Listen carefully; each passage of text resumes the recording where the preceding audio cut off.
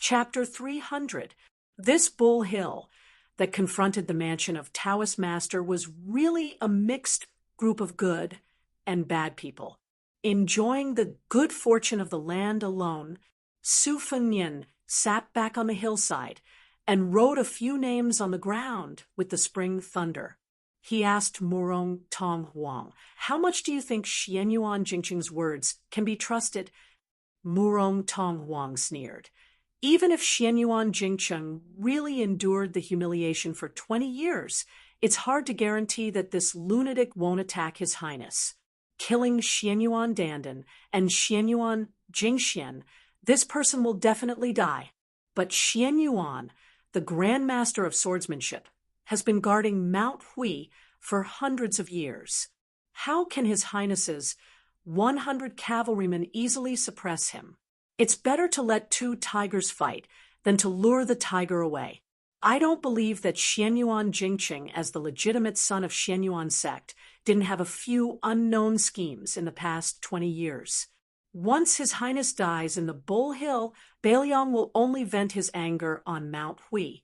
The mother and daughter took advantage of the chaos to enter Jianghu. They are really free birds flying in the sky.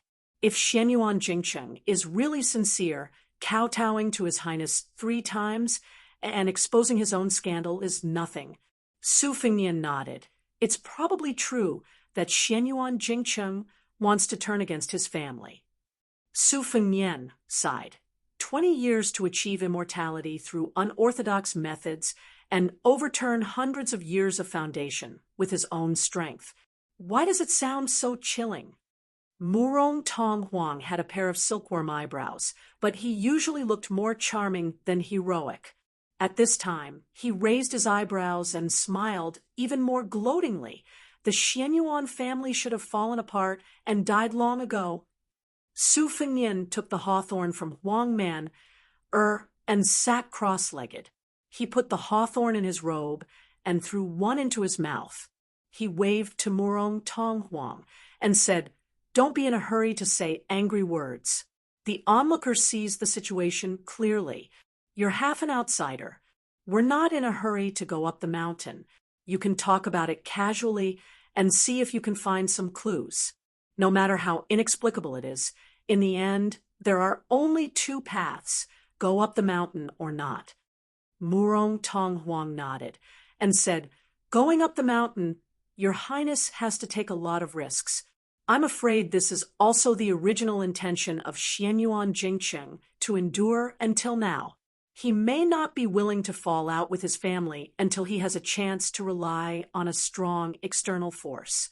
Otherwise, with Mount Hui's family background, only a land immortal like Qi Xuanzhen can come and go like walking on flat ground.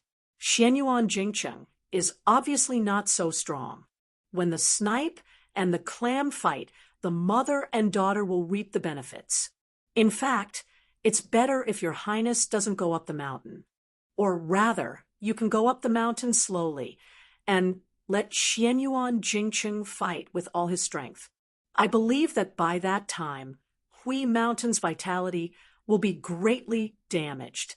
However, if you want to fish in troubled waters at this time, it's far better to take the risk and go up the mountain to hold the line for Xianyuan Jingqing."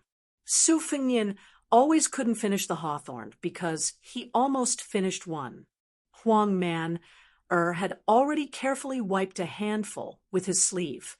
Su Fengnian wiped the carelessly written words on the ground with spring lightning and threw some hawthorns to the siblings. He said with a smile, "Go up the mountain. We have to go up the mountain early." Murong Tong Huang frowned and said, "Why?" Su Fengnian stood up and looked at Bull Gang and said softly, "To watch a fight." Murong Tong Huang asked carefully and tentatively, "Your Highness is addicted to martial arts?" Su Fengnian said self-mockingly, "I'm just greedy for life and afraid of death." Of course, there are also the thoughts of chivalrous heroes who want to save beauties since childhood. Murong Tong Huang turned his head and couldn't help laughing. The words chivalrous heroes could be said by anyone, but it was said by the eldest son of Ren Tu, who made the whole Jianghu tremble under the sound of horse hoofs. It was ridiculous. Su Fengnian said with a smile, "Laugh if you want." Although Murong Tonghuang had let down some of his guard, he didn't have the guts to be presumptuous in front of His Royal Highness. Of course, he didn't dare to make fun of him. Su Fengnian patted Huang Man-er's head and said, "Let's go to Mount Hui. Tear apart whoever blocks the way." Huang Man-er's originally turbid eyes instantly blossomed with light. Su Fengnian turned to Bluebird and said, "Go to Xiaoyao Temple and tell the old god of swords and the Phoenix Battalion. You'd better bring the instant spear. We'll meet at Qinglong Creek. This time, we'll play big. By the way, I'll remind the old celestial master, Zhao Shituan, that Mount Longhu better not get involved. You can explain to the old celestial master that Xianyuan Jingqing invited us to go up the mountain. Let him know that this is a family matter of Mount Hui, and not me trying to make trouble for the Xianyuan family." Bluebird held the bamboo basket and nodded. "Got it." On top of the mud wall of Xiaoyao Temple, old Taoist Zhao stretched his neck and looked at the middle-aged Confucian scholar who was walking on the river. Li Chungang sneered. "This old man really doesn't understand the ways of the world." Back then, heavenly phenomenon aside, a finger Xian realm cultivator could rank among the top 10 in the world. Now, finger Xian realm cultivators are as worthless as roadside cabbages. Are they embarrassed to greet people if they're not in the Vajra realm? Zhao Shituan, who had just touched the threshold of the finger Xian realm, blushed and said, "Old brother Li, you must be joking. These 30 years in the Jianghu are indeed different from the previous 30 years. There are many geniuses and freaks, but there aren't as many Vajras as dogs. His Royal Highness going out to travel is naturally different from ordinary people roaming the Jianghu. If Su Fengnian wasn't the son of the king of Beiliang, and His Royal Highness could be hereditary, how could he have met Wu Luding, who blocked the river? How could he have met the 11th Wang Mingyin?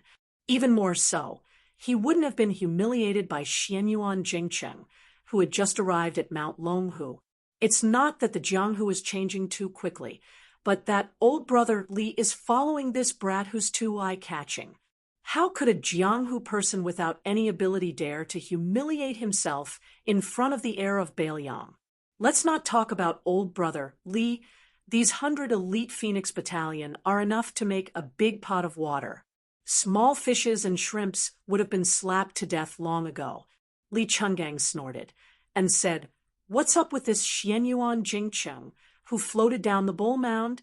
What's up with your so-called immortal Jinren realm?" The old celestial master stroked his beard and squinted his eyes.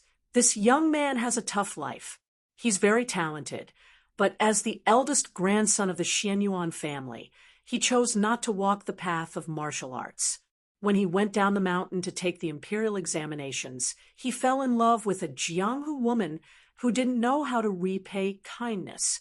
That woman didn't come from a good background, but she was stubborn.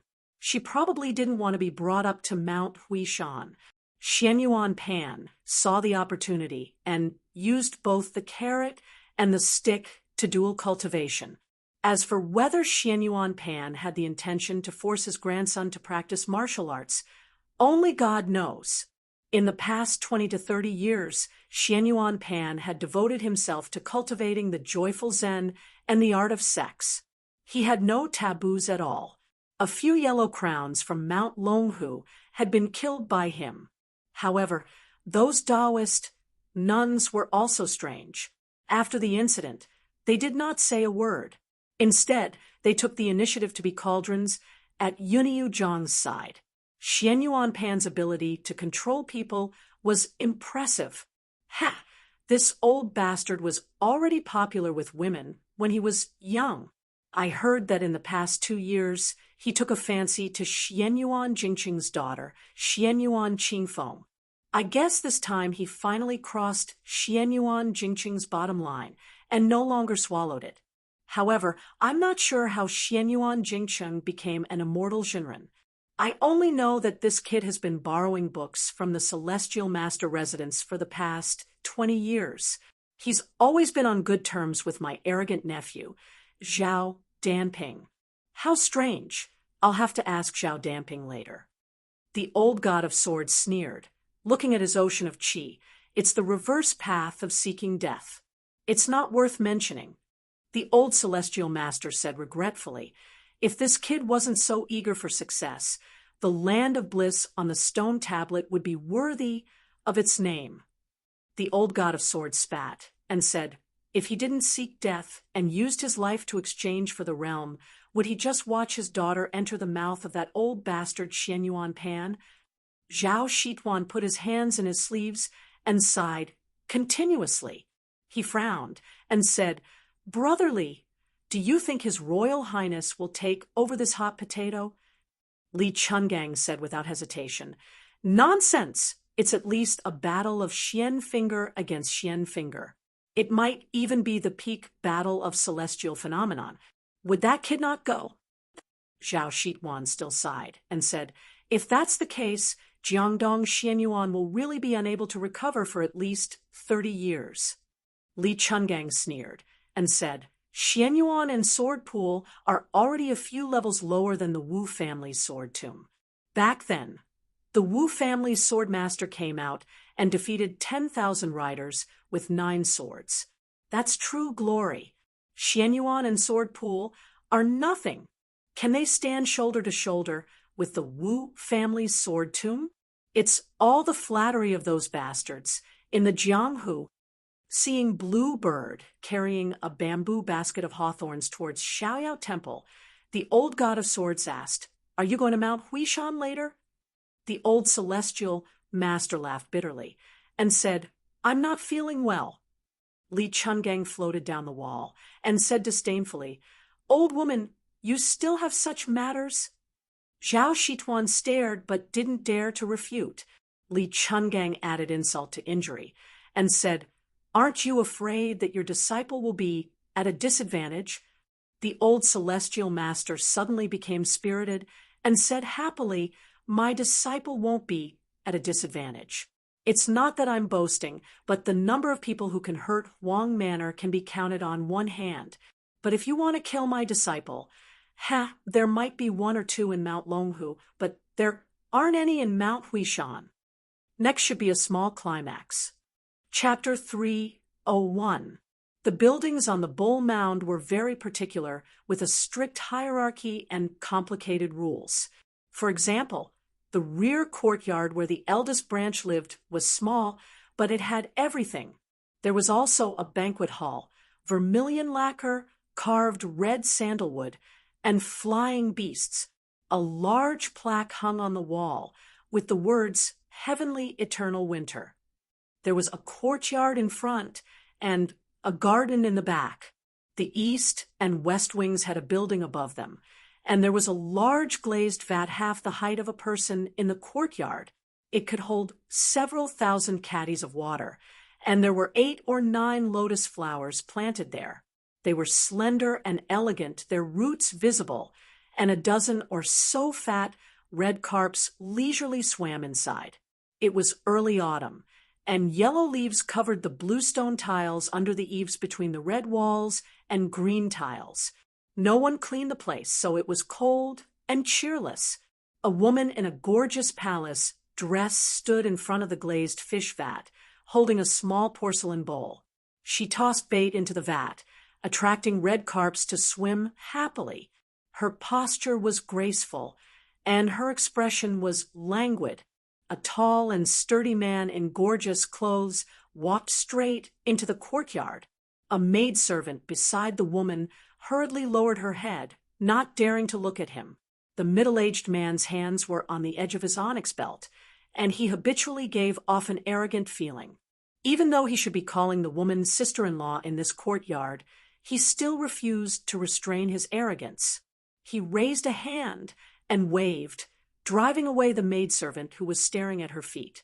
It was unknown how this submissive maidservant saw the man waving his hand, but she ran toward the door as if she had been pardoned. When she passed by the man, she was fiercely slapped on the buttocks, causing her to pale in fright. The woman with a cold expression was indifferent to this and continued to feed the carps. The middle-aged man walked in front of the glazed vat and extended 2 fingers to stroke the smooth walls of the vat. He smiled and said, "Sister-in-law, we're a single man and woman. Aren't we doing anything?"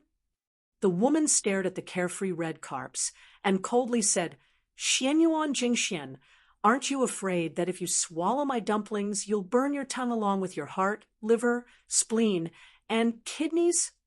The man who was called by his name by the woman said, indifferently, "Sister-in-law lives in seclusion, so of course you don't know. After the ancestor came out of seclusion this time, he intends to entrust the position of the family head to me. It's no wonder that sister-in-law doesn't know about this. Sister-in-law and the ancestor haven't dual cultivated for some time, right?" The man placed his palm on the colored glass fish tank and abruptly exerted his strength. More than a dozen carps and lotus roots were pulled to the side of the tank and stuck to it, unable to move. He bent down to look at the carps that were struggling on their deathbed and smiled. Xianyuan Jingxian has been drooling over sister-in-law for a long time. This is something that everyone in Mount Hui knows. Once I officially take over this large bull's nest, how could the old ancestor care about an old and worn-out cauldron? That bookworm big brother of mine worships you like a fairy, thinking that you're above the common populace, but he clearly doesn't understand a woman's thoughts at all. He's wasted all those sage books he's read. A woman in her 30s is like a wolf, and in her 40s is like a tiger. Once she's tasted the sweet rain after a long drought, how could she endure loneliness? Isn't that right, sister-in-law? The woman was humiliated in such a way, but she remained unmoved. She only looked at the carps that were almost suffocating to death and indifferently mocked, "Xianyuan Jingxian, what are you so impatient for? It won't be too late to vent your frustrations when you become the head of the Xianyuan family. That's right. Do you remember when you went to southern border 6 years ago? Sister-in-law just happened to see that loyal and unswerving wife of yours on the large bull's bed, but she was extremely seductive. When she first came to Mount Hui, she called me a depraved slut every day. Haven't you wondered why she shut up these past few years? I might as well make it clear to you, it was sister-in-law who pitied her for being lonely, so rather than wasting energy scolding others, she might as well save her energy to serve others in bed. Sister-in-law was so merciful that she earnestly asked old ancestor to shower her with rain and dew. Xianyuan Jingshuan's expression darkened, and he paused for a moment. His palm left the wall of the glazed fish tank, and the lotus flowers all snapped. Blood seeped out from the scales of the dozen or so carps, and their corpses floated to the surface. Xianyuan Jingxian said the word good 3 times in a row, then grinned maliciously. "Xianyuan Jingcheng, this big brother can't do anything even after being beaten 3 times with a stick. I didn't expect sister-in-law to be so scheming, knowing how to use small tricks to retaliate. This is for the best. Today, I'll carry sister-in-law back. I want to see if there's anyone in the eldest branch who can be as unyielding as sister-in-law, or perhaps Xianyuan Jingcheng will simply wantonly have fun with sister-in-law here. I heard that sister-in-law fell ill from longing for a portrait, so I don't mind hanging that portrait at the head of your bed to liven things up. Sister-in-law, what do you think? Isn't Jingxian much more amorous than Big Brother?" The woman calmly gazed at the blood-soaked fish tank and smiled. "Compared to Xianyuan Jingcheng, you think too highly of him." Xianyuan Jingxian asked, "Sister-in-law, when you're in bed later, you'll have to use all your skills. A woman's 18 types of martial arts."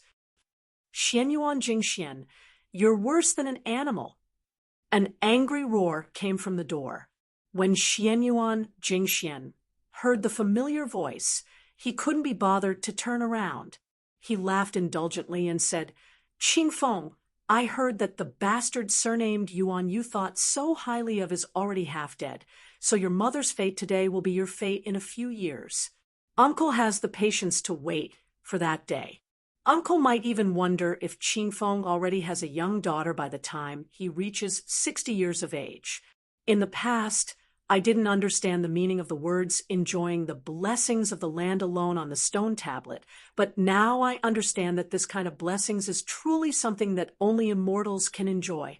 Xianyuan Qingfeng stood at the door, his fingernails digging into his palms.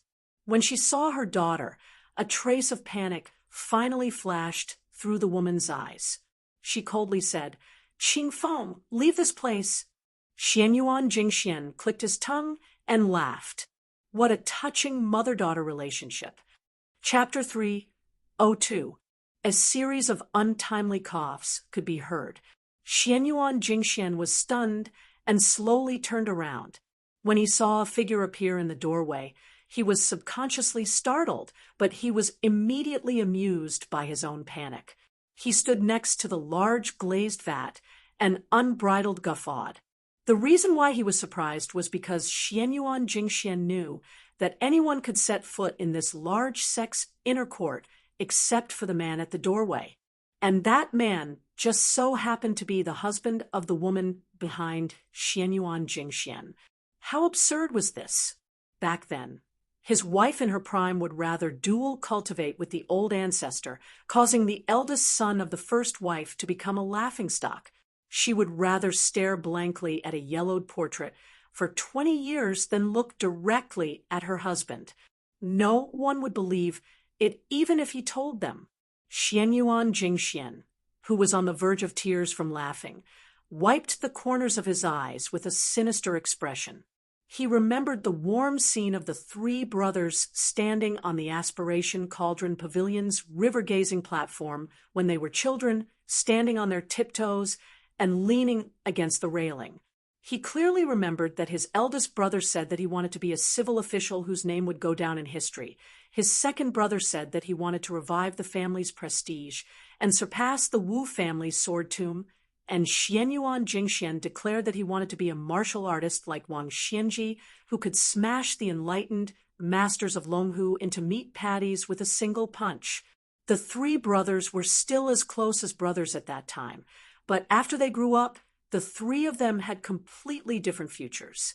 Second brother Xianyuan Jingyi had the demeanor of a great general and was clever in all aspects, absorbing many forces in Jianghu that could not be underestimated. Xianyuan Jingxian himself had made great strides on the martial path and was now on the verge of stepping into the Grandmaster realm. His future achievements would only be greater than his father's. But as for his eldest brother, despite the great expectations and resources the old ancestor had bestowed upon him, he was still a useless piece of trash who could only be submissive when speaking to others and would only retreat when arguing with others. In the Xianyuan family, where martial arts were highly valued, how could a martial arts fanatic like Xianyuan Jingxian respect an older brother who had never touched a sword or a staff and only knew how to hold a few books? After coughing, the middle-aged scholar still did not enter the courtyard. He covered his mouth and said vaguely, "Jingxian, you should have waited a little longer. Unfortunately, you've never had much patience since you were young. This is not good." Xianyuan Jingxian seemed to have heard the funniest joke in the world. He had just stopped laughing when he couldn't help but laugh again. He placed his hands on his agate belt and looked straight at his sickly older brother, Xianyuan Jingchen. "Eldest brother, what do you think I should have waited? Should I have waited for you to become the head of the family with your righteousness and morals? Should I have waited for my niece to become a pitiful cauldron furnace, or should I have waited for my fathers to run out again? Jingxuan's SS father, Jingxuan's father, but eldest SSS, use my eldest, even my is to tuzazazaz." Xianyuan Jingcheng loosened his grip and nodded. Go on. Xianyuan Jingxian chuckled. I've endured it for many years, and I really don't want to endure it any longer. To Xianyuan Qingfeng's expression changed drastically. The pale-faced scholar slowly said, But you know that this kind of excessive enthusiasm is like a tree without roots. It has no long-term benefits to the martial path. Xianyuan Jingxian rubbed his stomach and sneered. You sure are sincere when you say these words. It enlightens me. My stomach hurts from laughing. Xianyuan Jingcheng turned to look in the direction of Bull Landing and murmured, Mount Hui will only be cleaner when it snows heavily in winter. Our family is really too dirty. Xianyuan Qingfeng extended his hand and motioned for his mother to leave the courtyard and stay away from his uncle, who had reached the finger-profound realm. But the woman did not move. She would never approach that man of her own accord. The middle-aged scholar stared deeply at her and smiled faintly. There was an indescribable sense of open-mindedness and relief. He, who had never set foot in this courtyard, actually walked over the threshold for the first time. She and Xianyuan Qingfeng were both dazed. Xianyuan Jingxian still had a disapproving and arrogant expression. He sneered, Big brother, what? Are you going to beat me with a book? Xianyuan Jingcheng shook his head. Mount Hui cannot be built without destruction. Xianyuan Great Pan has already led Mount Hui down a fork in the road. Today, I will turn it back on the right path. In terms of martial talent, you and Xianyuan Jingcheng cannot compare to me. You are the finger-profound realm, so I will kill you with the finger-profound realm. The middle-aged scholar spoke, unhurriedly. The sleeves of his wide green robe fluttered elegantly. The mother and daughter only saw this man who had stood aloof from worldly affairs his entire life walk straight toward Xianyuan Jingxian. He seemed to be walking slowly, but he arrived in front of Xianyuan Jingxian in the blink of an eye. Xianyuan Jingxian, who was clearly already at the finger-profound realm, widened his eyes. The middle-aged scholar grabbed him by the neck with one hand and continued walking. They passed through the large glazed vat and arrived at the rear courtyard. The scholar stopped and threw Xianyuan Jingxian into the room. His body exploded in midair. The middle-aged scholar, who was bleeding slightly from his 7 orifices, turned around. He seemed to want to reach out and touch his wife, but in the end, he did not have the courage. When he passed by his daughter at the entrance of the courtyard, he said softly, Qingfeng, from now on, you will take care of your mother. The woman suddenly shouted, Xianyuan Jingcheng, where are you going? The middle-aged scholar continued walking and smiled warmly. To Bull's Descent Snowfield. After sweeping this house clean, you will be truly free. The saints said that if you do not sweep a house, how can you sweep the world? Unfortunately, Xianyuan Jingcheng can only reach this step in this lifetime. Xianyuan Jingcheng does not regret marrying you back then. Chapter 303. Dead. Inside the room, Xianyuan Jingxian couldn't be any more dead. Even the legendary Earth immortals wouldn't be able to survive if their sea of qi exploded and all their meridians exploded. Outside the room, the woman stared blankly at the shattered glass vat. More than a dozen red carps were hidden among the green leaves of the lotus flowers. Just now, the two of them had passed through the vat in an instant, causing thousands of pounds of water to pour out and wet her embroidered silk shoes. What a cool autumn day! The autumn wind and autumn chill spread from the soles of her feet to her entire body. Xianyuan Qingfeng leaned weakly against the door. Even though she had always been praised by her elders for being able to remain calm during major events, she had lost the ability to think. Her mind was blank. No matter how immoral her uncle, Xianyuan Jingxian, was, after all, a genuine top-notch martial artist. He had cultivated a Vajra physique for several decades by following the prescribed order. In Mount Hui, he was publicly recognized as second only to the great ancestor and Xianyuan Guiqi, who possessed immortal qi. He had even claimed to have entered the mysterious Finger Xian realm. So what if he had just entered the Finger Xian realm and his foundation was still unstable?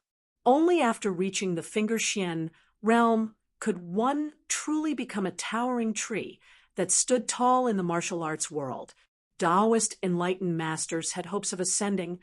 Living Buddhas of Buddhism could become Sariras, and unaffiliated martial artists outside of the three religions were even more ferocious and domineering. How did he die in the blink of an eye? Xianyuan Qingfeng was limited by her mediocre talent and constitution, so she wasn't suitable for martial arts. However, she had read many secret manuals since she was a child and was used to seeing experts fight.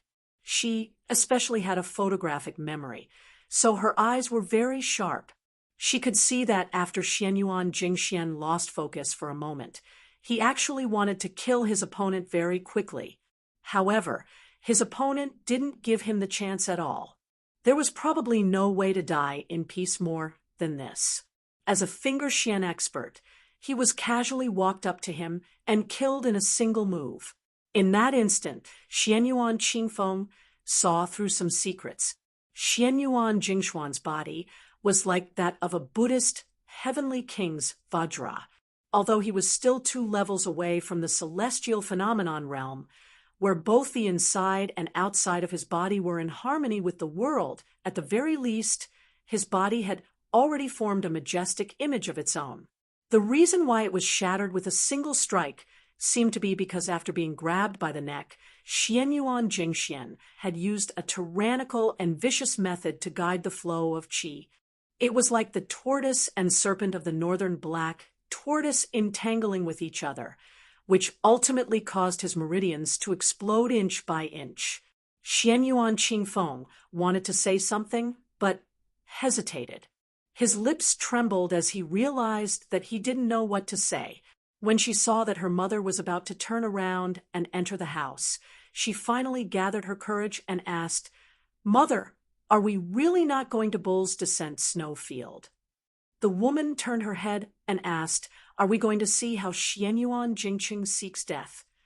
Xianyuan Qingfeng muttered to himself, "Since father was able to kill Xianyuan Jingxian, it's not impossible for him to." She stepped over the threshold and didn't even look at the badly mutilated corpse. She smiled and said, "So what?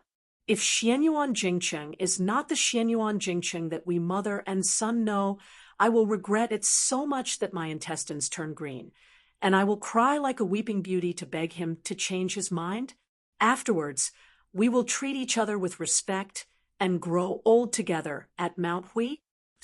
Tears streamed down Xianyuan Qingfeng's face. "Mother, you really don't feel the slightest bit of heartache?"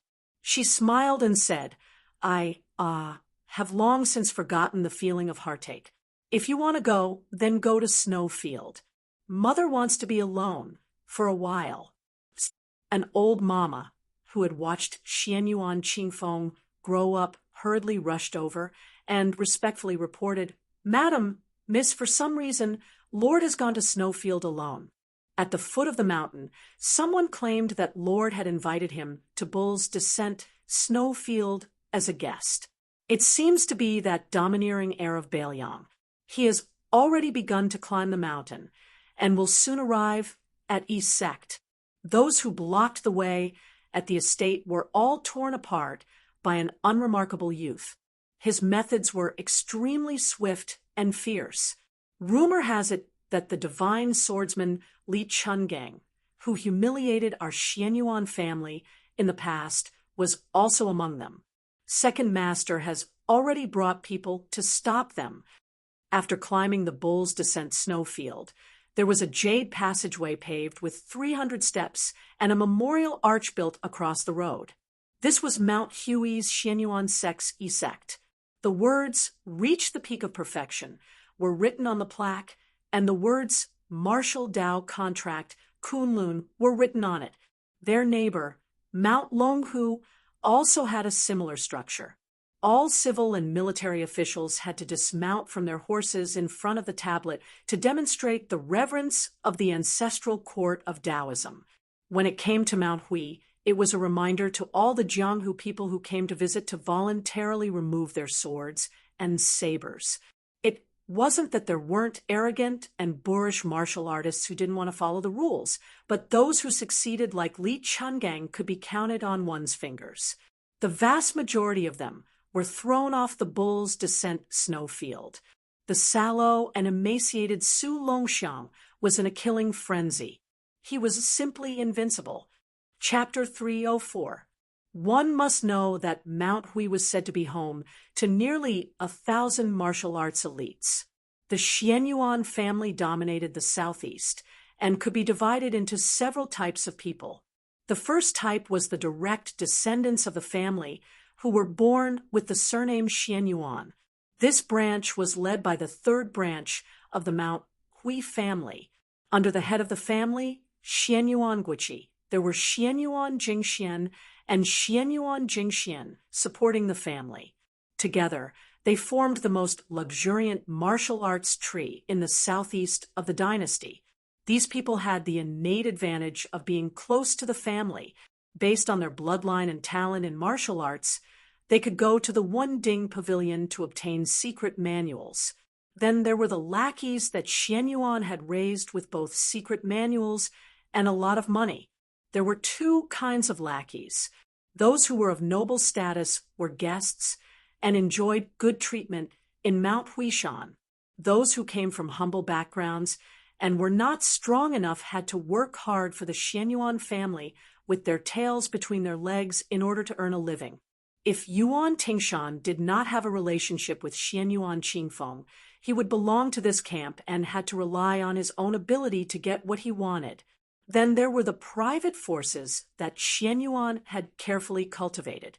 There were two main forces. One was made up of 200 cavalrymen and 50 heavy cavalrymen who had spent a lot of money. The other was made up of 150 light cavalrymen who were relatively cheaper. The other group was made up of loyal men of sacrifice. Their identities were complicated. Some of them were warriors or rangers who had fled to Hui Mountain to seek refuge. Most of them were assassins who had been slowly cultivated by Xianyuan as pawns since they were young. Very few of them could live to 30 years of age, which showed how active the Xianyuan family was in the southeast Jianghu. His Royal Highness and Huang Manor stood together under the Yi Gate. Beside them stood the old man with the sheepskin fur coat. Bluebird held the instant spear. Behind them were the halberd Ning Amei and 100 white horses. Near the two gates were a crowd of people. Sabers, spears, staffs, and all kinds of weapons were present. Xianyuan Jingxian stood on the steps with a gloomy expression. Close to 100 archers with outstanding arm strength held the geographical advantage, ready to shoot. More than 30 guests had turned out in full force. They were all experts who had been famous in the Jianghu for a long time. Su Fengnian clicked his tongue and sighed. What a turbulent Jianghu! Dark clouds had already gathered overhead, and there was actually a sign of heavy rain. A few decades later, Old Man Li, who was now one-armed and without a sword, dozed off while standing. He did not say a word. Su Fengnian turned his head and asked, "How far is it from here to the thieves' lair?" The elderly god of swords opened his eyes slightly and said lazily, "It's not too far." Outside of Bull Landing, there was a large piece of flat land, which was the snow plateau. If I'm not mistaken, Xianyuan Jingcheng will have a fight with Xianyuan Pan there.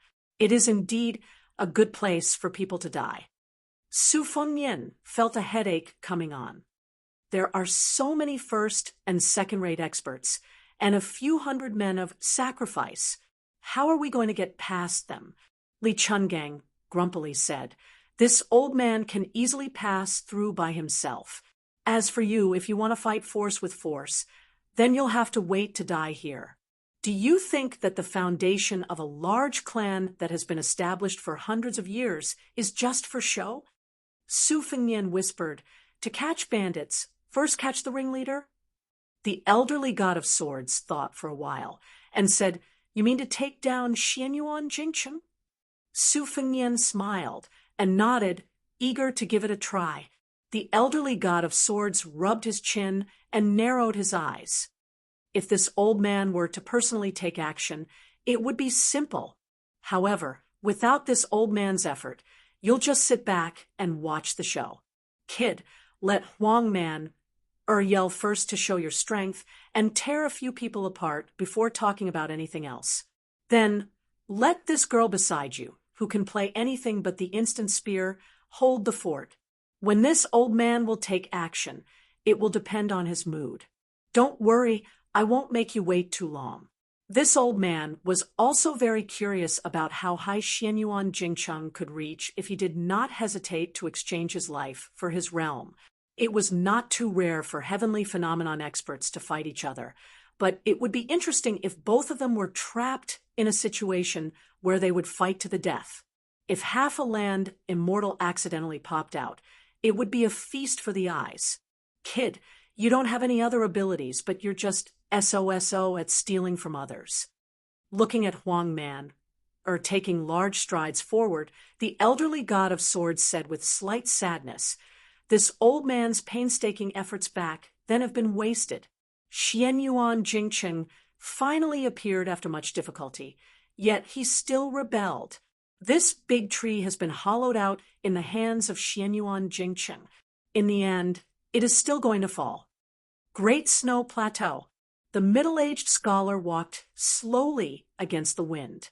His sleeves fluttered in the wind, making him stand out from the crowd. After enduring silently for 20 years, he finally revealed his loftiness at this moment. Along the way, he kept coughing and blood seeped out. No one could see through him. Xianyuan Jingcheng thought of many things, good and bad, honor and disgrace, ups and downs. Xianyuan Jingcheng stopped and looked at the tall figure at the end of the Great Snow Plateau. He muttered, I finally reached here. That figure was abnormally tall and sturdy. This was an old man with a technique to retain his youthful appearance. The old man who had a head full of white hair 20 years ago actually had black hair at his temples. He stood at the entrance of Bull Descendant's mansion without a smile. One man guarding the pass with a majestic aura, this old ancestor. The only one on Mount Hui who had the qualifications to say that he enjoyed the land's blessings alone, had a sharp gaze and a loud voice. Jingcheng, have you ever read to resonate with heaven and earth? His deep voice surged in the Great Snow Plateau. There was a string of wind chimes hanging under the eaves of Bull Descendant's house. Because of the strong wind at the peak of the mountain, they jingled all year round. At this moment, it was silent, like a person who was about to die with his neck strangled. Xianyuan Jingcheng said calmly, whether it is a celestial phenomenon or not, we'll know after we try. The old man who had been in charge of the Xianyuan family for 60 years was able to return to his original state after nearly 20 years. He laughed heartily and said, I'd like to see if this unfilial descendant of yours can endure 100 moves.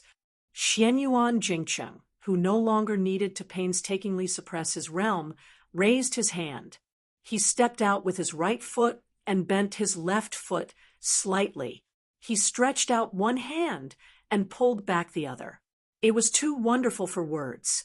In an instant, the dark clouds in the sky spun like a tornado and suddenly descended. Xianyuan Jingcheng said softly, I shake Kunlun. Chapter 305. If Xianyuan Jingxian was said to be an unsheathed sword, then Xianyuan Jingjing was a blunt saber. Although it was not as sharp, it was more useful to the clan. Xianyuan Jingshuan's temperament was not suited to dealing with people. That eldest D grandson of his, who was always elusive, only knew how to study. So many heavy responsibilities naturally fell on Xianyuan Jingjing's shoulders. He welcomed guests from all over the world and was adept at nurturing soldiers. The second branch's position had risen over the years, becoming more and more stable. Out of 10 guest officials, Xianyuan Jingxian was in charge of 200 cavalry. When the heroes of the nearby provinces mentioned him, they would all raise their thumbs and praise him for being a timely rain from Jiangdong. There was once a beautiful servant who made fun of a lame martial artist who came up the mountain out of admiration. The latter descended the mountain in shame and indignation.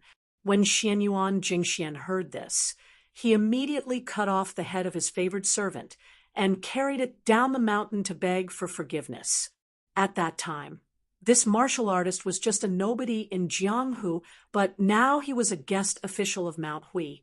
The generation with the surname Jing was divided into 3 branches, and the distribution of resources was always going to be uneven, so there was no such thing as keeping pace.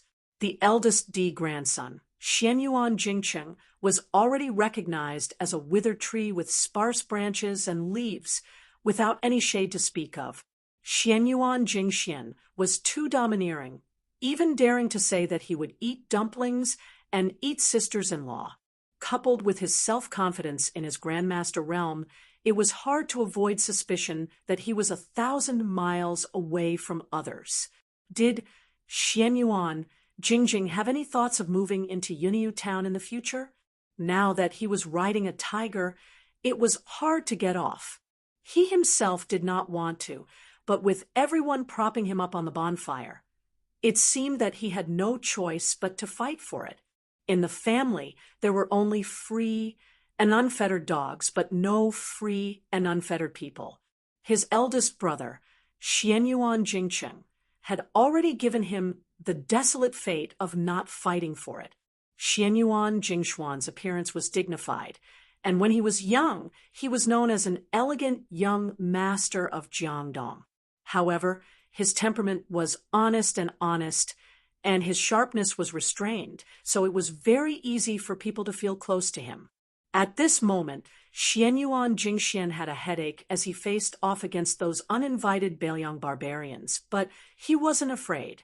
He had more than 100 archers by his side, and their arm strength was undoubtedly much better than that of ordinary soldiers. A volley of arrows rained down like water. What's more, the guests of Mount Huishan had heard that it was Runtu's son who had ascended the mountain. They were united against a common enemy.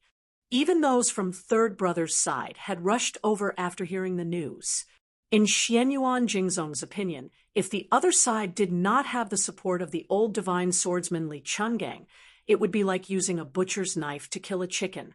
Li Chungang was single-handedly wielding a spear and riding a horse. No matter how old he was, how could the 30 guests not be able to surround him? However, there were many things in this world that could not be explained by ordinary reasoning. In a chess game that he was certain to win, Xianyuan Jingxian did not dare to be too presumptuous.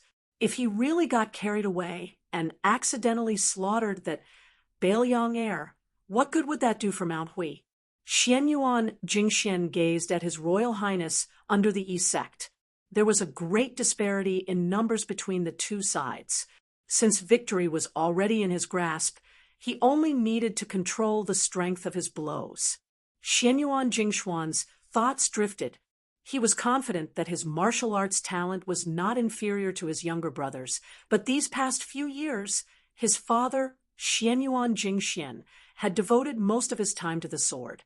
Most of the year, he was either in seclusion or exploring secluded places in search of otherworldly experts to sharpen his swordsmanship. Xianyuan Jingxian poured his heart and soul into managing an aristocratic family, so it was inevitable that his martial arts cultivation would be delayed. In his youth, his eldest brother, Xianyuan Jingxian, had not touched martial arts other than a few techniques to strengthen his body. Xianyuan Jingxian and Xianyuan Jingxian were equally matched when it came to martial arts. After reaching the age of 30, Xianyuan Jingxian had even surpassed him. After reaching the no-doubt state, he had to worry about the trivial matters of the family, and it was only then that his third brother, Xianyuan Jingxian, gradually began to leave. How could Xianyuan Jingxian not hate his eldest brother? If it wasn't for the fact that Xianyuan Jingcheng was unwilling to learn martial arts and take up the heavy responsibility. Thinking of this, Xianyuan Jingcheng couldn't help but laugh at himself in his heart. 10 years ago, he was still secretly grateful to Big Brother Ling for not fighting for power. It was only later that he realized that the glamorous position that seemed to be in his hands was neither enticing nor reliable. The guests on the Bull Mound were divided into 3 distinct groups. Those who had clearly joined Xianyuan Jingcheng and Xianyuan Jingshuan's camps were split into 2 groups. The rest were still undecided. The situation of who the next family head would fall into was still unclear. This group of Jianghu bigwigs clearly decided that they wouldn't act unless they saw a rabbit, birds of a feather flock together. The guests of Mount Hui beside Xianyuan Jingcheng all had relatively gentle personalities. They all had good reputations in Jianghu. They belonged to the type of heroes who eliminated evil and eliminated evil. Each of them was awe-inspiring righteous. When they saw His Royal Highness and his group walking up the mountain, they all showed expressions of righteous indignation. On the other hand, Xianyuan Jingshuan's group was the complete opposite. Most of them were fugitives who had fled into the mountains in search of protection, and they were all infamous for their ferocity. Among them, there were a few bandits who were among the best in the southeastern region of the dynasty, and there was also a notorious flower picker. The last group was both good and evil. They didn't adhere to morals. They were called the martial loose men by the orthodox people in the imperial court who had a good impression of Jianghu. These people usually didn't do great evil. When they felt like it, they would do some good deeds. Over time, they had accumulated some reputation. At this time, the 2 guests' gazes met and then immediately looked away as if they were disgusted. Xianyuan Jingxian inwardly smiled. This was the result of his deliberate management. The number of guests in Mount Hui was astonishing, and most of them were quite strong. Even those who were mediocre in martial arts had some strange skills. However, Mount Hui spent a lot of money to give these guests a comfortable and luxurious life. If they wanted women, they gave them women. If they wanted secret manuals, they gave them secret manuals. But the important figures of Mount Hui had a clear account book in their bellies. There were only 7 or 8 people who really caught the eye of Bull Dagang. Among these people, the chief guest, Huang Fangfua, and the second guest, Hong Yu, were the most worthy to be accepted. Hong Yu was the lame son of a nameless soldier. This person didn't disappoint Xianyuan Jingshuan's expectations. In Mount Hui blessed land, where geniuses were everywhere, his martial arts talent didn't lose to Xianyuan Jingshuan's. His cultivation improved by leaps and bounds. Because of Hong Yu's heroic character and heroic spirit, he was the most popular among the guests. Not only that, Hong Yu was also proficient in the art of war. After he was given the power to command the cavalry, he helped the entire second branch, which allowed the second branch to suppress the third branch. He could be said to be Xianyuan Jingshuan's lucky general. The chief guest of Mount Hui, Huang Fangfua, was the #1 martial artist in Jianghu. He was close to the realm of grandmaster. When he encountered a big bottleneck in martial arts, he came to Mount Hui just to borrow secret manuals. Under normal circumstances, Bull Dagang wouldn't ask Huang Fangfua to do anything. After all, guests weren't like the lackeys of the family who came and went as they pleased. These experts mostly followed the rules of guests who stayed and left if they didn't. Moreover, the most difficult people to serve in the world were the literati and experts. The originally arrogant and domineering Mount Hui was cultivated under Xianyuan Jingxian. For more than 10 years, they had been pursuing harmony and wealth. They didn't want to bully their customers. This unknowingly increased the status and arrogance of the guests, and their tempers became more and more crafty. How many people could be like Xianyuan Jingxian, who killed a concubine in order to win people's hearts? Huang Fangfua was also a very smart person. He was proficient in all kinds of martial arts. He had reached a higher level early and rarely met a worthy opponent in Jianghu. However, he was suppressed under the realm of Grandmaster. He couldn't understand why. During this period, he risked his life to go to the western regions and Beimang. However, he still couldn't reach the realm that seemed to be within reach. Finally, on the Spring God Lake, he had a sword discussion with Xianyuan Jingqi. They appreciated each other's talent and were invited to Mount Hui. Now, Huang Fangfua was the leader of the martial artists. He only treated Xianyuan Jingxian and Xianyuan Jingxian with respect, but didn't see each other with sincerity. Instead, he often drank wine and talked about history with the useless guy of the eldest branch. A big clan that was committed to dominating Jianghu naturally had its own petty interests. However, it also had a grand plan to look at the entire Jianghu. Huang manner walked to the open space in the middle of the square with his bare hands. Xianyuan Jingqi had already received the news that this skinny young man had killed more than 10 people on his way up the mountain. Their hands and feet were all torn apart while they were still alive. Xianyuan Jingqi was the flag of Mount Hui when his ancestor and father weren't present. He lived like a prince in a high position. He cared about his face the most. He wanted to show his royal highness who was in his power. He coldly said, "Release the arrows." The bowstring released an ear-piercing buzzing sound.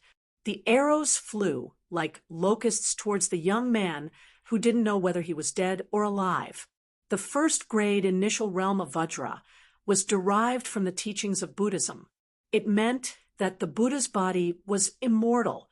The Vajra Dharma body was known as the strongest body in the 3 realms. Immortal Lu Dongxian once wrote a crooked poem, having obtained the 3 pure immortality technique, having obtained the Vajra Dharma body.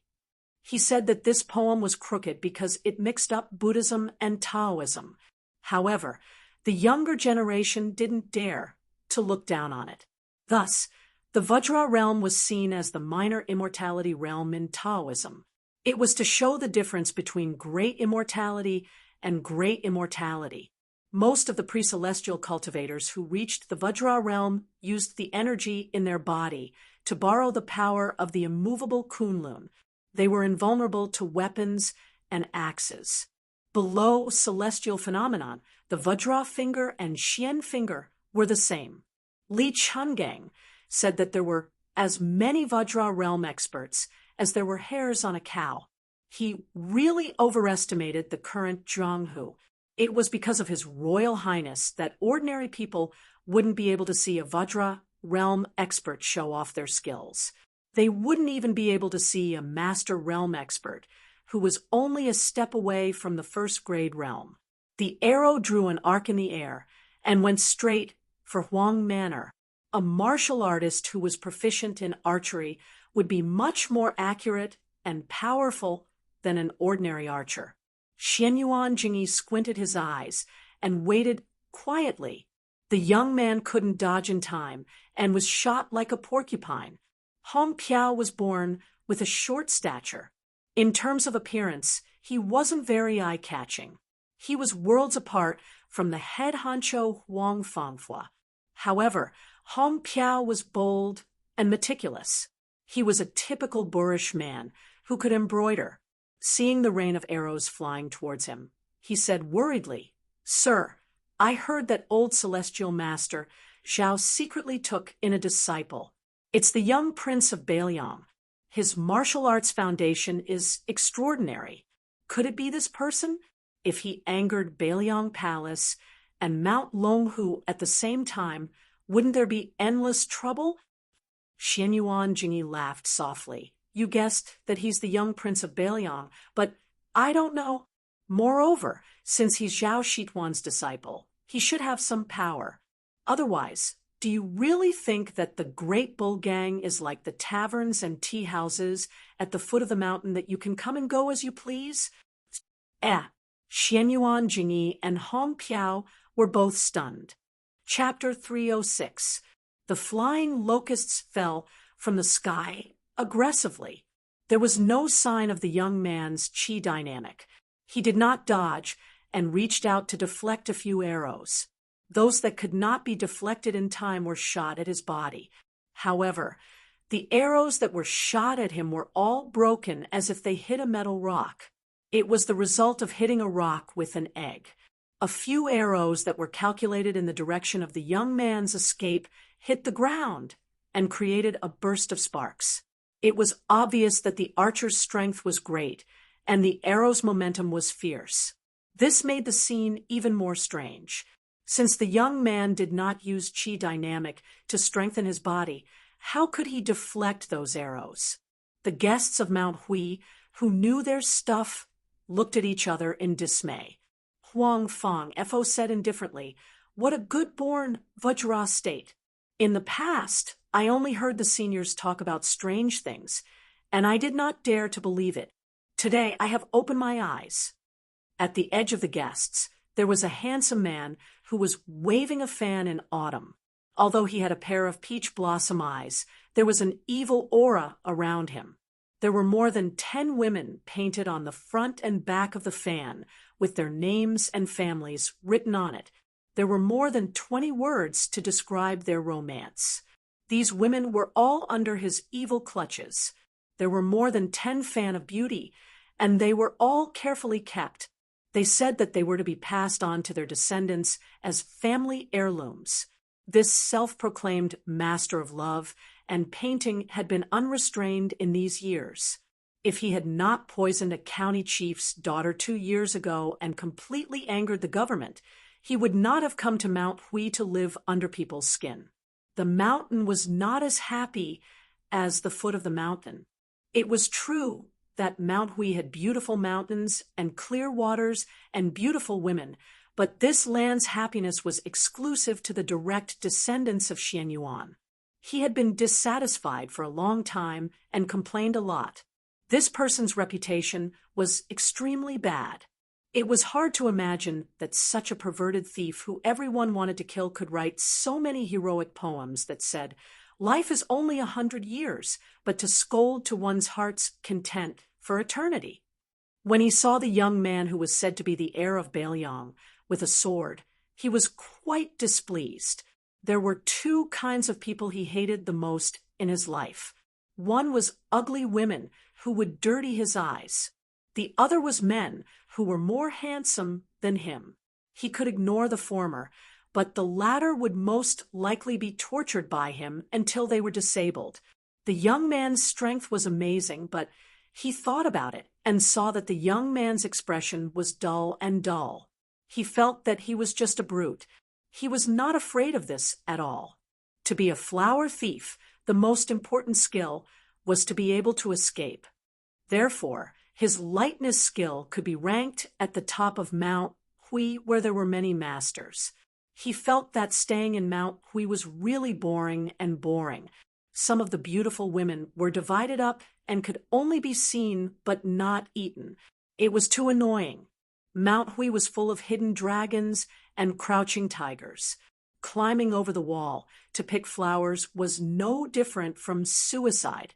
It was better to go down the mountain and out of sight. 2 years had passed, and he was almost out of the limelight. It was time for him to reappear in Jianghu. Those juniors who only knew how to secretly use aphrodisiac to ravage women were really a disgrace to him. Flowers were not to be picked like this.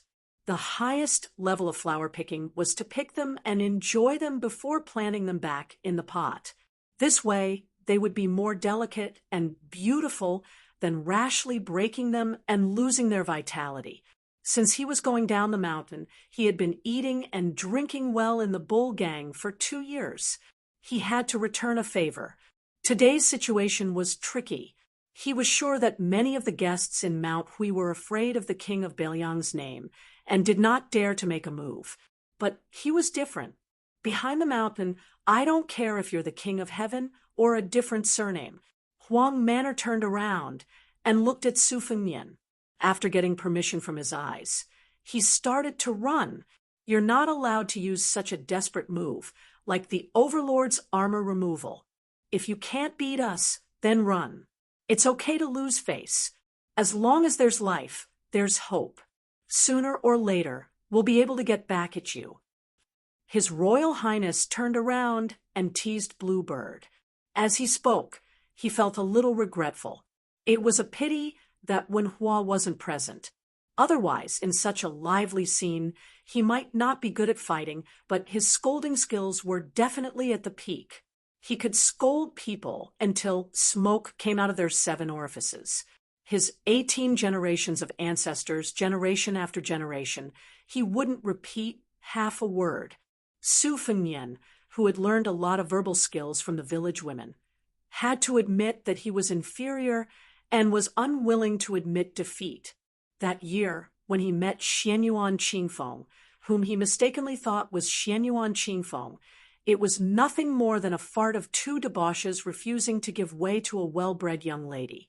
Fighting was nothing more than swallowing the humiliation, but that bastard Wenhua's mouth was really undisciplined and out of control.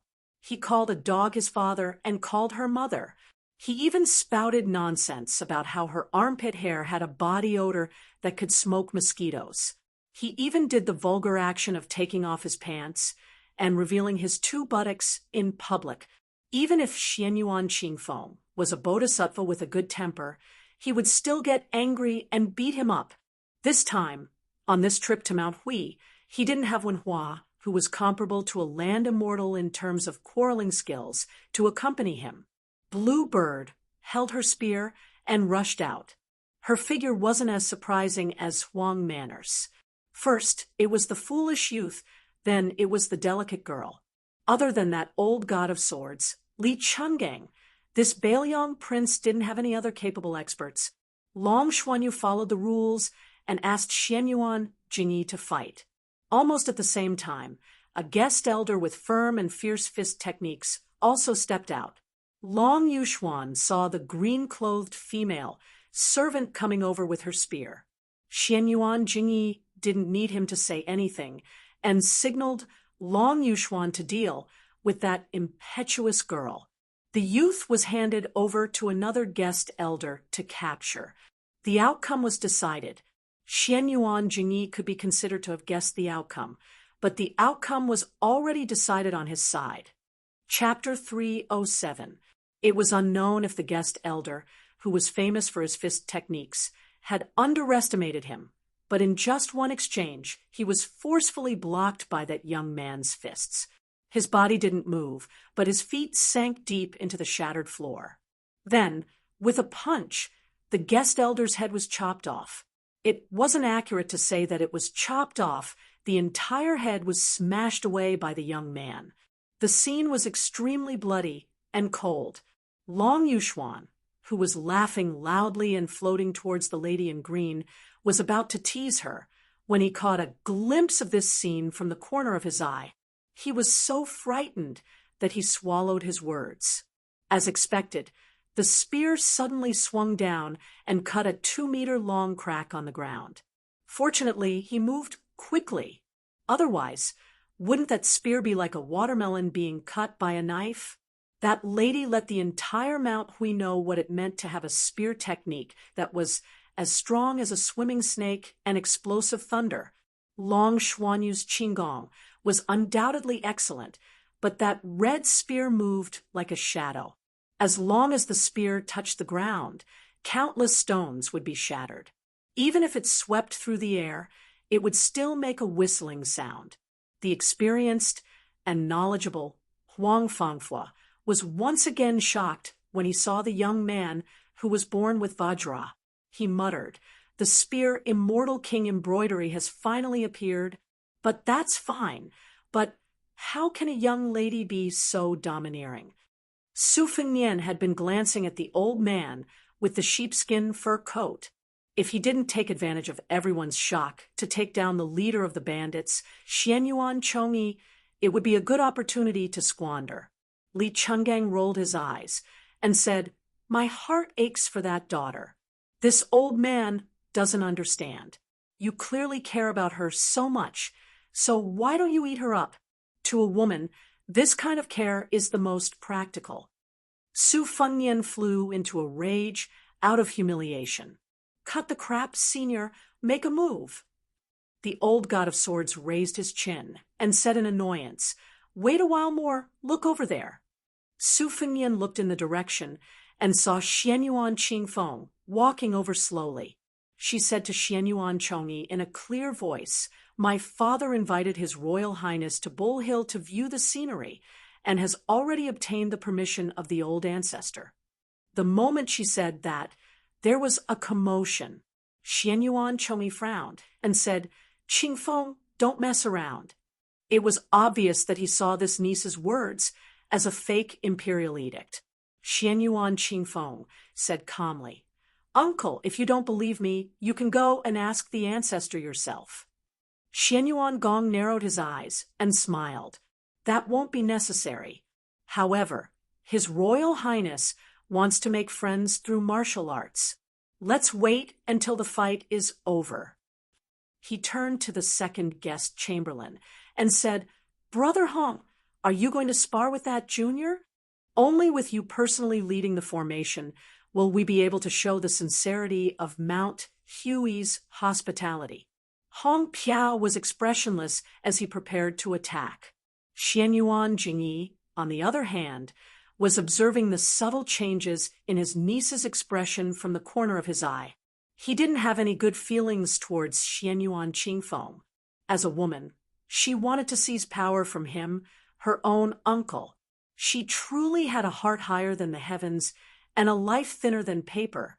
Xianyuan Jingzong waited until she spoke and concluded that Yuan Tingshan, who was exhaling more than inhaling, had been abandoned by his niece.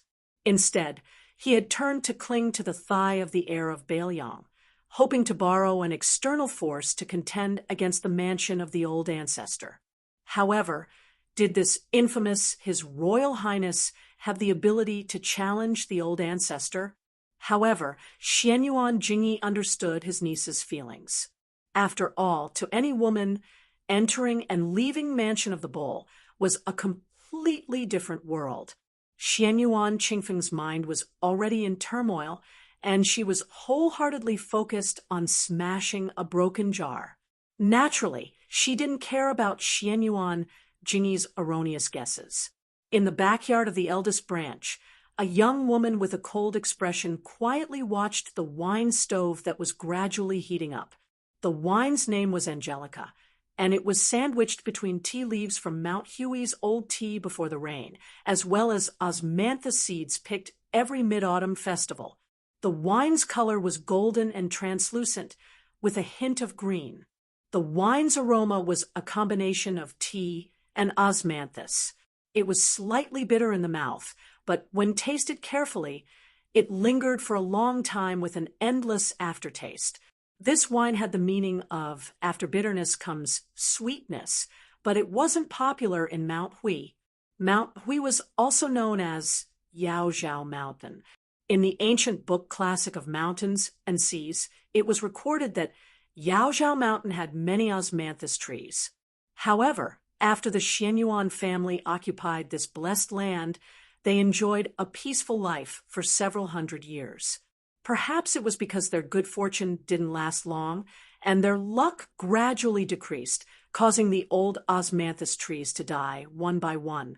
Last year, even the only remaining osmanthus tree named Tanggui, which had a lifespan longer than the 1,600 years of the Taoist master's residence on Mount Longhu, had withered. Therefore, Apart from a few jars of wine brewed from the osmanthus seeds, last year, this Angelica osmanthus wine had become extinct. Everyone in Mount Hui knew that the eldest son of the first wife, Xianyuan Jingcheng, was an absurd person who was addicted to drinking Angelica osmanthus wine from the books of the sages. The older generation remembered even more clearly that every year on Xianyuan Qingfeng's birthday, this scholar, who was once delusional enough to want to pass the imperial examinations and leave the mountain and was unwilling to practice martial arts, would bring his young daughter to Tangui to have his height carved. However, after the age of 15, the precocious Xianyuan Qingfeng treated this matter as a disgrace and didn't want to do it again. Thus, he drifted further and further away from his father. These years, only a handful of guests like Huangfang Buddha, who could be counted on one's fingers, had the good fortune to drink a jar of bitter osmanthus wine.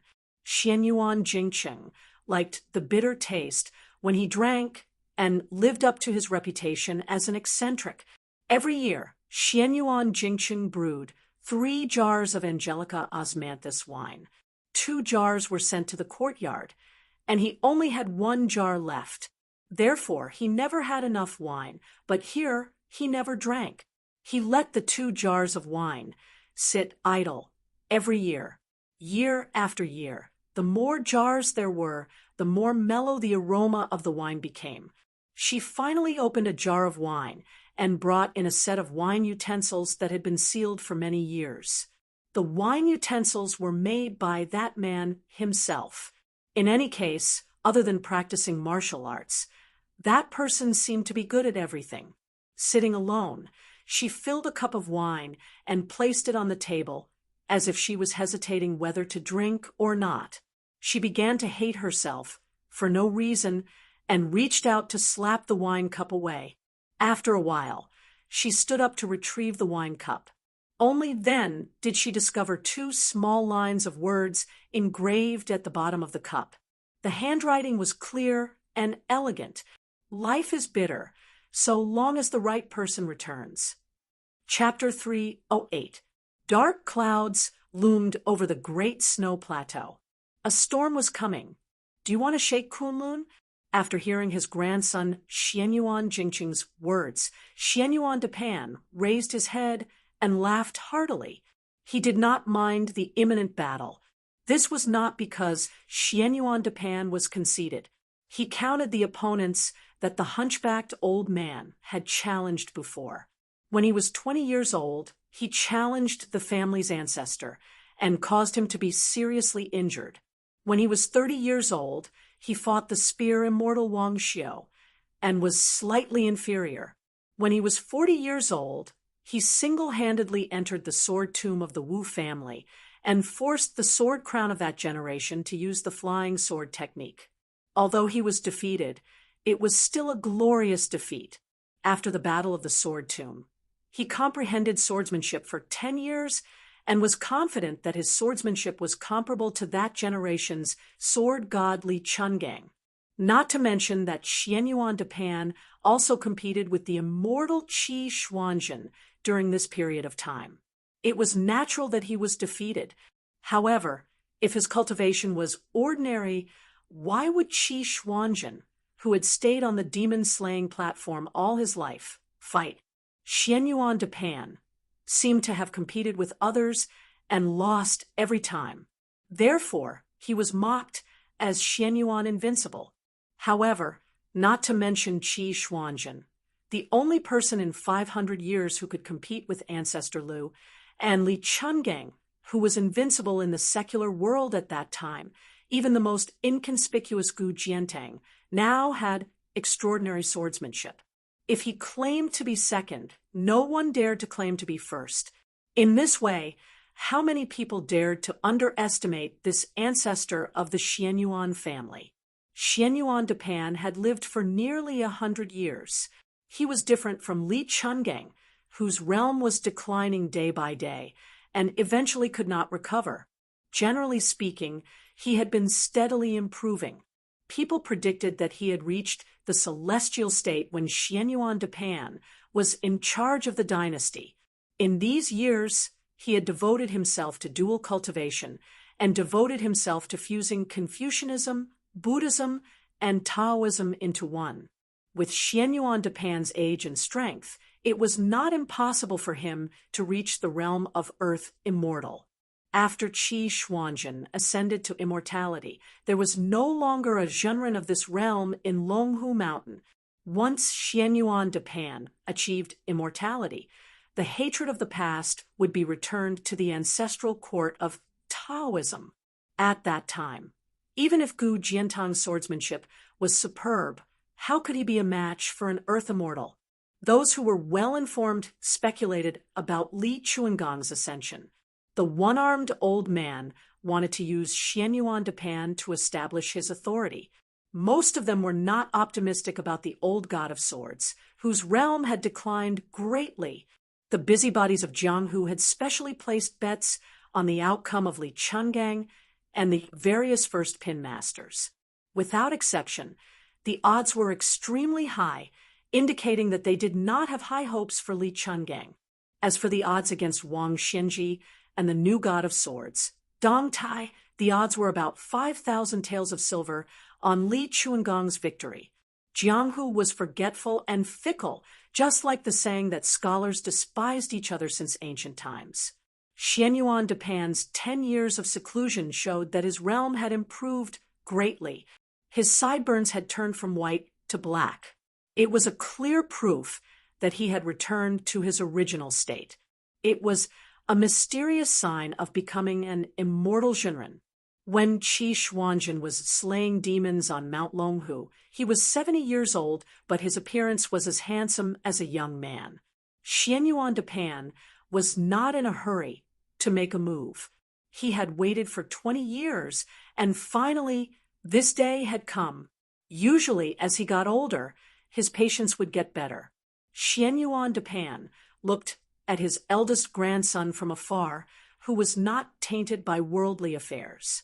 There was no emotion in his eyes. To him, blood relations could be heavy or light. If he was obedient and had the potential to become a dragon, then he would nurture him. If he was a good-for-nothing with mediocre roots, then even if he was his biological grandson, then he would simply abandon his intentions. Since when was Xianyuan Depan the kind of elder who liked to play with his grandson? The joy of family relationships was not worth mentioning compared to his own immortality. He made an exception and gave this eldest grandson, whom he had high hopes for, another chance. The first time was during Xianyuan Jingqing's coming-of-age ceremony.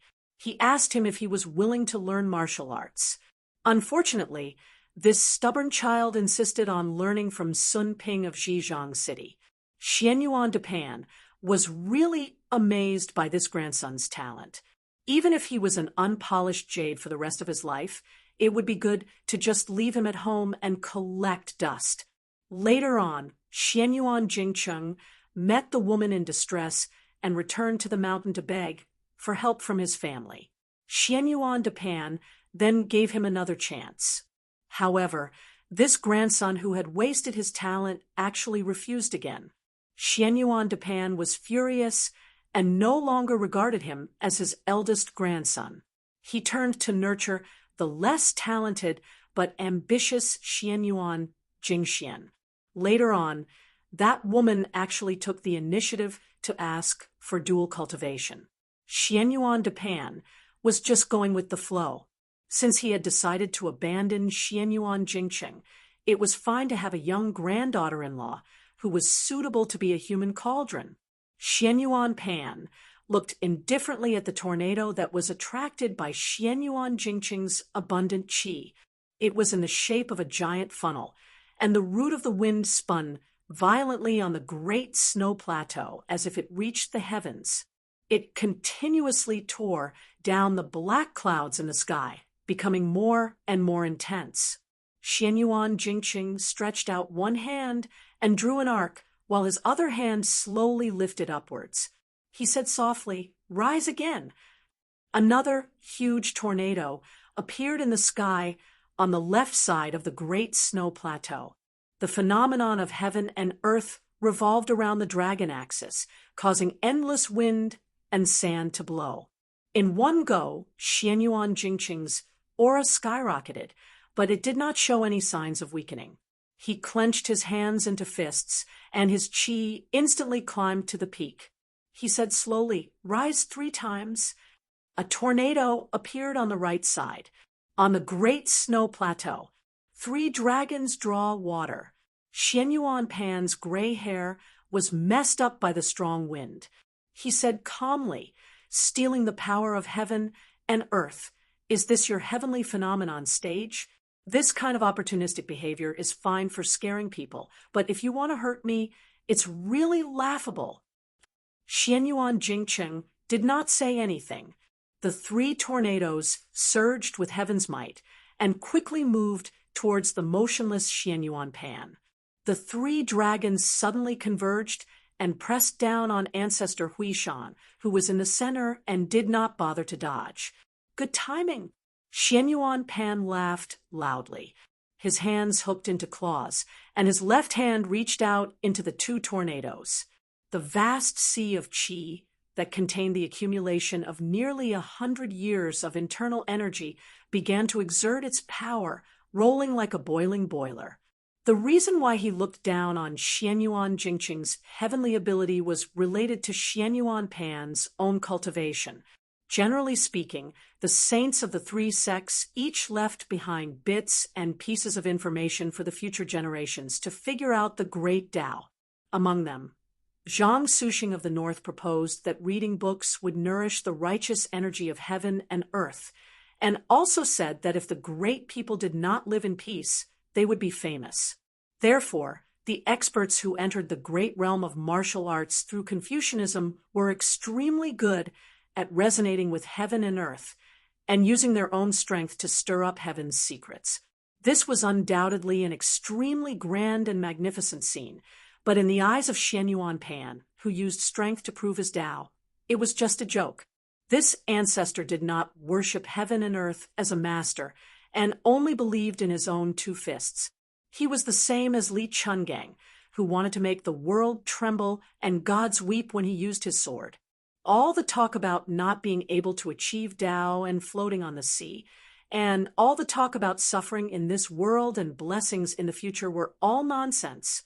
The more Xianyuan Pan studied the profound meaning of the 3 sects, the more firm he was in his original path. He had 2 hands, and even the immortals, Buddhas, demons, and demons had to obediently retreat and get lost. Moreover, Xianyuan Pan had a clear goal which proved that the path he chose was not only feasible, but also extremely correct. Wang Xianji of the martial Emperor City. In today's world, there were only a handful of people who could fight with him, Xianyuan Pan. Xianyuan Jingqing, the useless abandoned son of the family, was not worthy. Xianyuan Pan actually tore apart the 2 tornadoes. Without the foundation of the waterspouts, the black clouds at the top of the tornadoes slowly rolled, as if they were dying, and finally drifted away and returned to the sky. Just as he was dealing with the last waterspout, Xianyuan Jingqing tapped the ground with the tip of his foot, and a large pit was blasted out of the ground. His figure was like a long rainbow piercing through the tornadoes, and then came to the front of Xianyuan Pan and pushed out with his palm. Xianyuan Pan, who was not surprised, sneered and changed his claw into a fist and went straight for the center. Xianyuan Jingqing turned his palm sideways, ignoring the turbulent fist force, and only placed it on the back of his fist. Xianyuan Pan's face changed slightly, and he retracted his right fist while his left hand stuck to the middle of the bridge of his hand, trying to remove this wrist. Unexpectedly, Xianyuan Jingqing changed his grip in an instant and pressed down diagonally, while his left hand fiercely slapped Xianyuan Pan's shoulder. This attack seemed to be played down, but it disrupted the center of gravity of the ancestor, whose inner strength had already reached the point of perfection. His body was thrown forward, but Xianyuan Pan was adept at facing the enemy, and he borrowed the momentum to smash his shoulder against Mount Tai and smash the chest of this eldest grandson of the first wife, who had a strange technique. However, the expressionless Xianyuan Jingcheng changed his grip again and pushed Xianyuan Pan back to his original position. For a moment, the latter only had the rare bravery in the world, but he could not move, nor could he stay still. All of this happened in the blink of an eye, and both sides had switched from offense to defense. Xianyuan Jingcheng pushed out with his palm again, and Xianyuan Pan accurately calculated the speed of his palm. He countered with an even fiercer elbow strike, but he did not expect that Xianyuan Jingcheng's palm strike, which was originally like a needle hidden in silk floss, would explode the moment it was about to touch Xianyuan Pan's elbow strike, and his palm strike was even fiercer and faster than Xianyuan Pan's elbow strike, and it landed on Xianyuan Pan's chest. Ripples that could be seen with the naked eye appeared between the two of them because of this palm strike. Xianyuan Pan's tall and sturdy body was pushed back 100 feet. The wind chimes that had been pulled taut all this while finally could not bear the burden and fell to the ground. Xianyuan Pan, who was known for his bravery and fierceness in the world, was actually pushed back. Chapter 309. At this moment, an old man carrying a sword slowly walked onto the snowy plains. He wasn't the least bit surprised by this shocking scene. Lowering his head, he said in a clear voice, "Father, Xianyuan Jingxian has been killed by Xianyuan Jingcheng." Xianyuan Pan hummed indifferently. He looked thoughtfully at Xianyuan Jingcheng, who clearly wanted to commit treason to the end. He asked, "How many moves did it take to kill your third brother, who had just entered the profound finger realm?" Xianyuan Jingcheng, who had been expressionless all this time, suddenly smiled. He coughed a few times and covered his mouth. Smiling vaguely, he said, "We agreed beforehand that I would kill him with the profound finger realm. However, I actually used the heavenly phenomenon realm. That's why it was only one move." The ancient sword at Xianyuan Guichi's waist wailed incessantly, his expression furious. Xianyuan Pan nodded. "Your last palm strike just now was also the same. Everything before was merely a diversion." Xianyuan Jingcheng, whose face was as white as snow, said indifferently, "Insignificant skill. Of course, it can't slay the evil flood dragon. Dare I ask if old ancestor's hand is warm? If it is, Jingcheng will no longer be polite." Xianyuan Guichi, who was watching from the side, was stunned. Xianyuan Pan let out a burst of joyful laughter that came from the bottom of his heart. Pointing at Xianyuan Jingcheng, he said, "You brat, arrogant to the point of being adorable. You are worthy of being the one I think most highly of in the entire Insignia Mountain. Truly a pity." Xianyuan Jingcheng covered his mouth and coughed a few times. Raising his head to look at the rolling black clouds, he softly said, "When I was young, I read that an ant trying to shake a large tree was laughable and overconfident. At the time, I only thought it was laughable. Later, after careful consideration, I thought that changing the word laughable to respectful was not bad. An ant trying to shake a large tree was laughable and overconfident. Of the 3 generations of Insignia Mountain, Xianyuan Jingxian was already a dead man, and Xianyuan Jingcheng was also about to die." Xianyuan Jingcheng retracted his gaze. With one hand behind his back and the other extended, he loudly said, "Xianyuan Jingcheng invites old ancestor to die." Xianyuan Guichi was immediately frightened speechless. When had his sickly cat-like eldest son become a fierce tiger that could bite and fight with his father, Xianyuan Pan? Insignia Mountain, which boasted of enjoying the blessings of the continent, was unable to escape the fate of 2 tigers. On the snowy plains of Mount, a storm. Over at the Esect, Xianyuan Jingi was truly enraged, especially after his niece, Xianyuan Qingfeng, had come to stir things up, adding fuel to the fire. Did that sloppy young heir really think that he had come to Mount Hui to enjoy the scenery? My Mount Hui and our neighbor Mount Longhu are mutually supporting each other. Even Prince Zhao Yi of Guangling, who is second to none in the southeast of the empire, dares to defy us.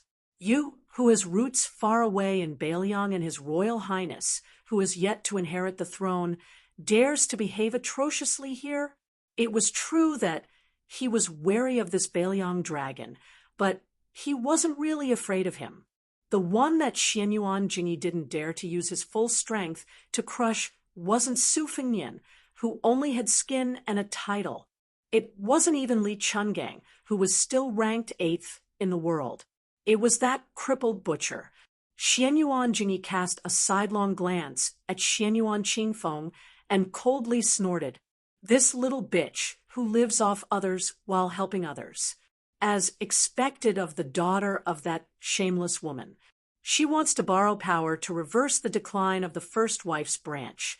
As a little bitch, she doesn't feel ashamed to show her face in public. First, it was that uncouth brat from the countryside, Yuan Tingshan. Then, she threw flirtatious glances at the influential Song family. Now, she's even seduced the heir of Bailiang, who has a terrible reputation. The Xianyuan family's reputation has been completely lost. Xianyuan Jingyi's expression turned warm. He turned his head and smiled at the guest that he relied on the most. I've troubled Brother Hong. Hong Yu indifferently replied, It's my duty.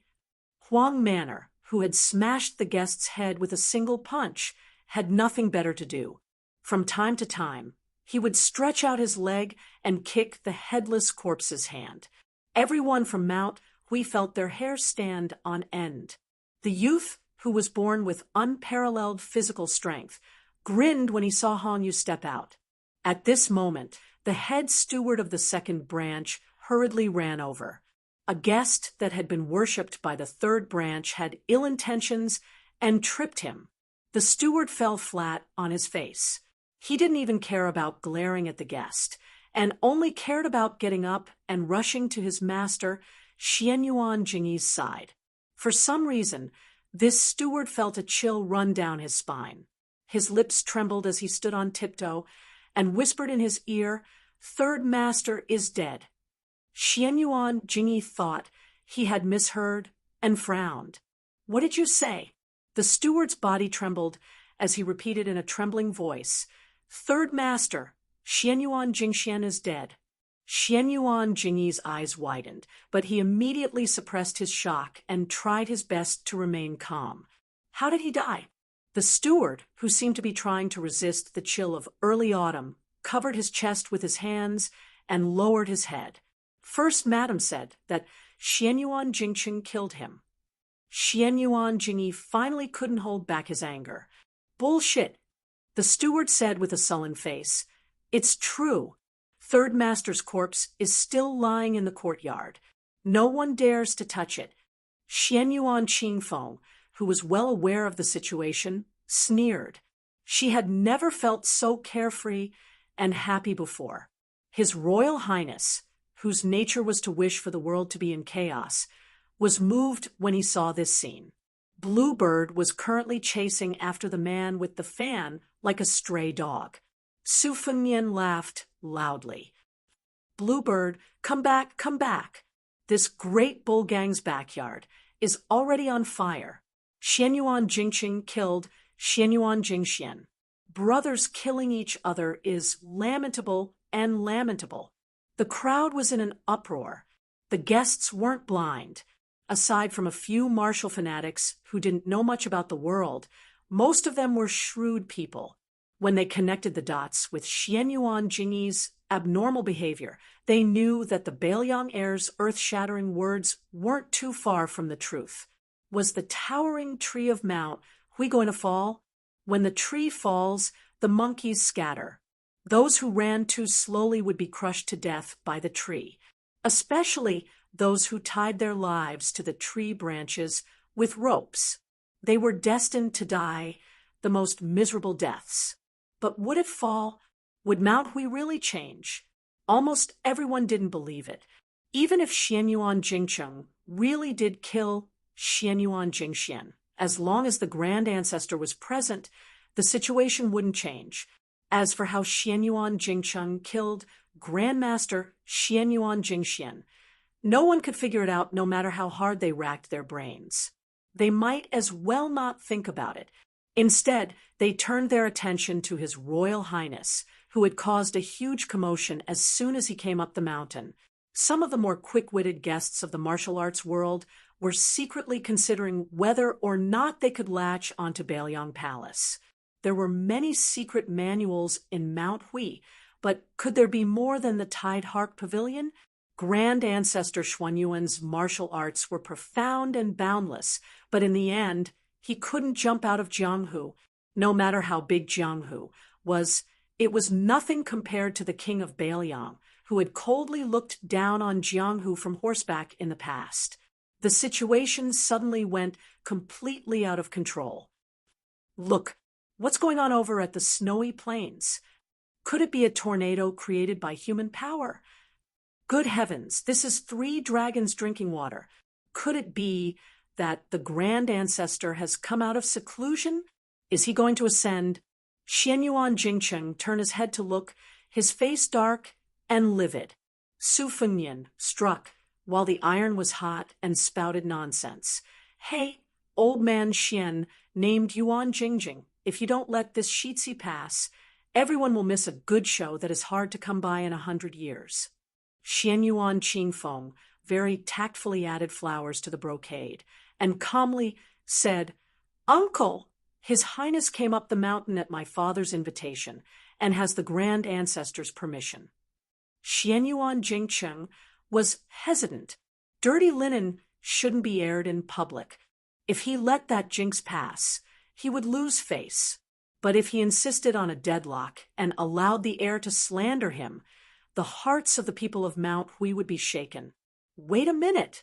Xianyuan Jingcheng's mind immediately turned.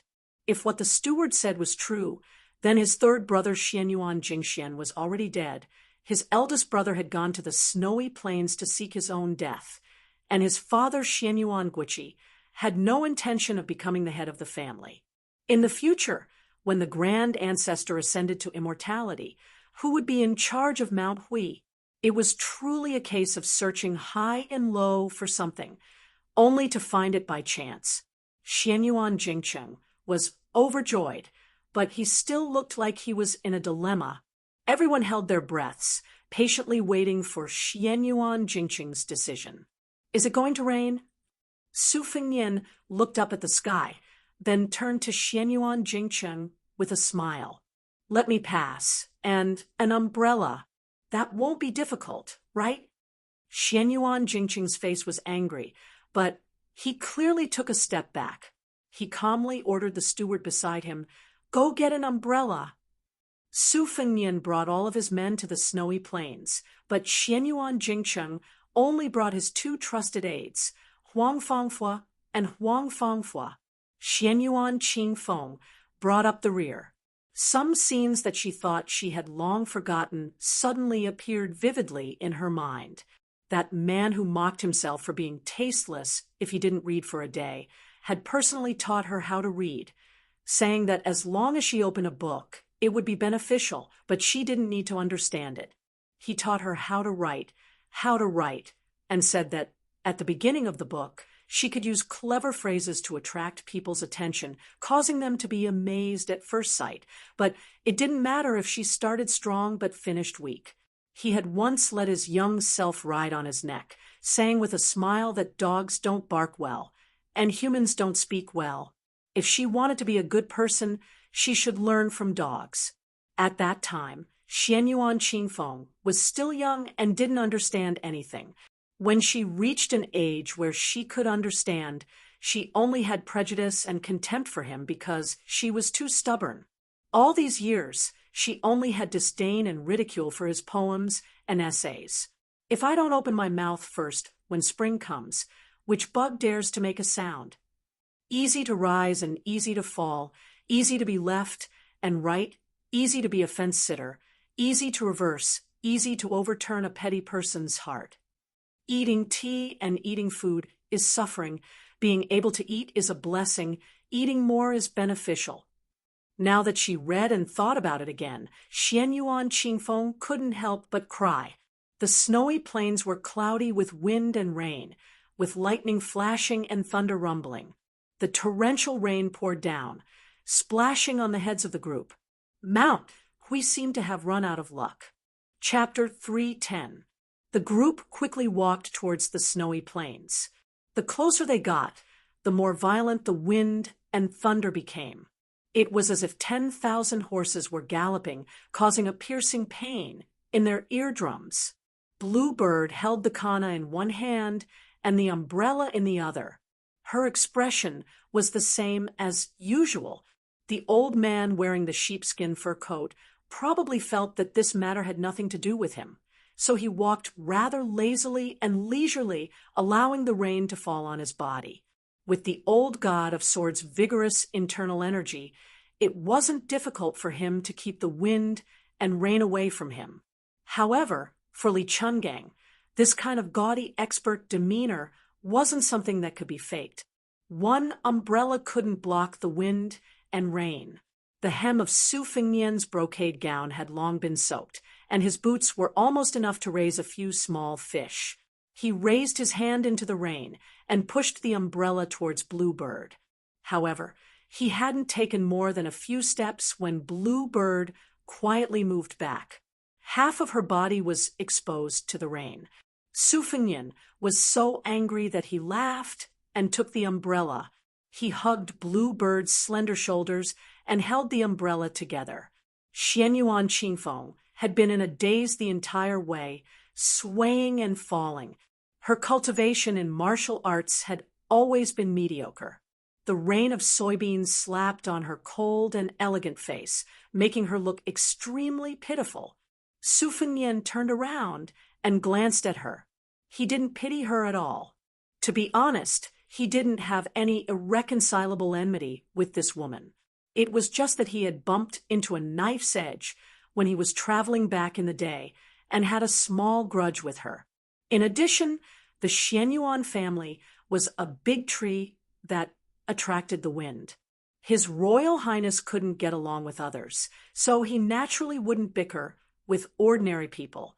After a few rounds, he had picked Xianyuan Qingfeng and Hui Shan. Moreover, every time when Hua mentioned this daughter of a wealthy family, he would always gnash his teeth. As brothers forged in times of trouble, Su Fengnian had to vent his anger no matter what. He remembered that when Su Fengnian was playing wild chess to earn money, when Hua would pretend to be a chess player to win some copper coins, so as to lure the spectators into the trap. When Su Fengnian quarreled with others, he would say that a gentleman uses his mouth and not his fists. He would appear to be trying to mediate the fight, but he would shout with all his might to stop the fight, but in reality, he would kick those bastards who lost in chess but refused to pay up. Usually, after a fight, the other party would inexplicably suffer countless monkey plucking peaches or black tiger digging out the heart. Their entire body would be covered with Wenhua's footprints. When they finally came back to their senses, they were already lying on the ground without the strength to fight back. As for Wenhua, he admired Su Fengnian from the bottom of his heart. He remembered that once at the Lantern Festival in Lu Province, the two fellows saw a young lady in front of them. Her waist was really thin, so thin that it made people worry that her waist would be broken if they twisted it. Su Fengnian made a bet with Wenhua that he could hug Gu Liang's small waist without being hit. How could Wenhua be willing to believe it? As a result, Su Fengnian indeed openly put his hand on that young lady's small waist and even intimately whispered something into her ear. After that, Wenhua's eyeballs almost fell to the ground. That young lady first glared angrily at Su Fengnian, but after hearing what he said, her eyes instantly became as gentle as water. She only glared fiercely at Wenhua, but she did not struggle free. Su Fengnian immediately let go of that seductive small waist and chatted and laughed with the young lady. His hand, however, made a kneading gesture on her small perky buttocks for Wenhua to see. Until now, Wenhua still did not know how Su Fengnian did it. In fact, it was very simple. Su Fengnian told that young lady that Wenhua behind her was a perverted thief with bad intentions. He was protecting the flower. The pitiful Wenhua had looked at every woman in the past with eyes full of lust, let alone a perverted thief, even if he was a great perverted thief who mercilessly destroyed a flower. The young lady still believed him without a doubt. Su Fengnian hugged Blue Bird's damp shoulders tightly and said with a soft laugh, "You called me young master when a few times. Wenhua will really remember you for many years." Bluebird gave a puzzled grunt. Su Fengnian turned his head and stared at her face that could be considered delicate, but he never got tired of looking at it. He smiled and said, "It's nothing. My mind accidentally went astray." Xianyuan Jingyi walked at the very front, the little abacus in his stomach crackling loudly and loudly. After his eldest brother had caused the death of Xianyuan Jingxian, who was at the Grandmaster realm, he still dared to come to Bull's Descent Snow Plateau. Even if he brought a bramble to ask for punishment, he still wouldn't be able to get anything out of it. The old ancestor's temperament was hard to predict, but there was no doubt that he liked to seek revenge for the smallest grievance and to weigh the benefits extremely well. His eldest brother, Xianyuan Jingcheng, had obviously studied to the point that he had become a cripple. It was one thing for him to be content with his useless studies, but how could the old ancestor easily forgive him for using some unknown method to kill his third brother, whom he had placed such high hopes on? That niece of his who was fiercely siding with outsiders was acting abnormally. There was a suspicion that a broken jar would be smashed. In Mount Hui, how could a woman have the slightest chance to stand out? Grand Guest Elder Huang Fangfu's expression was calm, but Hong Piao, on the other hand, seemed to be distressed. Xianyuan Jingyi didn't pay attention to these minor details. Stepping onto the snow plateau, Xianyuan Jingyi immediately caught sight of the old ancestor's imposing figure. His qi leaked out violently like a tide, as if he was holding up a large umbrella, repelling the raindrops from 3 feet away from him. He then looked at his eldest brother, Xianyuan Jingcheng, who was standing in the field like a drowned rat, covering his mouth and coughing. You Confucian scholars scrupulously abide by the words of the northern sage Zhang, who said that you should cultivate your body, govern the country, and bring peace to the world. But let me ask you, Xianyuan Jingcheng, what kind of body do you cultivate? What kind of family do you govern? After living your whole life, you can't even protect your wife and daughter. Other people reincarnate to be free and unfettered. It's fine if you don't reincarnate. The wind whistled at the top of the mountain, but old ancestor Xuanyuan's arrogant laughter was even more ear-piercing. According to common sense, Xianyuan Jingcheng was far from 50 years old. It was appropriate to say that he had lived half his life, but Xianyuan Great Plate said that he had lived his whole life. It was obvious that he had seen through Xianyuan Jingcheng's method of fighting for the realm at the cost of his life. Moreover, the old ancestor didn't intend to let this scholarly and crafty junior continue to live. It was enough for Mount Hui to have one land immortal. What was the point of enjoying the land immortal alone? If there were two, what kind of scandal would it be?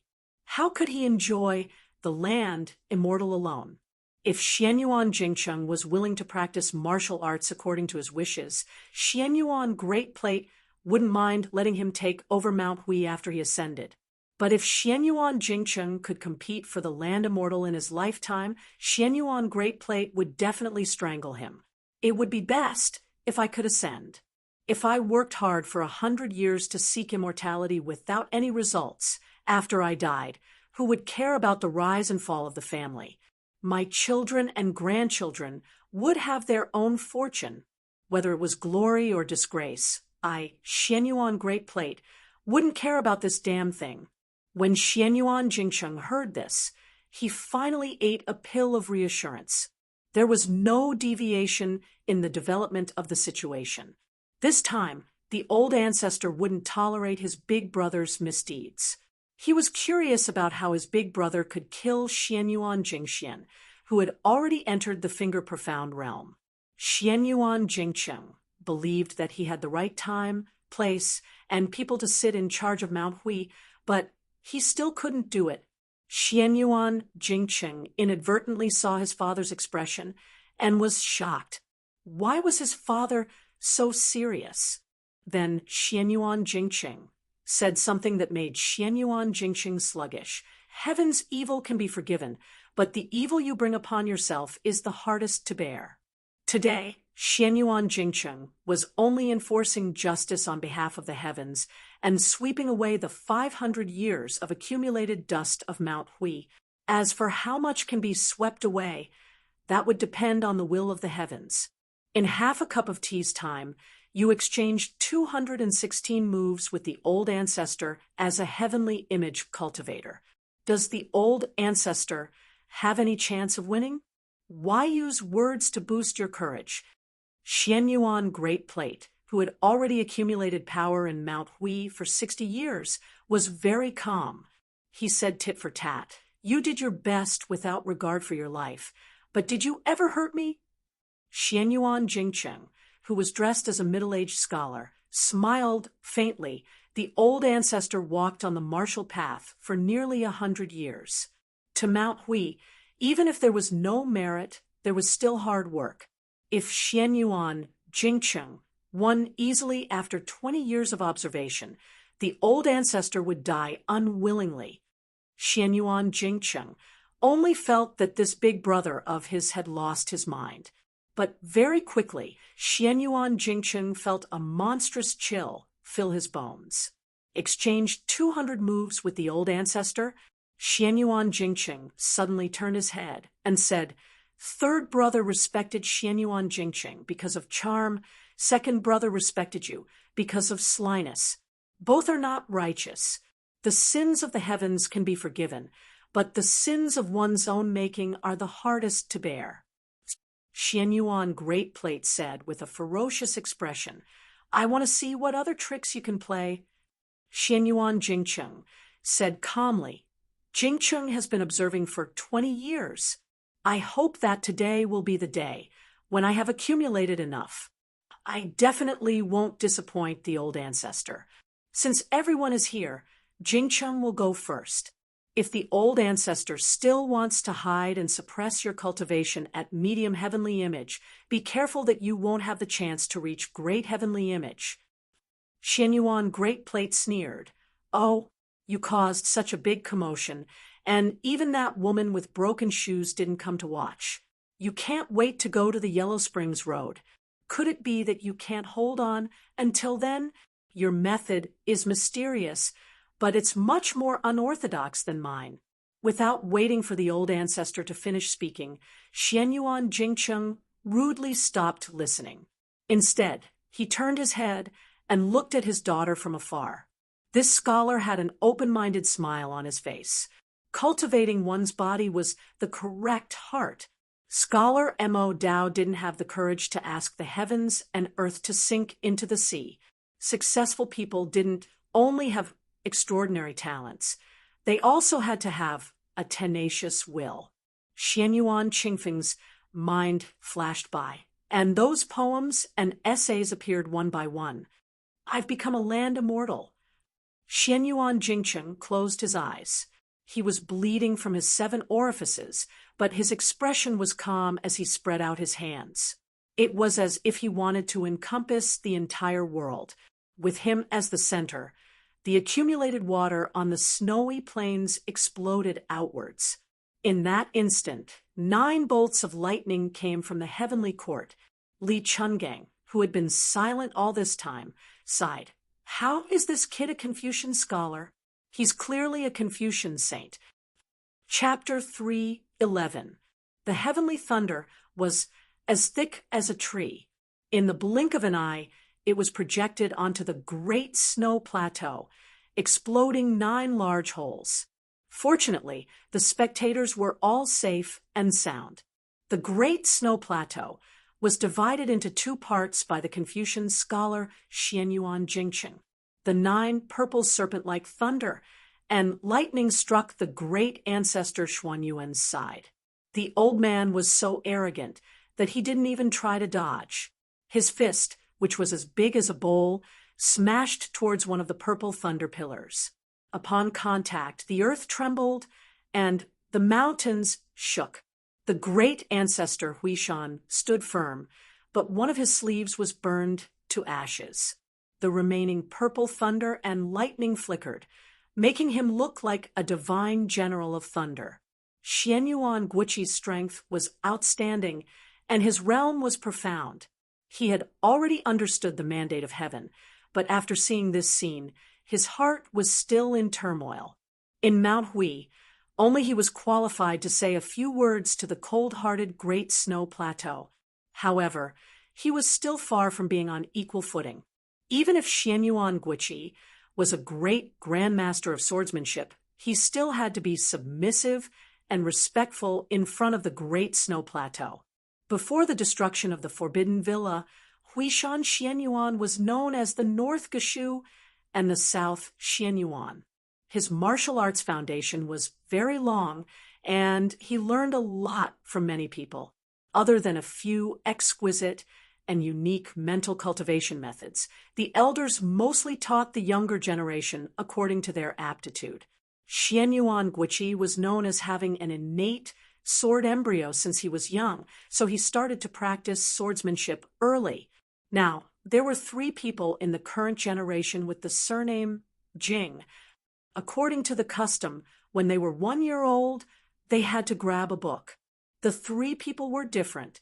Xianyuan Jingqing grabbed a book called The Spring and Autumn Annals, while Xianyuan Jingxian and Xianyuan Jingxian grabbed 2 martial arts secret manuals.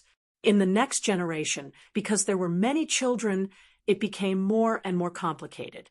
Xianyuan Qingfeng grabbed a jade rui, while Xianyuan Jinggong's eldest son, Xianyuan Qingmang, picked a string of bells. There were all kinds of strange things. Su Fengnian was about to ask when the old god of swords tilted his head and scratched his ear. It seemed that he did not feel any sense of accomplishment because he could not dig out the earwax. He said in a bad mood, "Open your eyes and watch carefully. The next 2 people are competing with something that can't be bought with money. Their moves may be ordinary, but after returning to the basics, it is nothing more than simplification. However, the flow of qi and timing are the key. For swordsmen, like us, in the end, the sword is nothing more than a horizontal, vertical, and diagonal slash. Why is it that ordinary people use swords so inflexible, but brilliant swordsmen can generate upstanding qi? Sword immortals can fly and cut off heads. Once the sword is thrust, unless it is done with all its might and is as fast as it can be. Otherwise, once the qi circulates, although it seems fast, it will suddenly slow down, causing the opponent's expected counterattack to miss. When he changes, he will suddenly increase his speed. If he changes again, even if he can make it in time, he will lose his initial momentum. This is the most common and simple principle. When experts exchange blows, fighting strength is the foundation. Among them, a battle of wits, courage, and ruthlessness is the most exciting part. I remember that when the number 1 expert of the Beimang went to the 2 Zen temples, he was stopped by the white-robed monk. The 2 of them did not seem to have truly exchanged blows. They did not make a single move and just stood there motionless. One of them was a martial sage, and the other could have been the reincarnation of the Bodhisattva of Buddhism. They could not be dozing off in a daze, right? But why didn't the son of the Beimang, who had reached the pinnacle of martial arts, make a move? This is the true beauty of the Vajra realm. The so-called first-grade Vajra realm experts of today's world are far inferior. Isn't the dead Xianyuan Jingxian known as the Vajra Invincible Finger? Invincible Vajra, my ass. Xianyuan Jingcheng abruptly used his qi to forcefully soar into the sky. After the 9 thunderbolts, there were bursts of heavenly thunder. In an instant, a strange phenomenon appeared. The water met the purple thunder. Li Chungang narrowed his eyes and said, "Little Sue, if you don't want your retainers to be implicated and end up dying an unnatural death, then hurry up and get them to retreat. This old man only promised to protect your life. As for the others, the heavenly thunder is rolling down in a chaotic manner. This old man does not have the patience to block the natural disaster for them." Su Fengnian waved his hand, indicating that everyone except for Huang Manor and Blue Bird should retreat from the Great Snow Plateau. Xianyuan Jingcheng and the 2 esteemed guests were shaken. Even though they were used to big scenes at this moment, their faces were extremely pale, especially Xianyuan Jingcheng, who felt guilty in his heart. He was simply overwhelmed. Big Brother's words of, "I will become an earthly immortal," were more than 1,000 words of warning and threat. Earthly immortal realm?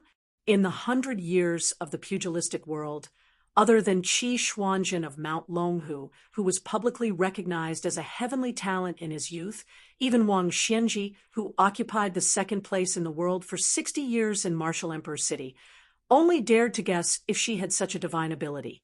It could be seen how rare this earthly immortal realm was. The most mysterious thing was that this earthly immortal realm was far from what other first stage 3 realms could guess. In the past 500 years, there were some heaven-defying geniuses who had once reached the peak. However, they usually could not last long. It was like a swan stepping on snow and mud. They would occasionally leave a claw on the mud and quickly return to heavenly phenomenon. There were very few who directly ascended, like Qi Xuanjin. This was also why Qi Xuanjin was regarded as the only immortal who could rival Ancestor Lu in the past 500 years. On the plateau, Xianyuan Jingcheng once again surprised everyone. He gave up what was close at hand and went for what was far away. He fought with old Ancestor Xianyuan in close combat. Xianyuan Jingcheng and Xianyuan Pan rushed forward together. The latter's figure was in a straight line, and the wind and rain were swept away. He leaped up and hit Xianyuan Jingcheng with his knee. Xianyuan Jingcheng pressed his hands on old Ancestor's knee and slid back, causing countless splashes. This Confucian scholar, who had already transcended mortality, did not want to dissipate this tyrannical force. Instead, he pushed to the side. Xianyuan Pan's burly body was still in the air. Xianyuan Jingcheng leaned forward and smashed down with his elbow, smashing old Ancestor's body onto the plateau. This was not enough. He kicked out and sent Xianyuan Pan flying more than 100 feet away. Xianyuan Jingcheng took advantage of the situation and chased after him. Xianyuan Pan was kicked away. His 5 fingers dug into the ground and suppressed the momentum of his defeat. He clapped his palms and finally got up. When Xianyuan Jingcheng closed in, he punched out with both fists. Xianyuan Jingcheng, with an indifferent expression, met his opponent's fists with both hands and held them firmly. His figure stood tall and did not fall. A large space behind him had already been compressed by the enormous qi dynamic, causing the wind and rain to evaporate in an instant. Xianyuan Jingcheng raised his hand and said softly, "Send old Ancestor to heaven." Xianyuan Pan's body soared into the sky. Heavenly lightning struck down from the sky. A loud boom. Xianyuan Jingcheng, who was standing on the ground, did not show any mercy after gaining the upper hand. He clapped his palms together in front of him. The accumulated water at the edge of the plateau that was originally flowing down the mountain surged up like 2 green dragons.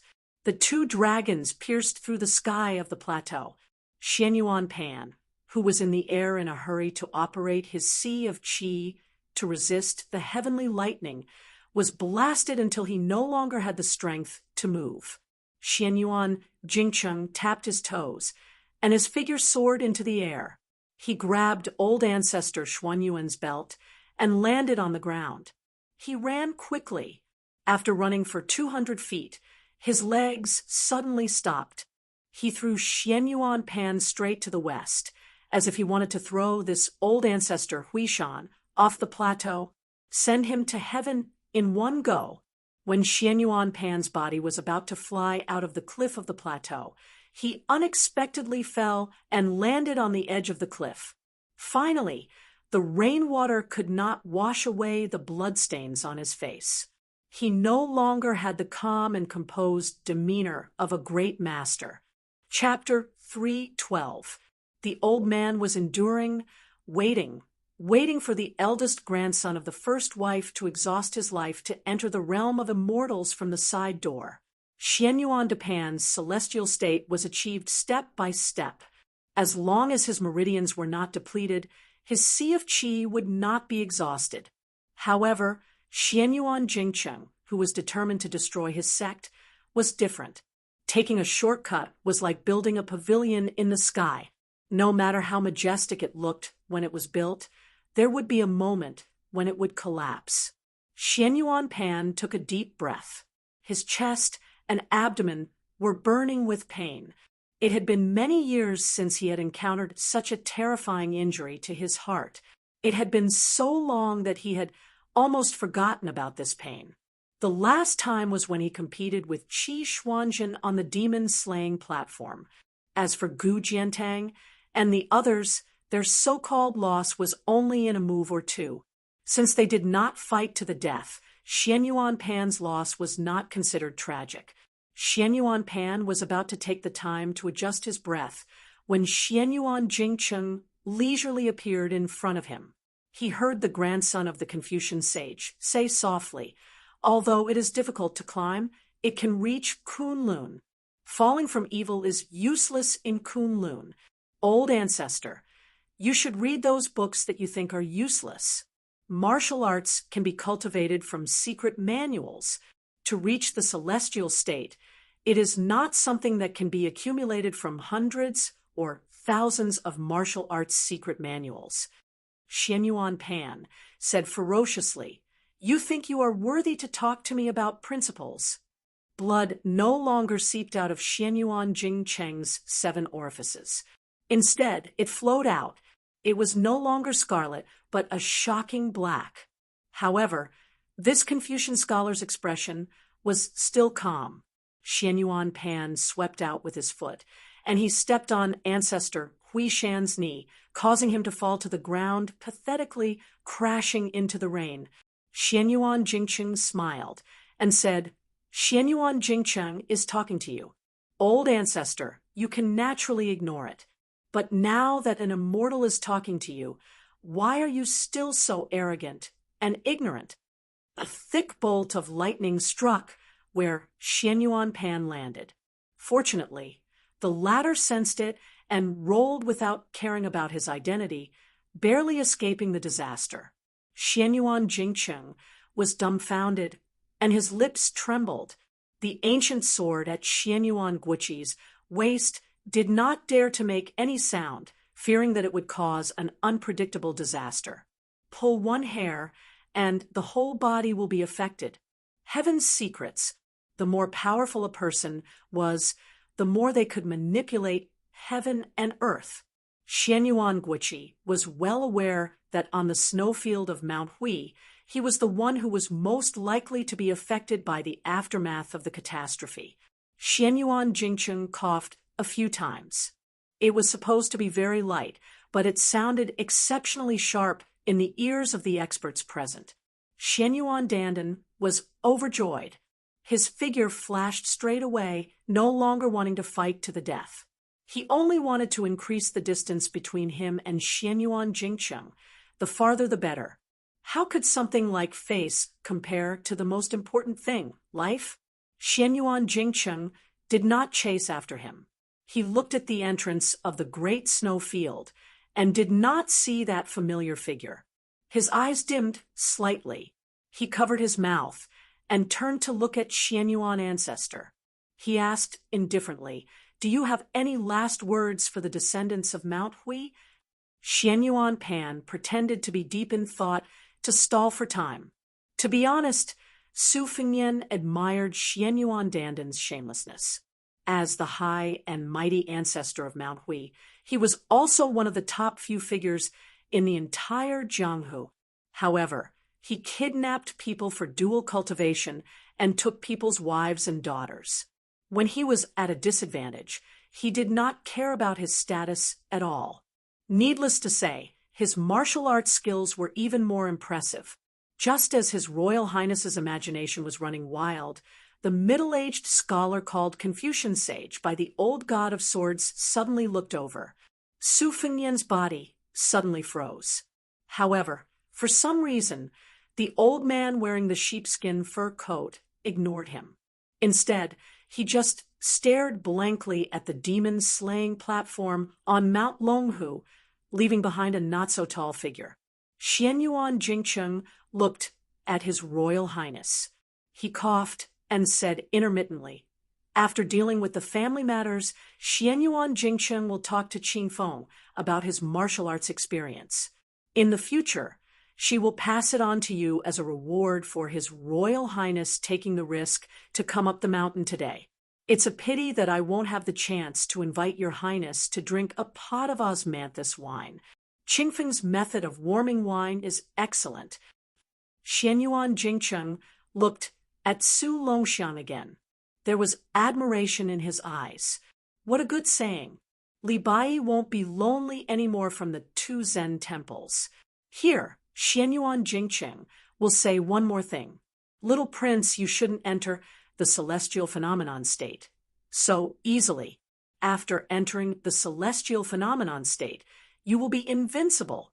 You have to know that once you enter the celestial phenomenon state, you will have to resonate with heaven and earth. An ordinary man with a jade ring will only be attacked by thieves. Su Fengnian said respectfully, "Su Fengnian, thanks, mister, for the guidance." Xianyuan Jingcheng nodded and then said to Xianyuan Guiqi. However, he didn't turn his head to look at him. He said indifferently and calmly, "Father, please leave the mountain. You can never enter the mountain again in this life." Xianyuan Guiqi was so angry that he laughed. "You." At this moment, Xianyuan Jingcheng was killed on the spot by the two guests behind him. Xianyuan Guiqi was stunned. Huang Fangfua had a good relationship with his son. Everyone in Mount Hui knew that they had a good relationship. But when did Hongyu get to know Xianyuan Jingcheng? Xianyuan Jingcheng coughed violently. Hongyu's martial arts cultivation today was all because of me. Xianyuan Jingcheng isn't a bookworm. He wouldn't have just studied there for 20 years. Xianyuan Guiqi's heart was dead. Xianyuan Jingcheng waved his hand at the two guests. "Send him down the mountain." Xianyuan Guiqi was furious. He gritted his teeth and sneered. "With just them." Xianyuan Jingcheng smiled, faintly. "I knew it would be like this." Xianyuan Jingcheng lowered his head and looked at his chest that was dyed red and black by blood. Dark clouds covered the sky above the snowfield. A huge and strange vortex appeared and covered the entire Mount Zhaoyao. This strange phenomenon was only a hair's breadth away from Qi Xuanzhen's ascension. Xianyuan Jingcheng slowly knelt down and said loudly, "The heavens carry thousands of phenomena. The earth carries all living things, the heavens and earth empress. Xianyuan Jingcheng kneels to the heavens and earth, begging for death." Xianyuan Jingcheng begs for death. Xianyuan Jingcheng's voice echoed. Not to mention Mount Huanyo and Mount Huanyo, even the nearly 10,000 Taoists of Mount Longhu could hear it clearly. The heavens and earth moved. Xianyuan Guiqi's expression was almost desperate. He unsheathed his simple ancient sword and flew out of the snowfield cliff, his figure flitting away in a panic. At the same time, something poured down. It was a bolt of purple lightning. It was as thick as a mountain peak. Apart from Xianyuan Qingfeng's small piece of land, it was as if no matter how turbulent the world was, Xianyuan Jingcheng, as a father, would protect a quiet and stable place before his death. The old god of swords brought Su Fengnian, Su Longxiang, and Bluebird, who were holding umbrellas, and floated out of the snowfield. Xianyuan Pan wanted to jump off the snowfield, but was forcibly pulled back into the purple lightning pillar. Heavenly tribulation. It flashed and disappeared. On the vast snowfield, there was no sound of thunder, only wind and rain. In the end, only Xianyuan Qingfeng was left. He truly stood alone. Xianyuan Jingcheng and Xianyuan Pan perished together. Not even their corpses were left. Not even ashes were left. After Xianyuan Qingfeng recovered from his daze, he let out a heart-wrenching, hoarse cry and collapsed in the rain. Su Fengnian slowly walked back to the snowfield, all sorts of feelings welling up in his heart. He saw Xianyuan Qingfeng curled up there and sobbing.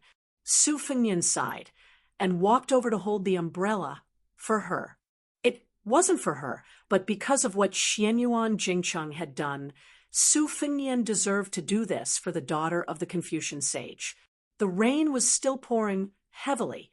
She didn't get up, so Su Fengnian held the umbrella the whole time. The old god of swords, Li Chungang, stared at this scene with wide eyes.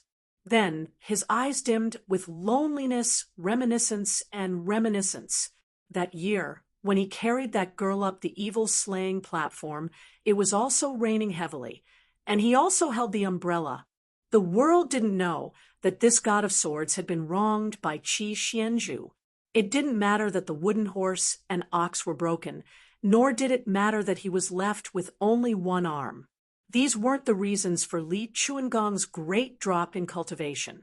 Even after being trapped under the tide-listening pavilion for 20 years, Li Chungang still couldn't walk out of his own prison.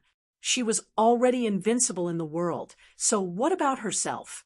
Li Chungang remembered her face when she died. At that time, she couldn't say a single word. But now that he thought about it, wasn't it just no regrets? Li Chungang walked to the edge of the snowfield. Behind him was a man and a woman holding an umbrella, just like the scene between him and the green-robed girl. When her chest was pierced by a sword, she said with a pale smile, "If the heavens didn't give birth to you, Li Chungang, it would be boring." Li Chungang shouted, "Swords, come!" All the swordsmen of Mount Insignia unsheathed their swords and flew toward the snowfield. The Taoists of Mount Longhu unsheathed their thousands of peach with swords and flew toward Bull Mound. 2 waves of flying swords. They blotted out the sun. On this day, god of swords, Li Chungang once again entered the realm of a land sword immortal. Chapter 3:13. Su Fengnian used to be a pauper when he was practicing the knife. He ate and drank in the Golden Imperial Palace every day, and even complained about being poor. He used the knife to move books as if he was moving mountains. Finally, his horizons were broadened. Although he heard from the white-haired old man that the flying sword beheading the head was a celestial supernatural power, he only treated it as a legend. How could he expect to witness it with his own eyes? At this moment, His Royal Highness raised his head to look at the 2 groups of flying swords that filled the sky. Staring at this scene, his scalp exploded, and his blood vessels expanded. He was dumbfounded and muttered to himself, "Oh my God, I can't reward this technical work." The 2 guests who were lucky enough to escape looked at each other in shock. Xianyuan Jingcheng, who entered the realm of Confucian saint through a side door, had just been annihilated. How could there be another celestial sword?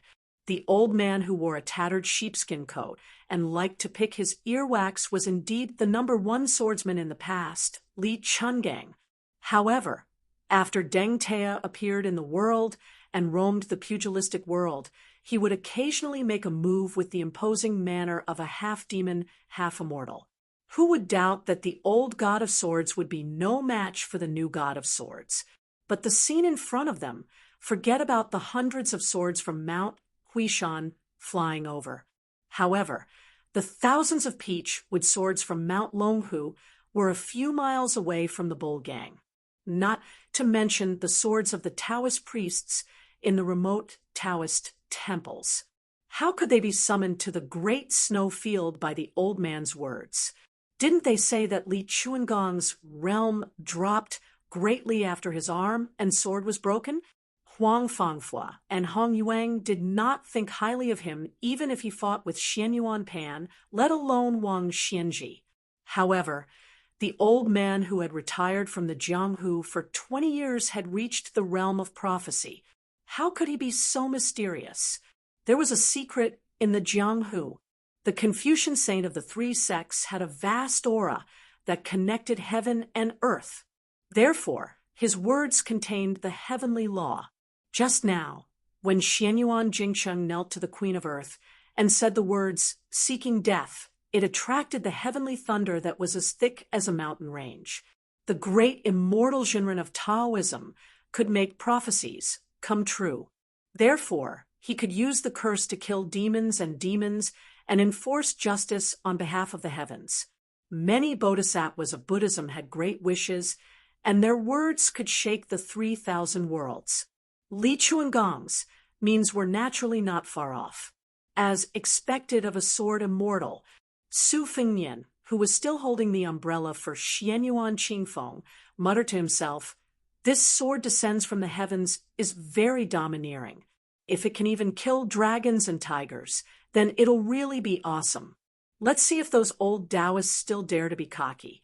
The old god of swords, who was facing the demon-slaying platform with his back facing the Crown Prince Palace, seemed to have heard Su Fengnian's nagging.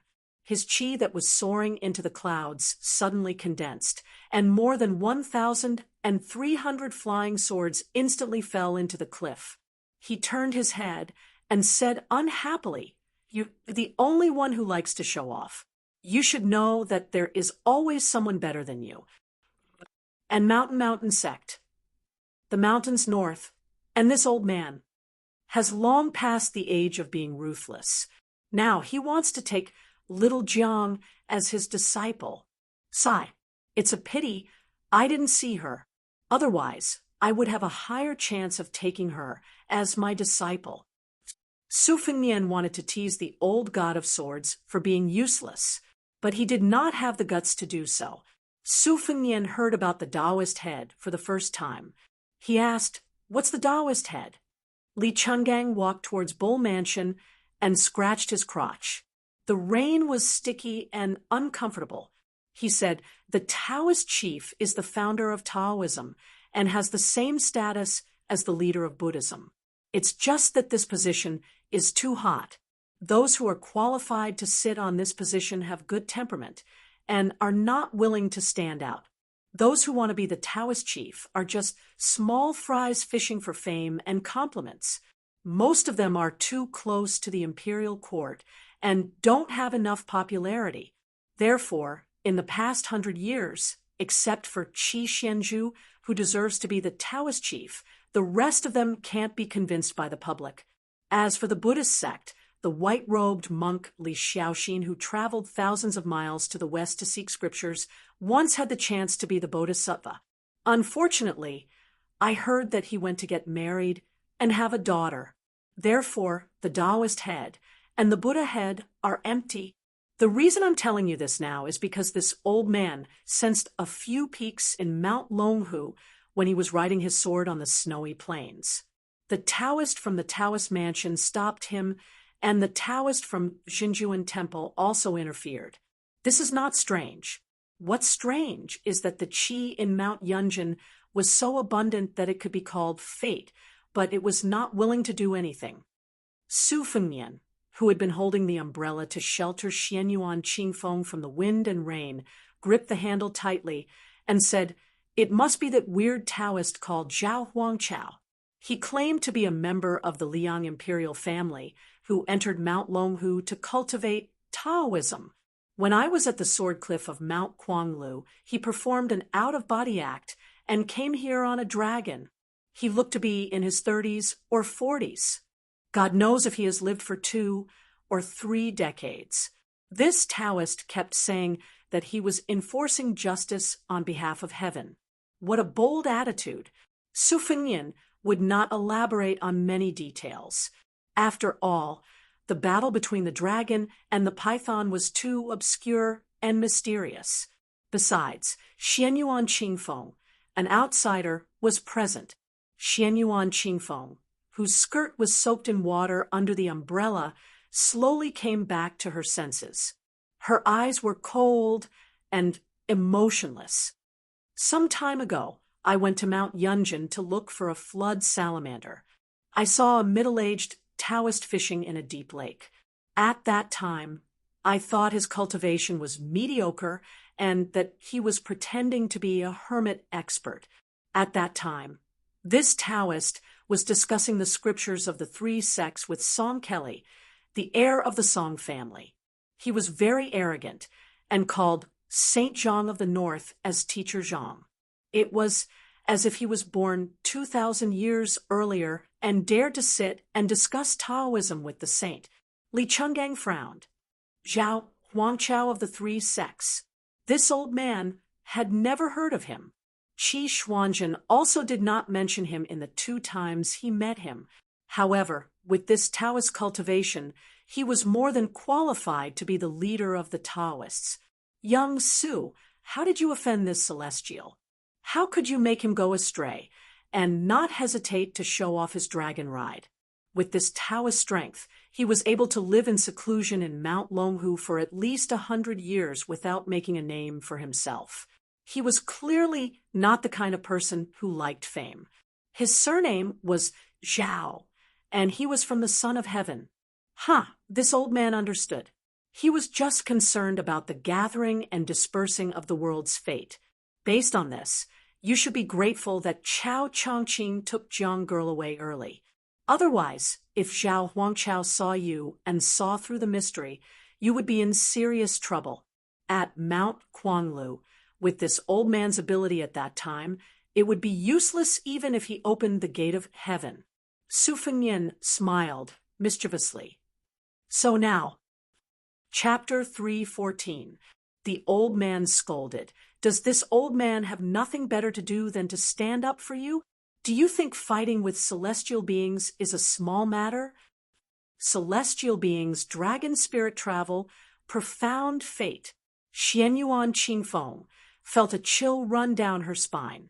She used to be an arrogant and stubborn woman born in the most powerful family in the martial arts world, the only daughter of the first wife, and had a photographic memory. She could be counted as a small arsenal. Only the son of a top scholarly family like Song Kelly, who had real talent, could slightly subdue her. However, ever since this umbrella holder entered Jianzhou, her entire life had been turned upside down. Her father had died just after showing off his celestial being's style. The 3 people of the generation with the surname Jing, who were supposed to support Mount Hui's prestige for the next 50 years, were all dead. Xianyuan Dandan, who used to be a pillar of the sea, was killed. Her grandfather, Xianyuan Guiqi, was forced to jump off a mountain, and 2 guests turned against her on the snowy plains. If her father was here, they could still behave, but now there was not even half a grandmaster left in Mount Hui. How could she control those guests of sacrifice who looked like monkeys when the tree did not fall, and who looked like wolves when the tree fell? Su Fengnian saw that this woman had no intention of getting up. Was she addicted to sitting on the ground? Xianyuan Qingfeng, you can't always make me hold the umbrella. Now that the bull gang is without a leader, it's the best time for you to show your ambition.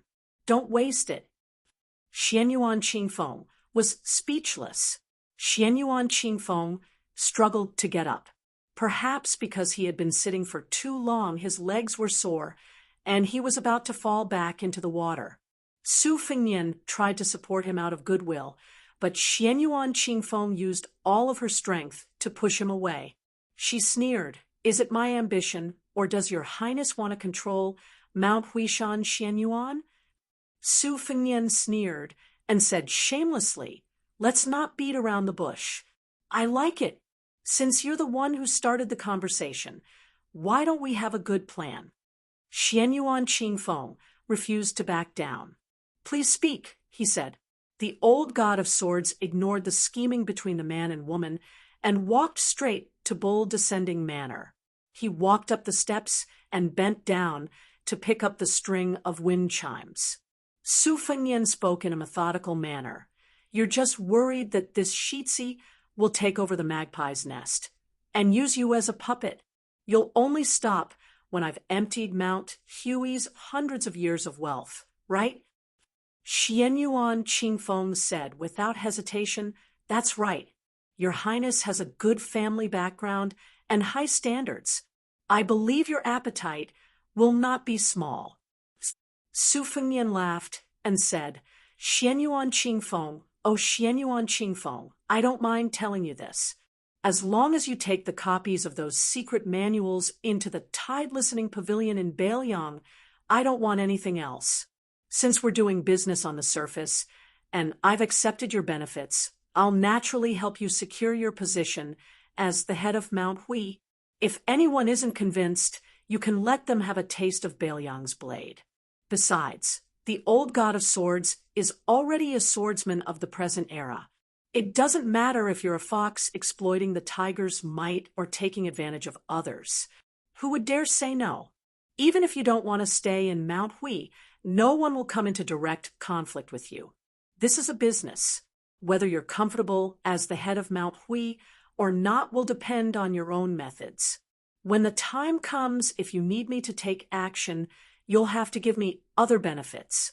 When doing business, even blood brothers have to settle accounts clearly. What's more, we're enemies, aren't we?" Xianyuan Qingfeng said coldly. "Your Highness also said that we're enemies. Then what business are we doing? If worst comes to worst, Xianyuan Qingfeng will just go all out and leave this mess to my brothers. What's wrong with me leaving the mountain?" Su Fengnian clicked his tongue and said, "That's no fun. Your father, Xianyuan Jingcheng, risked his life to create this situation. With your stubborn personality, how can you let it go? Who are you trying to fool? I'm not in the mood to beat around the bush with you. To put it bluntly, Mount Hui is in turmoil right now. If it weren't for the fact that I admire your father's actions, I wouldn't be so polite with a petty woman like you. Why would I stand here and hold an umbrella for you? Apart from your good skills in a fit of pique, what other skills do you have to show me? If you really piss me off, how hard would it be to support a puppet who's willing to be a lackey? Bailiang's hat of His Royal Highness isn't small, is it? Coincidentally, the few people that can't be suppressed by this hat are all dead." Su Fengnian observed Xianyuan Qingfeng's expression and said patiently, "The Bull Gang can't beat the Dao Court's Mount Longhu in the first place. Now that you don't have me to back you up, won't you be suppressed for a few decades until you can't breathe? Besides, I'm Bailiang in the end. Aren't I going to leave soon? Once I leave, what are you worried about? If that's the case, then you're too useless. To tell the truth, the reason why I'm willing to let bygones be bygones and help you get promoted is because of that wooden sword Wenhua. He said that he'll use his sword to slap your little buttocks red when he learns superior swordsmanship. But once you leave the family, Wenhua won't go so far as to make things difficult for an ordinary woman with a miserable background. This prince won't be able to watch a good show. How boring." Xianyuan Qingfeng walked out of the umbrella and ignored Wenhua's teasing. He only asked, "Miserable?" Su Fengnian asked back, "What do you think?" Xianyuan Qingfeng asked, "Are you pitying me?" Su Fengnian didn't answer and only handed the umbrella to her. Seeing that she didn't move, he simply placed the umbrella on her shoulder and looked up at the dusky rain. If Wenhua were here, He'd definitely say that the heavens are pissing again. How naughty! Xianyuan Qingfeng was stunned. At this time, Hongyu took a few steps forward and got down on one knee. Young miss, from today onwards, Hongyu is at your beck and call. Huang Fangfu said with a smile, I only want to continue studying at Mount Insignia and hope to reach Brother Jingqing's level one day. Whoever makes an enemy of young miss is also an enemy of mine. Xianyuan Qingfeng was stunned and didn't say anything.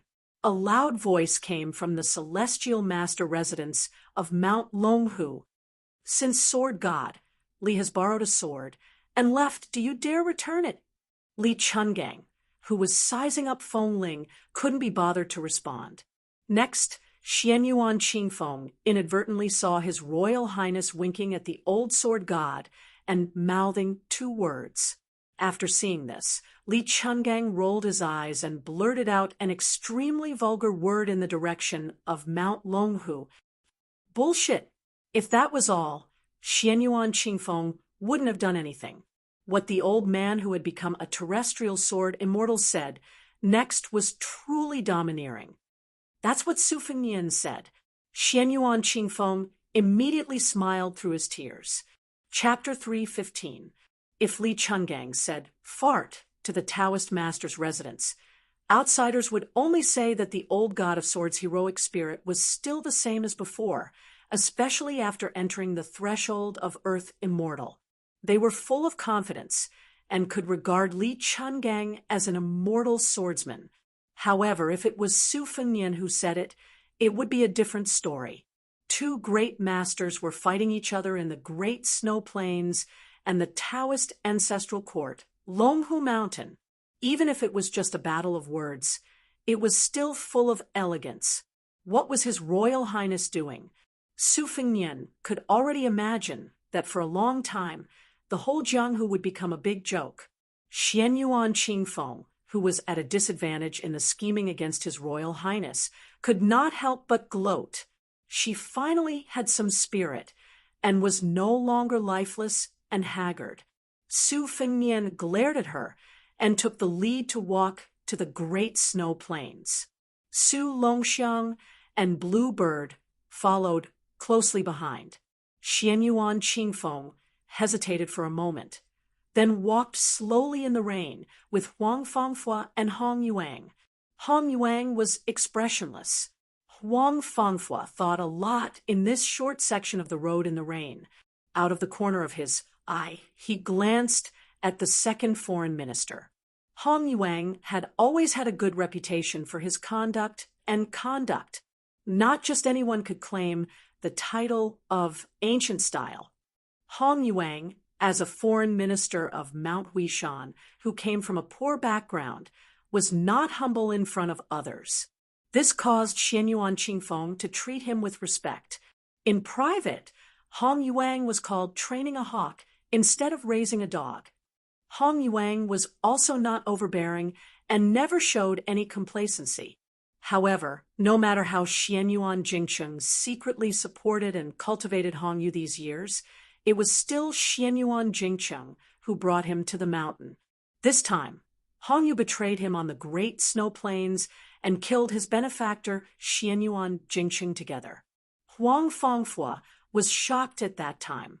If this matter spread out, it would almost destroy Hongyu's reputation for half of his life. If he was not careful, he would be labeled as a traitor. Huang Fangfu sneered in his heart. You, Hongyu, can betray Xianyuan Jinggong's second branch today. Will you betray your new master's first branch in the future? Hongyu suddenly said. Hongyu has something to tell Mississippi. Xianyuan Qingfeng nodded. Hong Tuo's tone was calm as he said, back then, before Hong Tuo went up the mountain, he was actually secretly invited by brother Yu Jingqing. That was why he made the decision to come to Mount Hui. Otherwise, with Hong Yu's experience and ability, he definitely wouldn't have the courage to come to the Bull Gang and become a laughingstock. Huang Fangfu narrowed his eyes.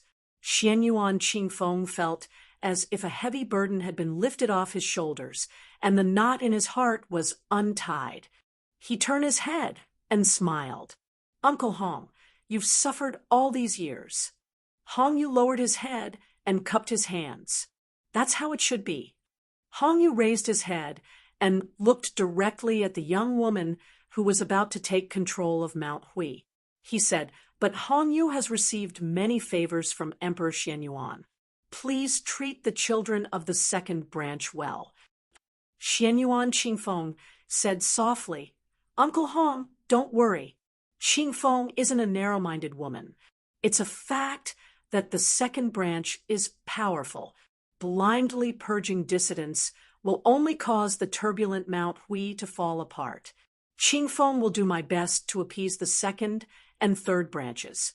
I won't change any of the established rules. Guests can stay if they wish, but leave if they don't. Even if they leave the Bull Gang today, Mount Hui will still welcome heroes from all walks of life to come up the mountain again. The grudges of my father's generation with the surname Jing, as well as those above him, will completely end today. If the other two branches cause trouble, Qingfeng can promise you twice, but not thrice. At that time, if they still refuse to let it go, then don't blame Qingfeng for being ruthless. Xianyuan Qingfeng spoke lightly, but Huang Fangfo felt much more at ease. He was afraid that this woman would become arrogant and start a massacre in Mount Hui. When that time came, who would be the executioners? Wouldn't it be him and Hong Yu? Moreover, in this way, he would have no room to maneuver and would be completely tied to her. This was originally a common method of controlling people. Logically speaking, it made sense. However, Huang Fangfo looked down on Xianyuan Qingfeng. Being in charge of a century-old aristocratic family was a strenuous job that could shake mountains and topple peaks. She only knew how to play petty tricks and was no different from a shrew with a loose tongue. She wasn't worthy of Huang Fangfo's loyalty. The most troublesome part was that Xianyuan Qingfeng's martial strength wasn't worth mentioning. Once the heir of Beiliang left, the more they suppressed her, the more likely it would be for him and Hong Yu when she rebounded in the future. Perhaps they wouldn't be able to suppress her even if they used all their skills. Walking to the entrance of the Bull Gang mansion, Su Fengyin stood under the eaves to shelter from the rain and looked back at the snowy plains. Xianyuan Qingfeng stood nearby. She tilted her head and smoothed out a few strands of hair that stuck to her cheek. She remained silent. The wind and rain gradually stopped. A young man with delicate features walked out of the mansion. Seeing everyone, he respectfully said to Xianyuan Qingfeng, "Yesterday, First Master gave me 4 brocade pouches. He said that after the rain stopped today, they would be given to His Royal Highness and 2 esteemed guests." Xianyuan Qingfeng was slightly surprised. Huang Fangfo and Hong Yu's expressions were especially solemn. Although they were serious, they weren't surprised. Clearly, this wasn't the first time they had received the brocade pouches. In fact, killing Xianyuan Jingcheng on the snowy plains was a request for the brocade pouches. Huang and Hong didn't know beforehand that the other party had truly surrendered to Xianyuan Jingcheng. Xianyuan Qingfeng and the other 2 received the brocade pouches from the young man. Huang Fangfo and Hong Yu immediately excused themselves and left the snowy plains. The 2 esteemed guests didn't exchange even half a word of pleasantries. Huang Fangfo returned to the small building. He returned a clean set of robes and personally burned incense.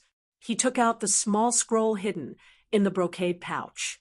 After repeatedly reading it, he gently tossed it into the red sandalwood incense burner.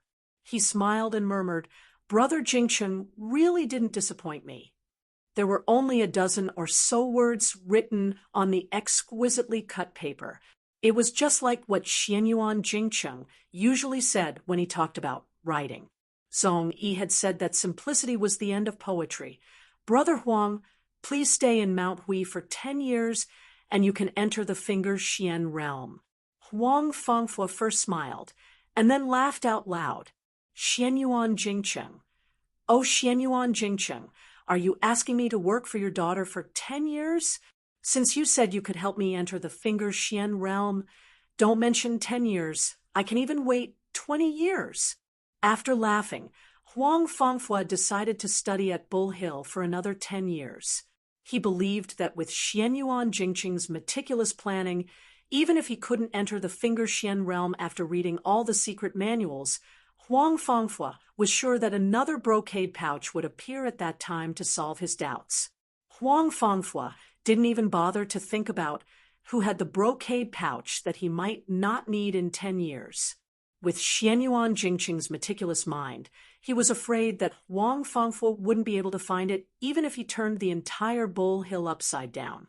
When the time was not right, the mysteries of heaven would not be revealed. Huang Fangfo sighed. Brother Jingcheng, what a Confucian sage. Huang Fangfo is fascinated. Hong Piao had never stayed in the luxurious abode of the guest of Mount Hui. It was easy to go from frugality to extravagance, but difficult to go from extravagance to frugality. Therefore, he chose to live in a secluded bamboo house on the mountainside. After opening the brocade pouch, his forehead was oozing with cold sweat.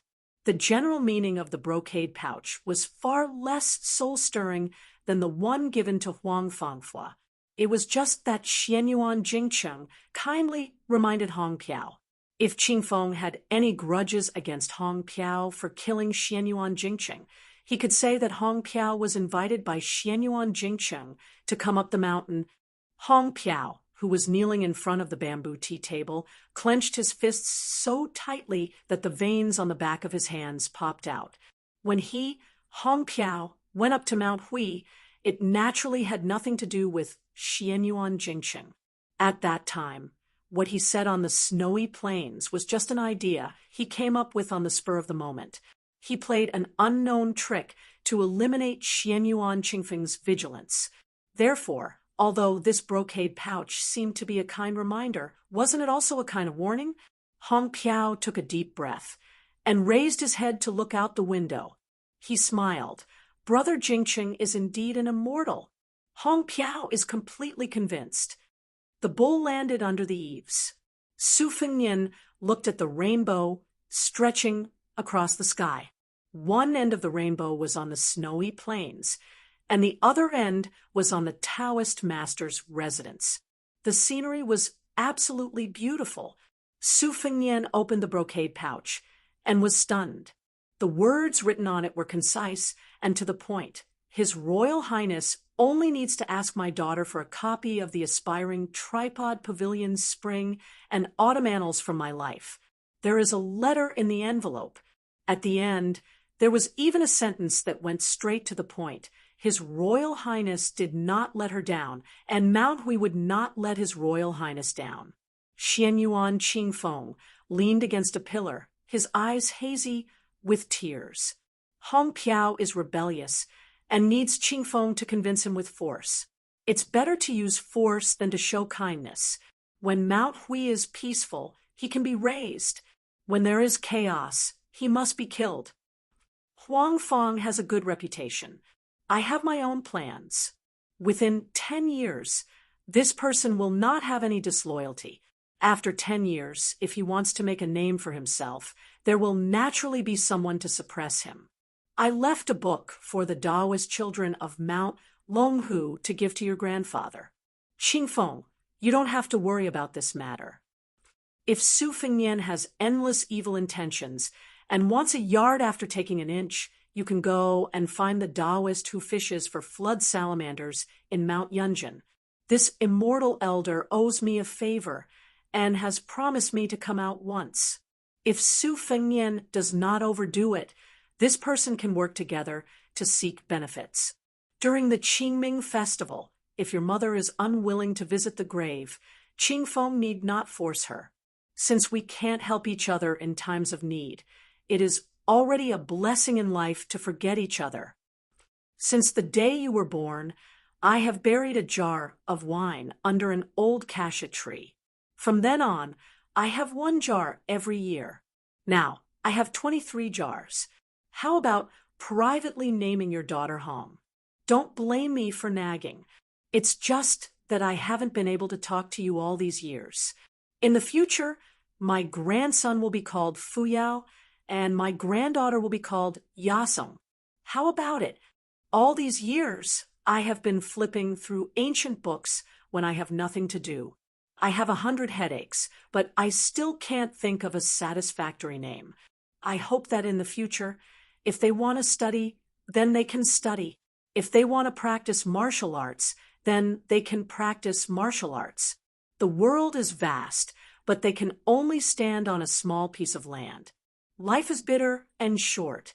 It's only 100 years, 36,500 days. Once you read it, destroy it. Remember, remember. Su Fengnian watched as Xian Yuan, Qing Feng swallowed the paper in the brocade pouch. What a heartless woman. In the quiet courtyard of the eldest son's house, that woman also received a brocade pouch. However, the paper was completely blank. Chapter 3:16. After the heavenly master manor's external surname Qi Xuanjin ascended, Mount Longhu rarely had a grand occasion where the four great heavenly masters gathered together. Even when the butcher Su Shao led several thousand iron cavalry to the foot of the mountain, the number one of the Longhu Hope generation, Zhao Shi, still didn't break out of seclusion.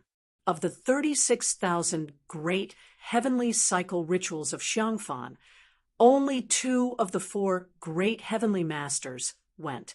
In the past 20 years, Zhao Danping became the prime minister of Qingxi in the capital, together with Yui minister Zhao Danxia. The north and south reflected each other's splendor, meeting even less than they were apart. The Imperial College's left Chancellor Huan Wen and the current court's Grand Secretary Zhang Julu came from the same sect. Their Tao and politics aligned. The two were as close as brothers. However, on one matter, their opinions differed. Everyone knew that Grand Secretary Zhang only respected Confucianism, belittled Buddhism and Taoism, while Huan Wen, who came from an orthodox Confucian background, greatly respected Elder Huang's tranquility. In the capital, he had a deep friendship with Zhao Danping. Even though Zhao Danping was 1,000 li away from the heavenly master manor, he still commanded Mount Longhu's rules and precepts, as well as the 2 great sections. Outside, Zhao Danxia commanded the world's Tao sects, but internally, he only symbolically disciplined the teachings. As for the cultivation arts, in name, it was commanded by the old heavenly master Zhao Shi, but in reality, it was handed over to several people of the Jing generation to handle the specific matters. Zhao family's clan relative, Zhao Jingchen, was in charge of receiving guests at the manor gate. Bai Yu, who was bestowed with the purple title by the Son of Heaven, was in charge of theory and debate, frequently opening forums to preach. Qi Xianxia, who was also an external Taoist like Sir White Lotus, was in charge of sword training, occasionally passing on sword techniques to Taoists of the Jing generation and below. The various branches of the Celestial Master residence were connected by the same breath and branch. They each enjoyed their own glory and complemented each other. That was why Mount Longhu was enjoying such a glorious time today. On the west side of the Jade Emperor Hall, in the main hall of the Taoist Master residence, there was a long corridor of ancient tablets. One of them was a large green jade tablet that was 30 feet tall. It was moved here and erected by the 4th generation of the Dragon Tiger Mountain Grandmaster. The tablet was inscribed with the words, "Purple Cloud, Blessed Land." It was rumored that the tablet was the same as the tablet of enjoying the blessings of the land alone in Mount Hui. At this moment, a Taoist wearing a noble yellow Taoist robe was standing on top of the tablet. He was looking at the snowfield of Mount Hui with a face full of anger. At the foot of the tablet, there were 3 old Taoists who were dressed in their own unique style. The oldest had snow-white hair, sandals, and clean socks. He was only wearing an ordinary white Taoist robe. It was not very eye-catching, but at least he was wearing an ethereal alchemist's cloak, which vaguely gave him the aura of immortality. The second oldest Taoist was much more sloppy. He wore a thick green cotton robe that was stained with stains, as if he was afraid of the cold. He wore a pair of thick-soled warm shoes and a cotton cloth wrapped around his legs. It made people wonder how this old Taoist was qualified to stand in the inner residence of the Taoist master residence. The last one was frightening. Not only was his inner robe yellow, but he also wore a purple robe. It was extremely luxurious and noble. The direct descendants of the Taoist master residence could wear yellow, which was the case for Zhao Jingchen and Zhao Ningyun. There were very few honorable Taoist masters in Mount Longhu who could wear purple, and Baiyu belonged to this category. As for the Taoist master who could wear yellow and purple, there was no doubt that there was only one Taoist master, Zhao Danxia. The four Taoist masters with the same surname as the emperor, Zhao Shi, who had spent most of his life in seclusion trying to break through, Zhao Shituan, who was talented but indifferent, Zhao Danxia, who was the leader of Taoism, and Zhao Danping, who was good at writing poetry, finally met. The strange phenomenon on the snowy plains of Mount Zhaoyao fell into the eyes of the Taoist masters. It was Zhao Danping who stopped Li Chuangong's sword of prophecy from flying out of its sheath. It was also Zhao Danping who asked the old god of swords to return the sword. After hearing the reply, Zhao Danping was furious, while Zhao Shituan laughed uncontrollably. Zhao Danxia and his father, Zhao Shi, looked at each other and smiled. When Zhao Shituan was young, he was not close to his nephew, Zhao Danping. He always felt that this child was not likable since young. He was gloomy and did not have the magnanimity of a descendant of the surname Zhao. Therefore, the old Taoist master did not hide his preference for Zhao Danxia. Zhao Shituan and Zhao Danping could be said to be the nemesis of fate. Although they were closely related by blood, they did not have a good expression when they met.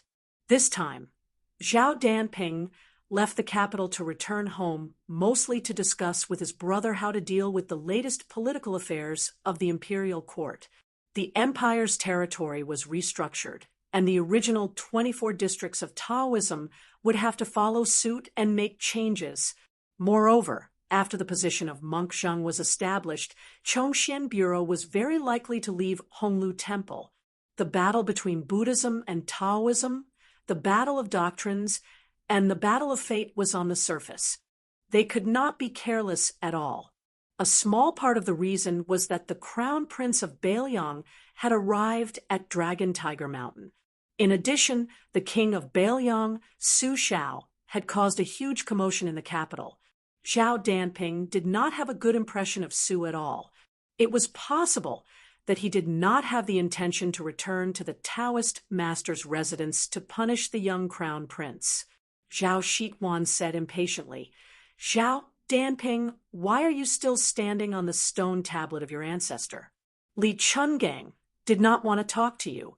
It's useless even if you shout until your throat is hoarse. Why don't you use your flying sword and fight with Li Chungang on the snowfield? I'll do my best to cheer for you."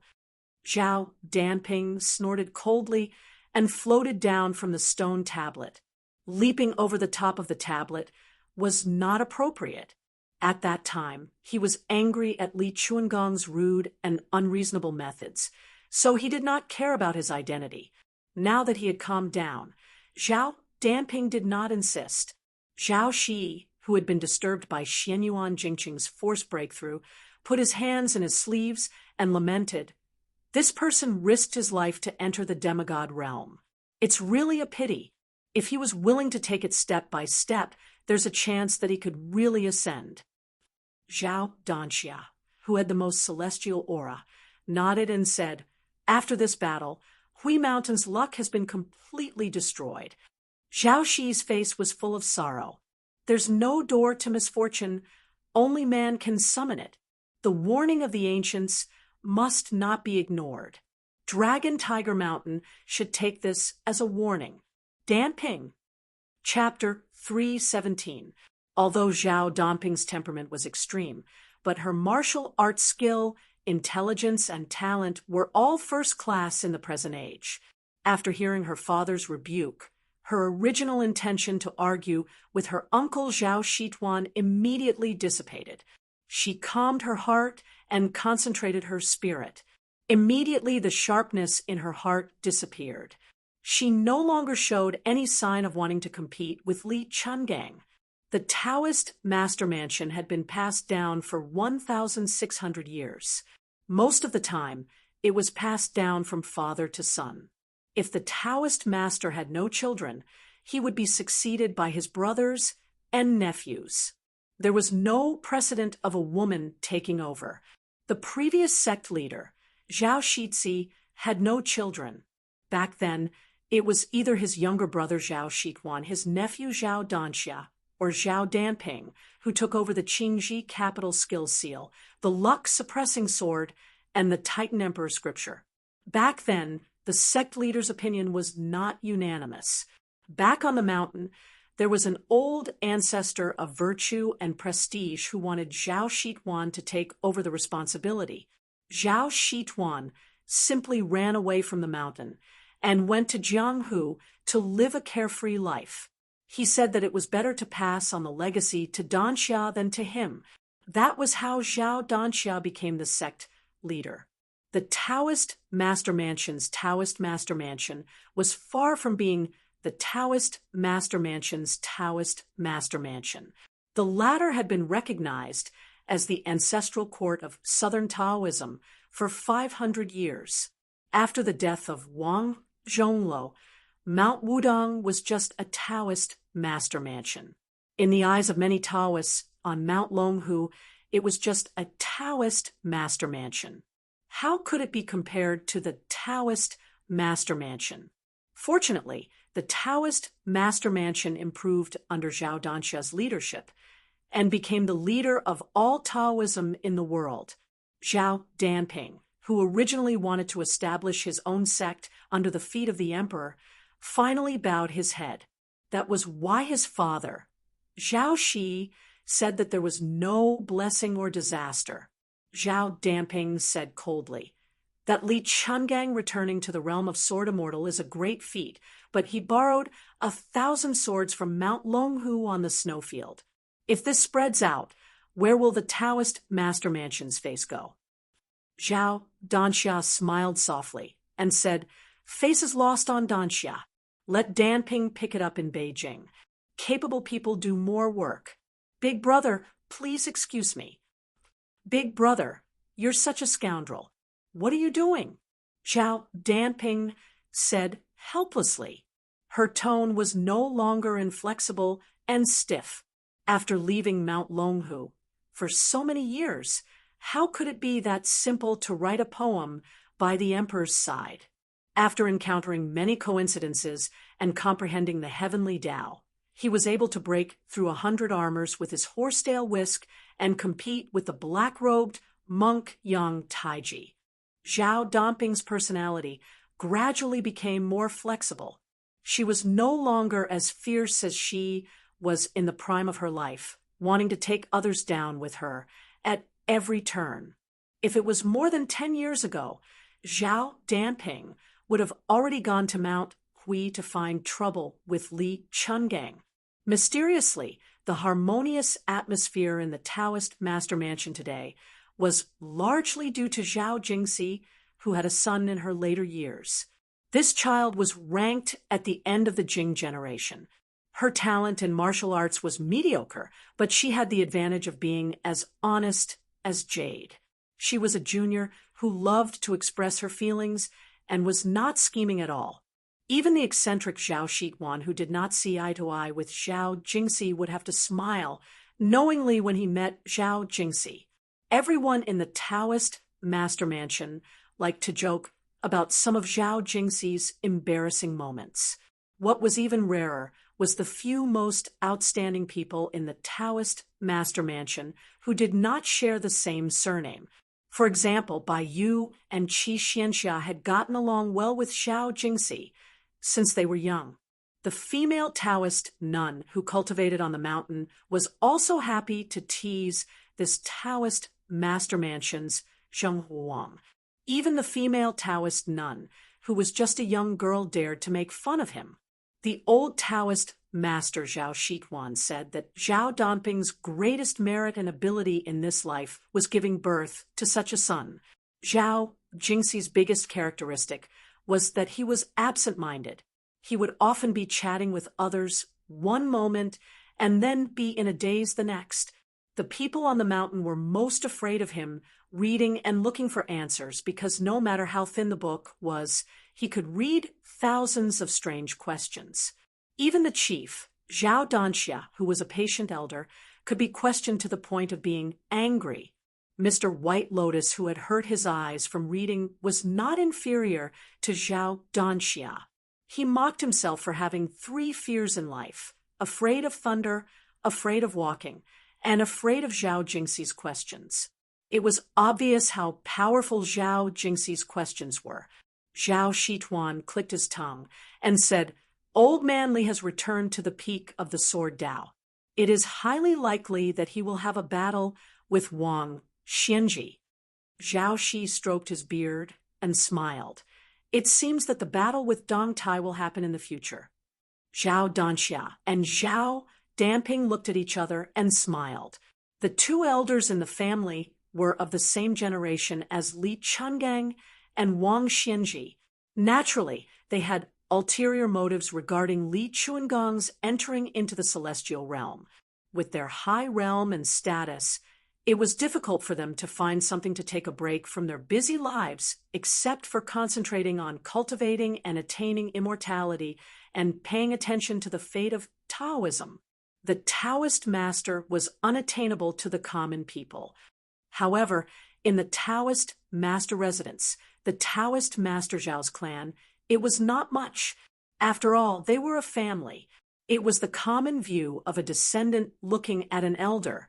Zhao Shi waved his hand and said, "Danping, go ahead and tell Danxia about the important matters." It was not easy for me to climb out of the coffin and take a breather. I want to chat with your uncle. Zhao Danxia and Zhao Danping received the order and left the steel corridor. Zhao Shi looked at his brother and said sadly, "Every time we meet, we get old. Shituan, I don't know how many times I can see you in this life." Zhao Shituan said angrily, "You're so pretentious. If you don't go into seclusion, I'll see you every day and throw up when I see you."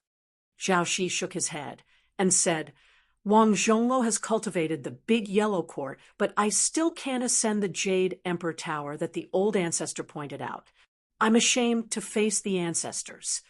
Zhao Shituan said angrily, "You don't have the face to face the ancestors because you can't ascend the Jade Emperor Tower and become a celestial? Then won't I anger the ancestors to the point that they have to ascend to the mortal world?" Zhao Shi smiled and said, "Let's not talk about this. How's your disciple's realm?" Zhao Shituan smiled and gave a thumbs up like a naughty child. When do you go down the mountain?" "After defeating Qi Xuanzhen's black tiger. You can go down the mountain." "Good." Zhao Shi nodded and said, but then he was a little worried. In the last decennial debate on Lotus Peak, because the white-robed monk was busy, he didn't attend. Our Dao sect also had a hard time winning. If it wasn't for Bai Yu turning the tide, we might not have won. I heard that the 2 Zen temples this time was very strange. Not only did Li Dongxin and a few other virtuous, eminent monks not take part in the debate, they even let a little monk represent the 2 Zen temples. That's right. Bai Yu mentioned that this little monk came to the celestial master residence with a young lady. Bai Yu said that the little monk is very intelligent. In the future, his achievements will be high, and he might be able to stand shoulder to shoulder with Li Dongxin. Zhao Shituan said with a headache, "I can't be bothered to worry about this. It's just a battle of words." It's boring to sit on Lotus Peak for a few days and nights under the sun. If it's not suffering, what is it? In the end, it's just a quarrel. There's nothing to be proud of even if we win. Zhao Shi said worriedly, it's not a big deal at first. If we win, we win. We'll just take it as winning some face for our Tao sect. But now the imperial court's arrangement is very mysterious. It's like casting a wide net. If we win, it's fine. If we lose, the fate of the three sects will increase or decrease. Zhao Shituan said heartlessly, if the elder ancestor didn't say something about making a small bet with someone, there wouldn't be this trouble. Brother, do you know who the elder ancestor is betting with? What's the bet? What's the bet? Zhao Shi hesitated and said softly, I only know that it's a bet between people with the same surname. They're betting on who will ascend later. The bet is a seal for a seal. The laziest Zhao Shituan felt a headache. Only the elder ancestor likes to mess around. If he was willing to ascend to immortality with Qi Xuanzhen back, then Qi Xuanzhen would have turned into a rainbow in broad daylight, and I, Zhao Shituan, would have ascended on a crane. Zhao Shi smiled and said nothing. Zhao Shituan laughed. Actually, I know what the elder ancestor is thinking. Our Dragon Tiger Mountain is known to have a great immortal attaining Tao every 100 years. It's our fault for being so disappointing. If the elder ancestor had ascended earlier and no one attained immortality in the next 50 years, we would have lost a lot of face. I guess that's why he decided to bet with that person on who will ascend later. Zhao Shi stared and said, Watch your words. Chapter 3:18. For some reason, Su Fengnian didn't walk into the treasure-filled bull descent. He just sat on the steps under the eaves, with his brother Su Longxiang and made blue birds standing behind him. His Royal Highness muttered to himself, and Xianyuan Qingfeng couldn't hear him clearly. Of course, she couldn't guess that this Bailiang heir was moaning and groaning. After leaving Liangzhou, first the red armor talisman reappeared in Jianghu, then the sword crown and sword attendant of the Wu family's sword tomb inexplicably blocked the way, not to mention the 11th in the world, Wang Mingyin, who wanted to take away the head. Then, Chao Chongqing took away Jiang and I in Gangnam-do and continued eastward. At Kuanglu Mountain, he even met Zhao Huangchao, who was in the celestial being's astral body state. When he finally reached the Daoda's Longhu Mountain, there were Confucian saints and sword immortals in the great snow plains. Su Fengnian believed that he was diligent in practicing his saber, but any one of these guys didn't even have the qualifications to fight to the death. That kid when Hua said that there was no reason to always be attacked in Jianghu, but when he met these guys, he had no choice but to be attacked. At this moment, Su Fengnian finally understood why the bull rider was as timid as a mouse. It was right not to go down the mountain. With Hong Shixiang's identity, going down the mountain so easily was like carrying a large signboard with the words, "Come and hit me," written on it. This Jianghu's experts had their own experts to deal with. A Vajra realm martial artist seemed to be able to do whatever he wanted, but what if a Finger Xian realm martial artist found him an eyesore? A Finger Xian realm expert was awe-inspiring, but a heavenly image realm 1,000-year tortoise would come out of the pond to teach him a lesson. Was a heavenly image realm invincible enough? Didn't Xianyuan Dandan study for his grandson Xianyuan Jingcheng and become an earth immortal? After 100 years of hard work, he didn't even leave behind a handful of ashes, let alone a complete corpse. Su Fengnian lay on the ground, sighing again and again. Jianghu was dangerous. Xianyuan Qingfeng waited for a long time, but Royal Highness didn't return. Finally, he said impatiently, "Your Highness won't enter bull descent? The things here are too dirty. Qingfeng will definitely not take anything away. Your Highness can take whatever you want." Su Fengnian still did not respond. After a long while, an unfamiliar young girl walked out of the mansion. She had the same demeanor as the young man who had previously delivered the brocade pouch. She said softly, "First Master instructed this servant to deliver a brocade pouch if your highness does not submit to the bowl." Su Fengnian finally regained his senses. He rolled his eyes and said, "Are you done yet?" While muttering to himself, he hastily took the brocade pouch and opened it to take a look. He waited until the young girl had walked back to Yunyu town before whispering to Xianyuan Qingfeng, "Your father said that there's a treasure house in Yunyu town. The door was made by the Mahis School of Shangyin Academy and is indestructible. The male and female Jiao salamanders are the inner and outer rings. If you want to enter, you have to drip a drop of blood into the male Jiao salamander's mouth. The male Jiao salamander will then drill through the door and swim through the mechanism to meet the female Jiao salamander. If your Xianyuan bloodline is broken, won't no one be able to open it?" Xianyuan Qingfeng frowned. "What do you want, your highness?" "To tell you the truth, the male Jiao salamander died last year. I went to Yunjin Mountain to look for a new one, but I couldn't find one. Since the young prince is studying at Mount Longhu, I believe your highness must have a good relationship with the Taoist master's mansion. I heard that the Taoist master's mansion raises several Jiao salamanders in the Dragon Pond. Your highness might as well ask for one of them to be given to Mount Huishan. The treasure house can be considered a reward from the Xianyuan family for your highness's hard work in coming to the mountain." Xianyuan Qingfeng's face was filled with mockery as he spoke. It was obvious that he wanted to make a fool of himself. He had clearly taken advantage of his Royal Highness' weakness when he used the old god of swords to say "fart" to the Taoist master's mansion. Su Fengnian, who was lying on the ground, cast a sidelong glance at Xianyuan Qingfeng. He said lazily, "What? You think I don't dare to ask for a Jiao salamander? If the Taoist master's mansion isn't willing to give it to me, then I'll snatch it. If I can't snatch it, then I'll steal it. If I can't steal it, then I'll talk nicely and beg for it."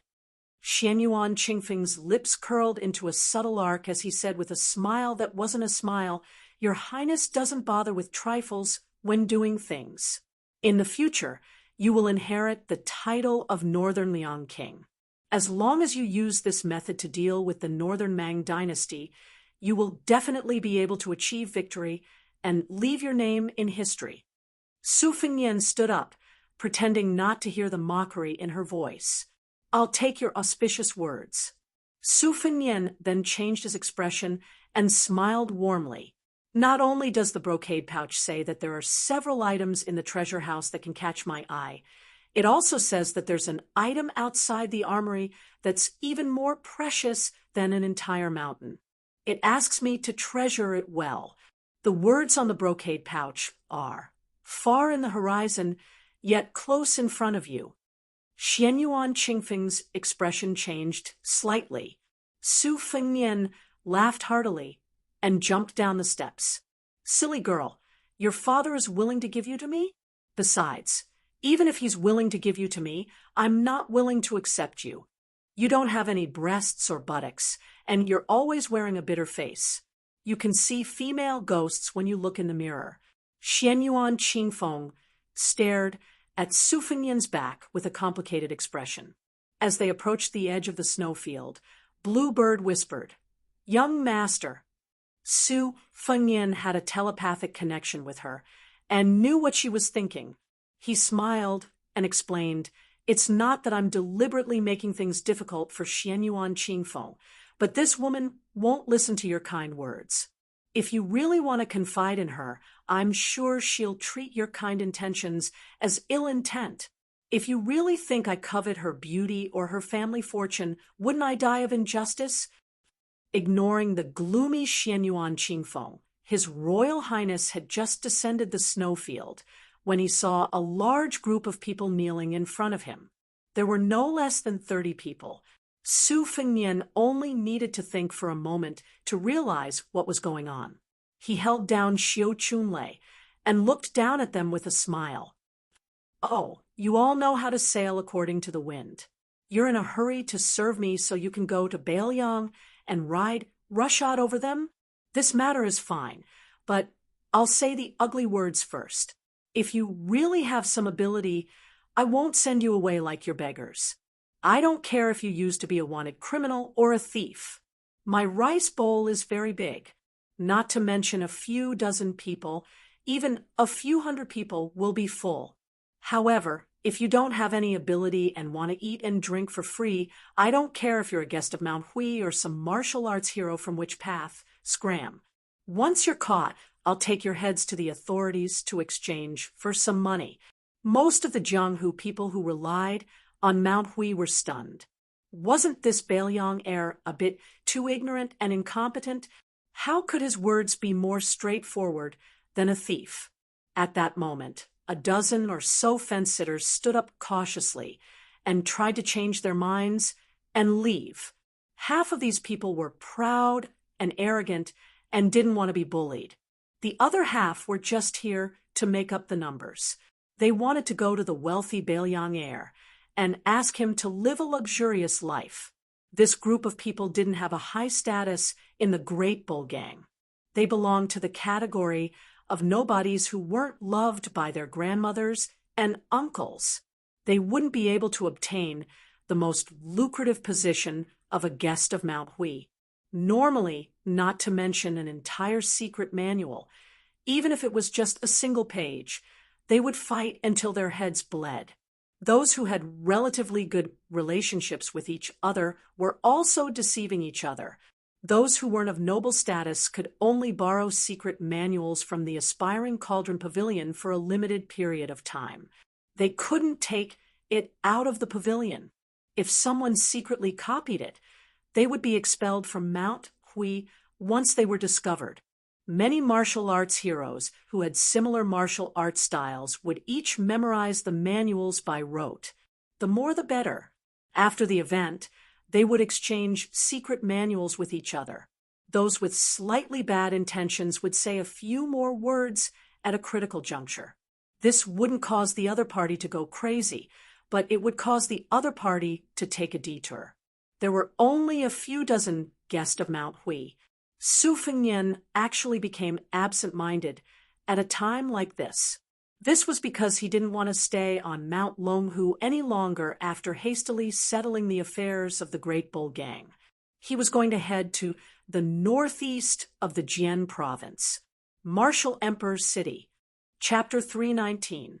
Xianyuan Qingfeng walked back to the courtyard where the eldest son's quarters were. The glazed fish tank in front of the courtyard had been destroyed.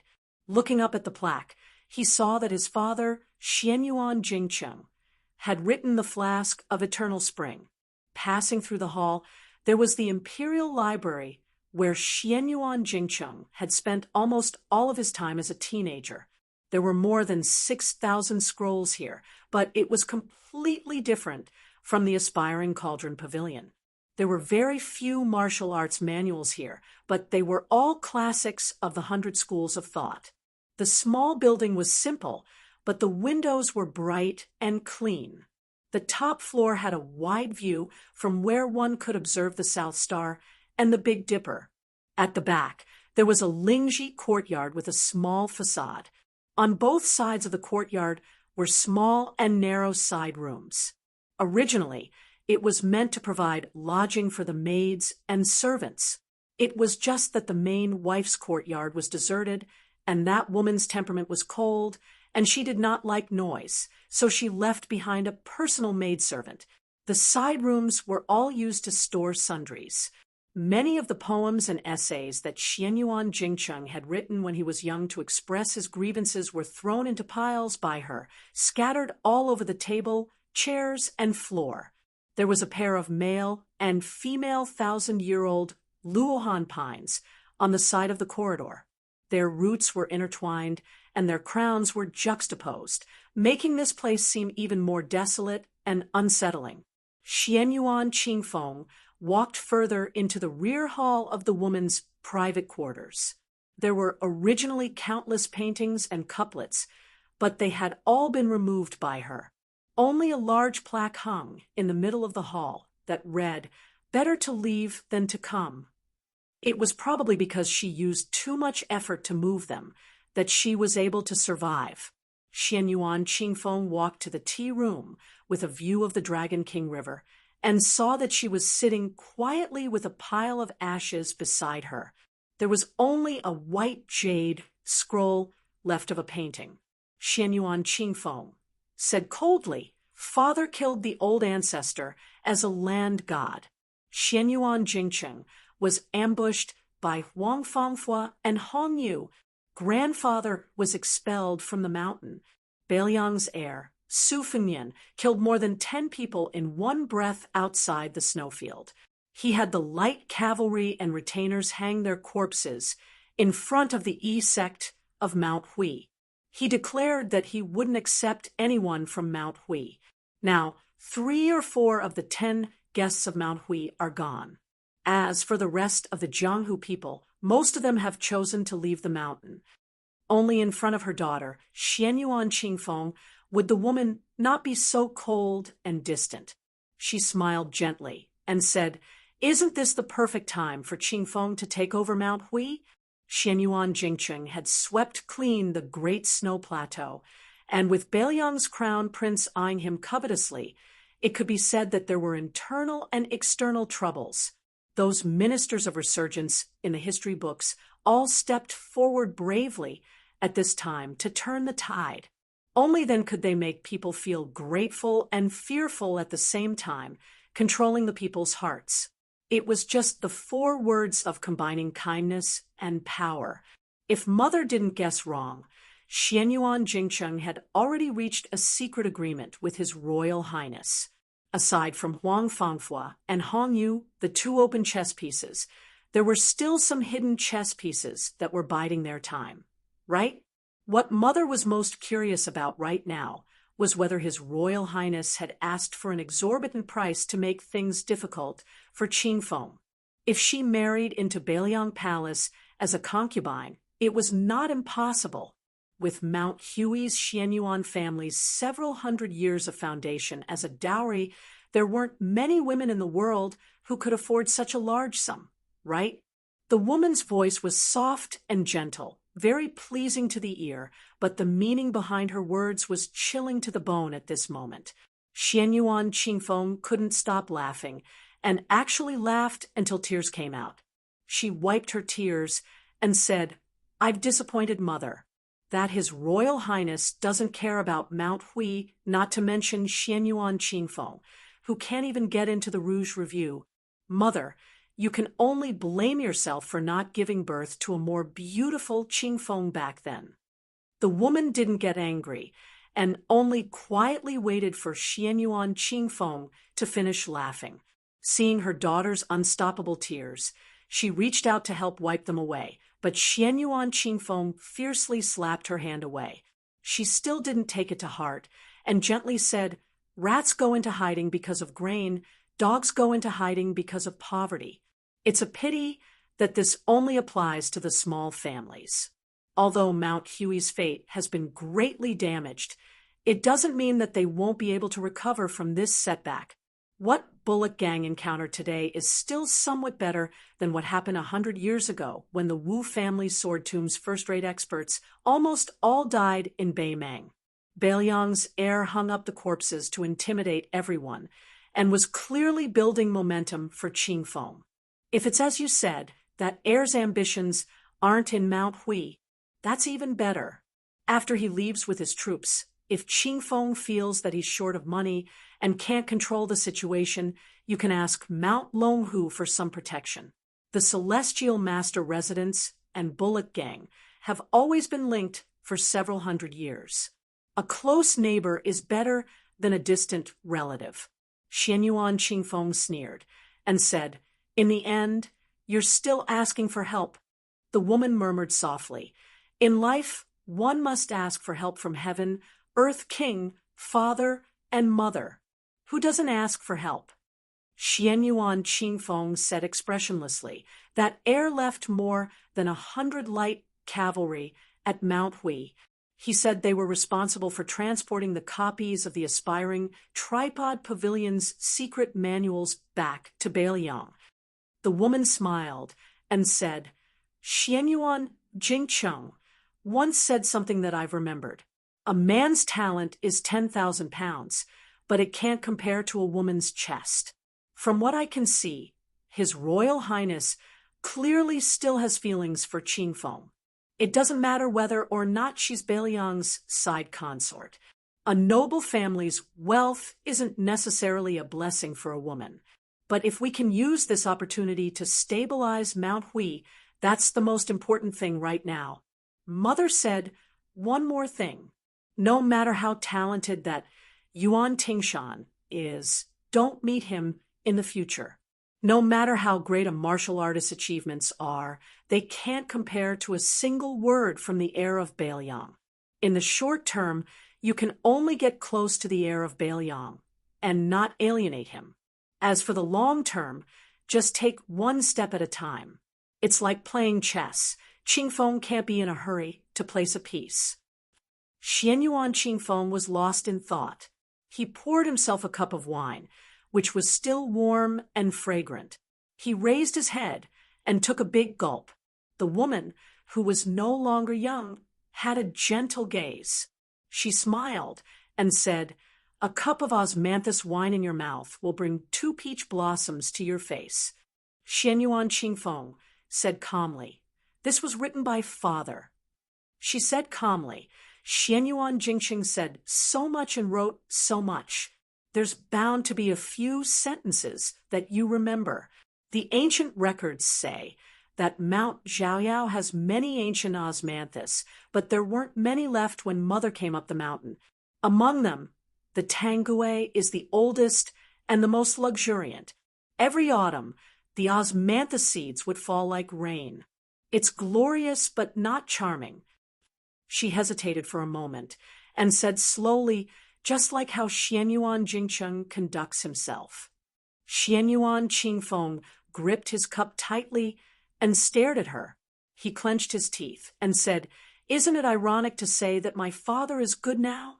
She said calmly, Mother, have you ever said anything bad about Xianyuan Jingcheng? Xianyuan Qingfeng bit the corner of his mouth, so hard that blood seeped into the cup. He asked with a trembling voice, Mother, have you ever liked Father, even a little bit? She shook her head and said, I don't know. Xianyuan Qingfeng sneered like a madman. Then you've never liked him. Poor Father studied for you for 20 years, only to learn that you're the funniest immortal on earth in the last 1,000 years.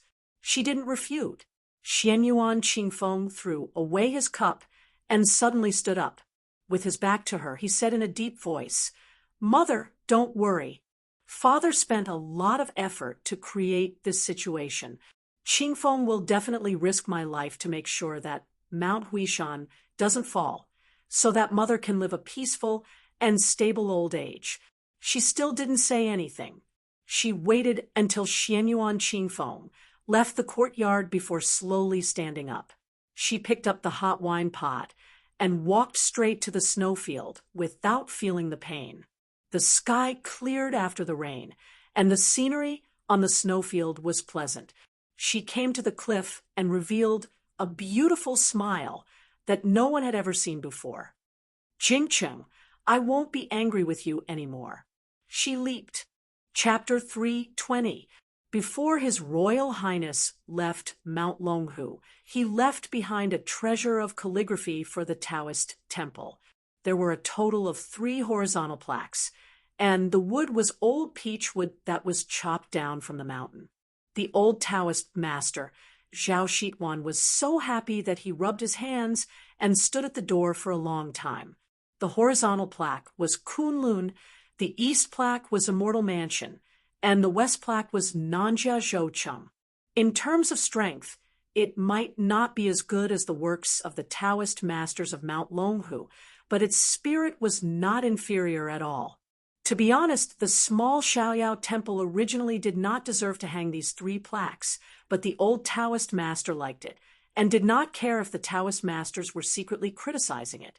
Zhao Shituan grinned and flattered. The old ancestor said that the horizontal plaque is the symbol of a family. If the words are written well, the momentum is weak. It's only to decorate the facade and make the writing vivid. Your Highness, this is a great gift. I'll definitely steal a flood salamander from the Dragon Lake tonight and send it to Mount Huishan. Oh, right, Your Highness. Are you sure you don't want to go to the Taoist master's residence for a cup of tea and a vegetarian meal? If you don't enter, it won't sound good. It's also not the way our Mount Longhu treats guests. Su Fingyan was about to go to Qinglong Creek to take a boat and leave the ancestral court of Taoism. His younger brother, Huang Man who was standing beside him, clenched his sleeves tightly. He touched Su Longxiang's head and shook his head. I'm not going. I heard that great Taoist master, Zhao Damping, is rushing back to Mount Longhu. I'm afraid that if there's a disagreement and they fight, you'll be in a difficult position. The old Taoist master sighed with emotion. Your Highness is a kind person. The 4 generations of ancestors once planted a chestnut forest on the mountain. I didn't expect Your Highness to leave in such a hurry. Otherwise, it would be good to fry some chestnuts and bring them along for a taste. Su Fingyan shook the bag of hawthorns that Huang Man picked and smiled. These are enough. What's more, I heard that this chestnut forest is only a few acres of land. Every year, the Taoist Master's Mansion will distribute it to the influential pilgrims and high-ranking officials. Your Zhao family can't even eat a few chestnuts, so I won't be annoying. The old celestial master said self-deprecatingly, no one cares about the poor in the bustling city, while the rich have distant relatives deep in the mountains. That's how it works. People come and go at Mount Longhu all year round, and they're all trying to get close to each other. To put it nicely, there are no strangers coming and going, but to put it bluntly, they're all sucking up to each other. That's why I'd rather stay in this small Taoist temple. The juniors in Celestial Master Mansion are all dressed in yellow. Those brand new Taoist robes are beautiful, but in my eyes, they're like human skins. Sai, let's not talk about this. How unlucky. Your Highness, let's go. I'll send you on the boat.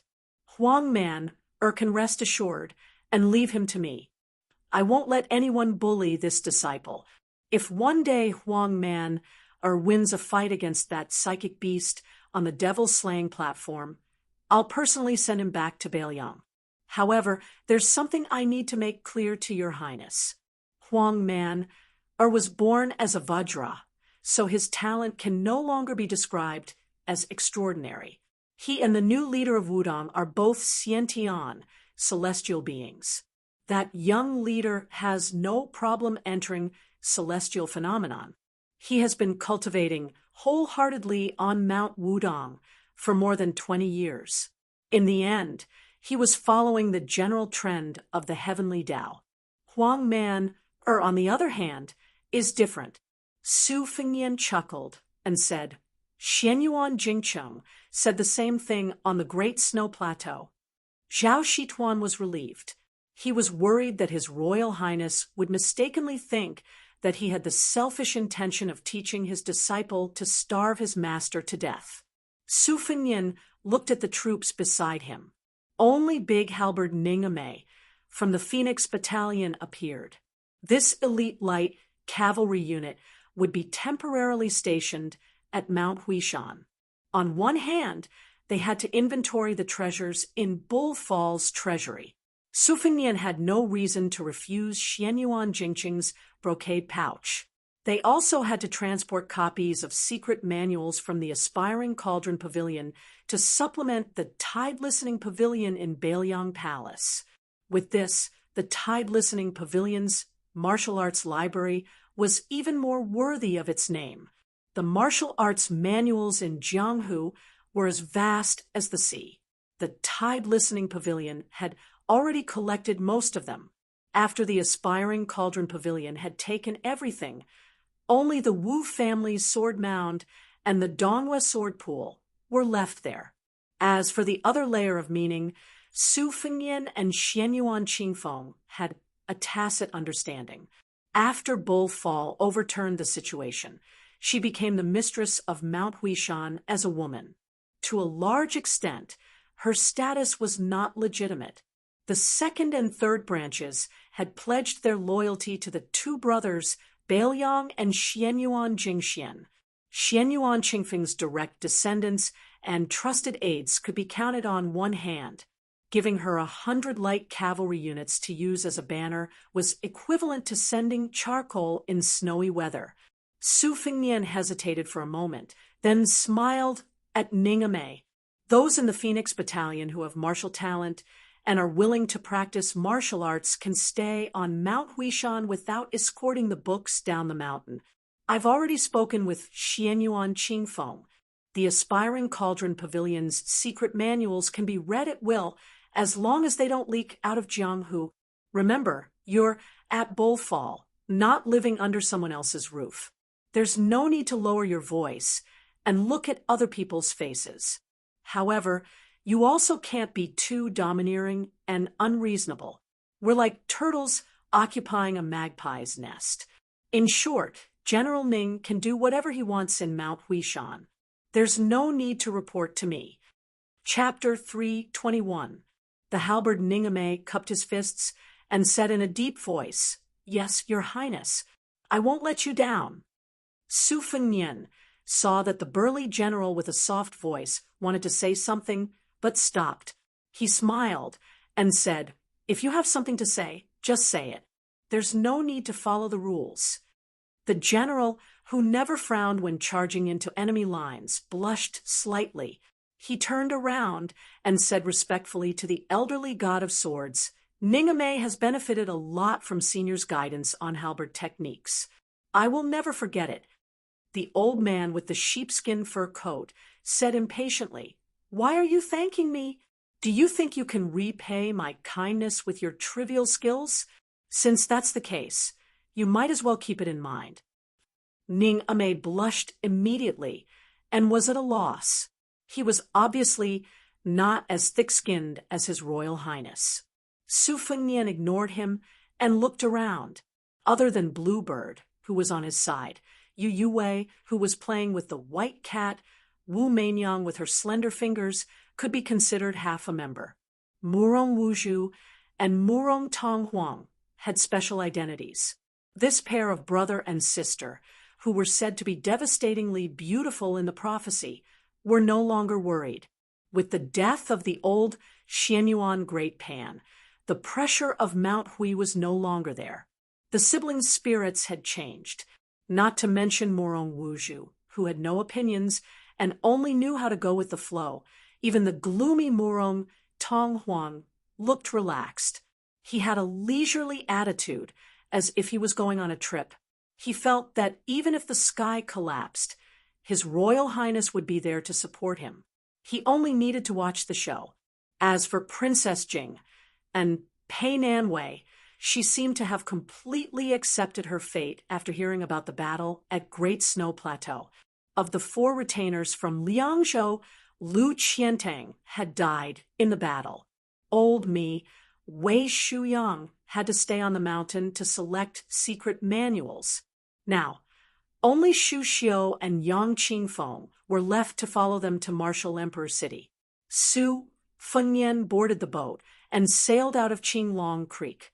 Huang Manor and the old Heavenly Master sailed the raft to Longwang River before turning back.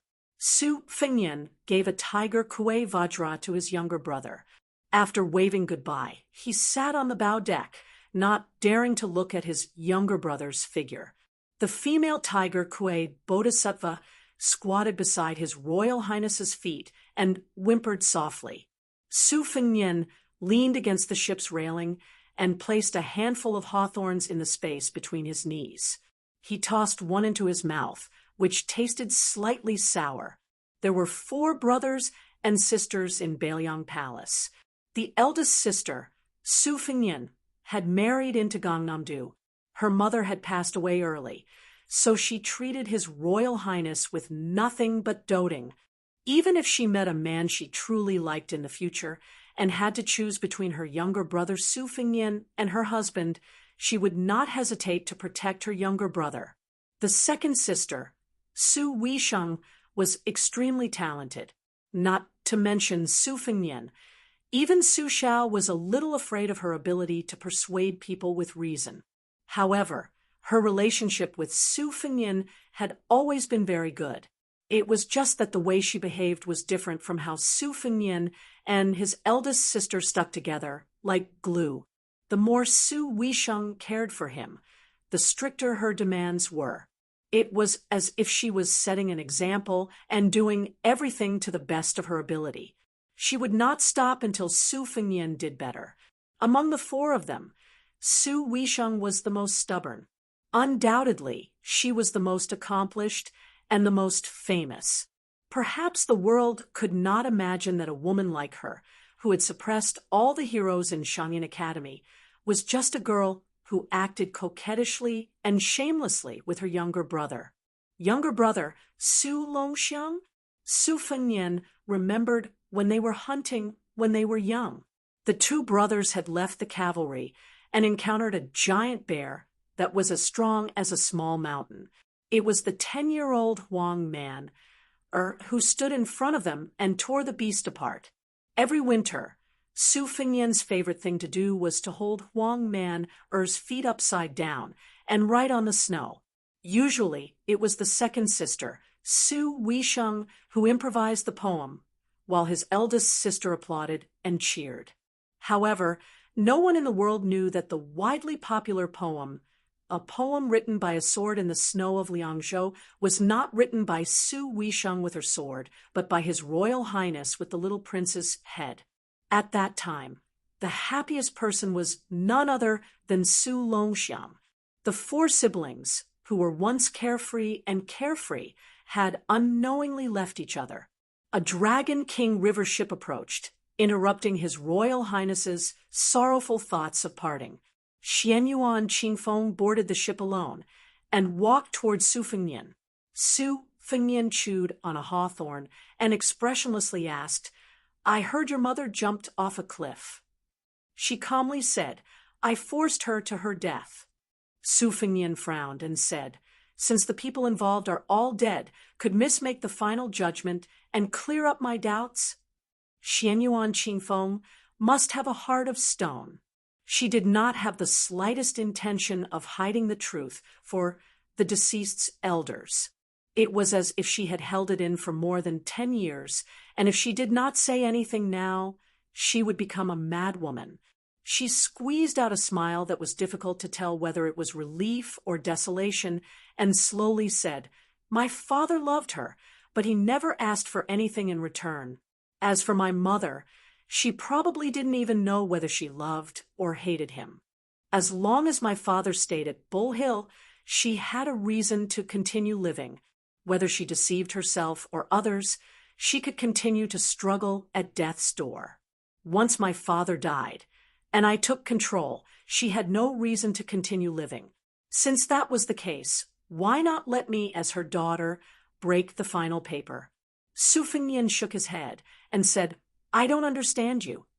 Xianyuan Qingfeng stared at His Royal Highness, who did not match the rumors, and calmly said, "Qingfeng doesn't understand you either." When Su Fengnian saw Li Chungang walk out of the cabin, he suddenly said, "Ha, Miss, don't hide." A young girl, whose hands and feet were pressed tightly against the ship's bow, jumped into the river and disappeared in a flash. She chuckled and said, "So what if you're a land immortal?" Chapter 3:22. The Huishan sisters' waterfalls were stacked on top of each other. When the last waterfall poured down, the sound of the waterfall could be heard from half a mile away. A young man was sitting below, with his upper body exposed. He used his back to withstand the torrent. His skin turned from red to purple from the impact. In the misty water, a rainbow was reflected above his head. The large pool was covered in moss and tall trees. The scenery was beautiful and gentle. A middle-aged Taoist came and went without alerting any of the sentries in Huishan. He came near the waterfall and looked at the young man from afar. He saw that the young man's body was on the verge of collapsing. If he continued to resist, his lungs would be injured.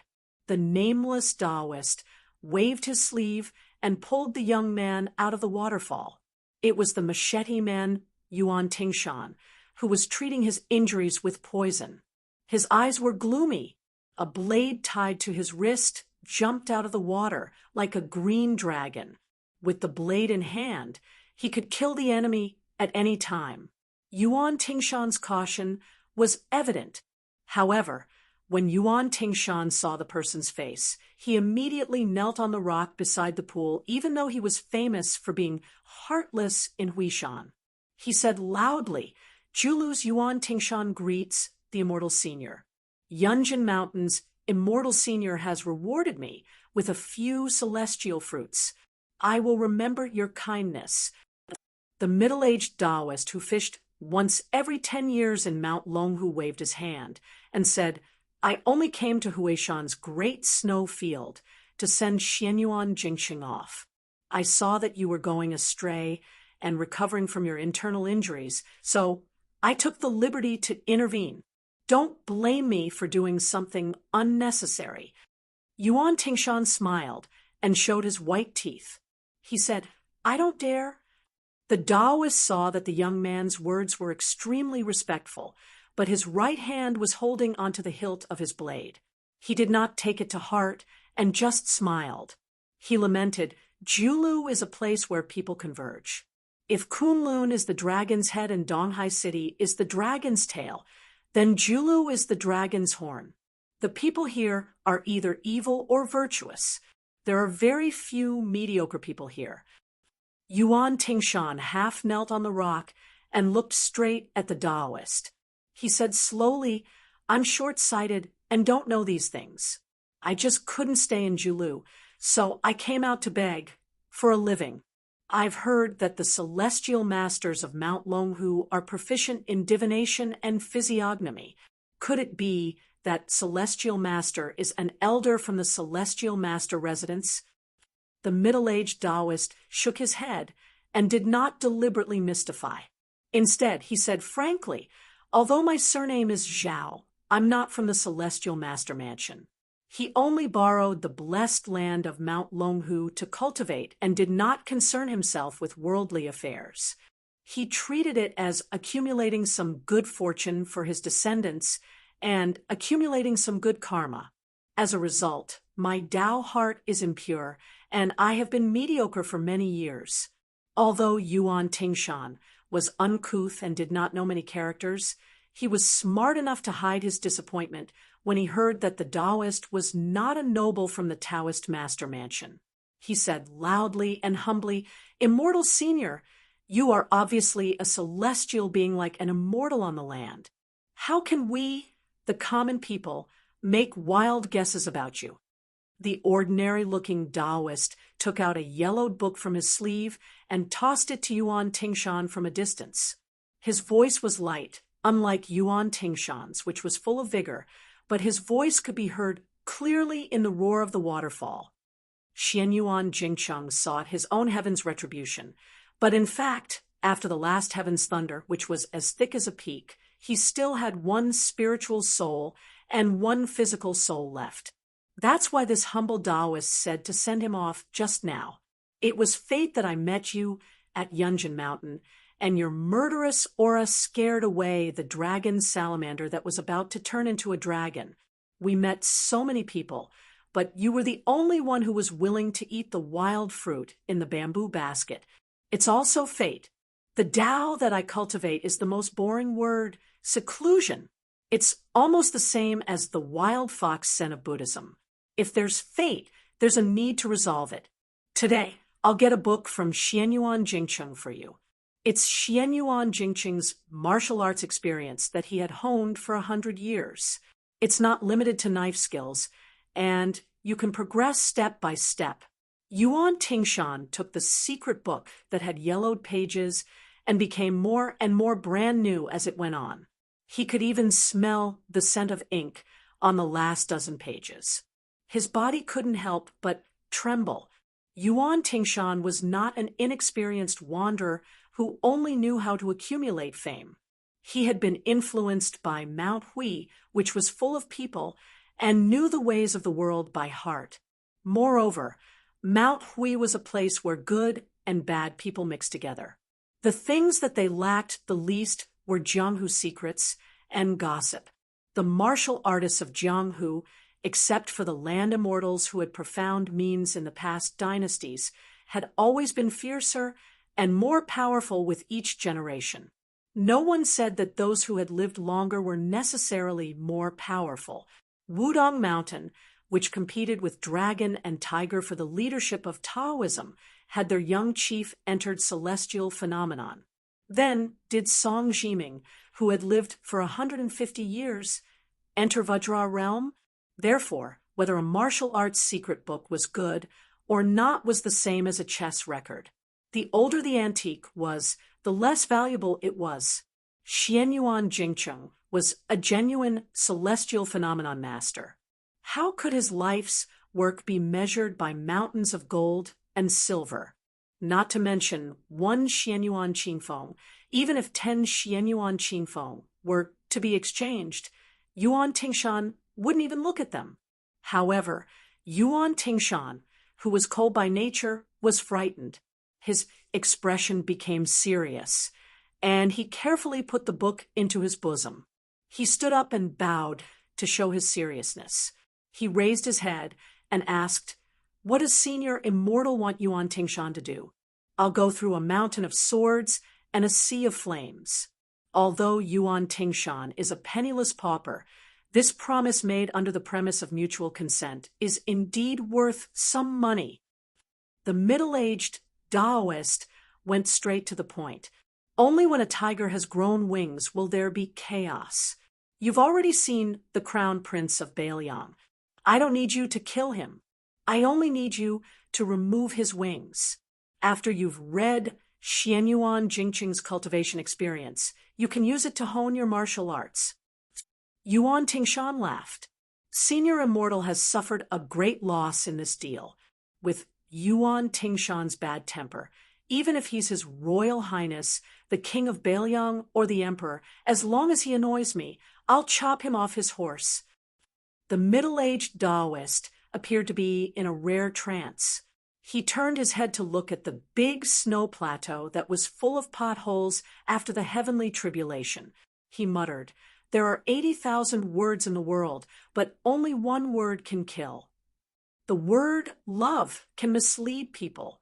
The word love can kill. Therefore, Ancestor Lu once left a sword hanging on the eaves of Beijing, passing on the Tao of the Sword of Wisdom to his descendants." Even though this seemingly middle-aged Taoist had already transcended, he still sighed at this moment. "Xianyuan Jingcheng, since you know that you can't force it, then why bother to pay the price? I've never seen such talent in my life. If you used it outside of Mount Hui, who in the world would be able to bind your hands and feet? Why would you gamble everything for a woman just to look at her from afar? It's better not to fight. Also, you're a woman who is infatuated but doesn't understand love. You don't care about ethics, morality, and shame. But why do you even care who's good to you? You keep saying that you don't care about Xianyuan Jingqing, but if you really don't care, why do you do things that make Xianyuan Jingqing unhappy? When people meet, there are only 2 kinds of fate, good and evil. Evil fate isn't fate."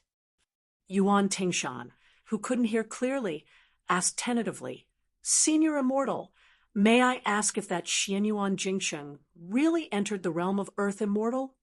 The Taoist nodded and said, "It's the great immortal without a doubt." Yuan Tingshan looked fascinated and muttered to himself, "A real man should be like this." The young man then spat a mouthful of saliva into the pond and said angrily, "It's fine if you don't want to be an Earth Immortal, but your wife has been used as a cauldron for dual cultivation.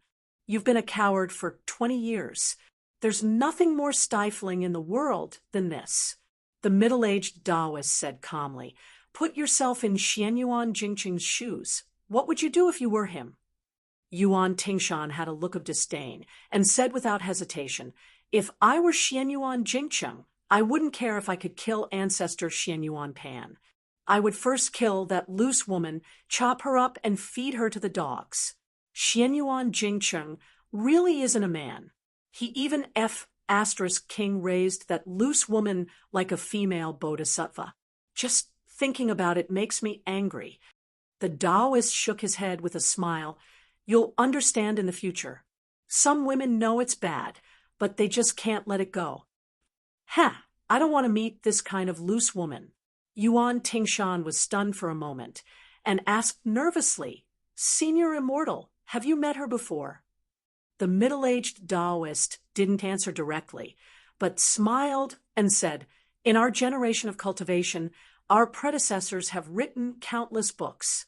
They're all illusions. They say 1,000 words, but they're actually just seeking the word truth. And truth is often connected with love. True feelings, you need to know the Tao of heaven. Forgetting love doesn't mean you're heartless." Yuan Tingshan, who had always had a strong killing intent and evil aura, faced this mysterious Taoist. He imperceptibly weakened his aura and asked, "Senior Immortal, are you teaching me a lesson?" The Taoist made a mystery and said with a smile, "This Taoist can't be tied to you anymore. Fate is a mess, so don't give this Taoist any more difficult problems."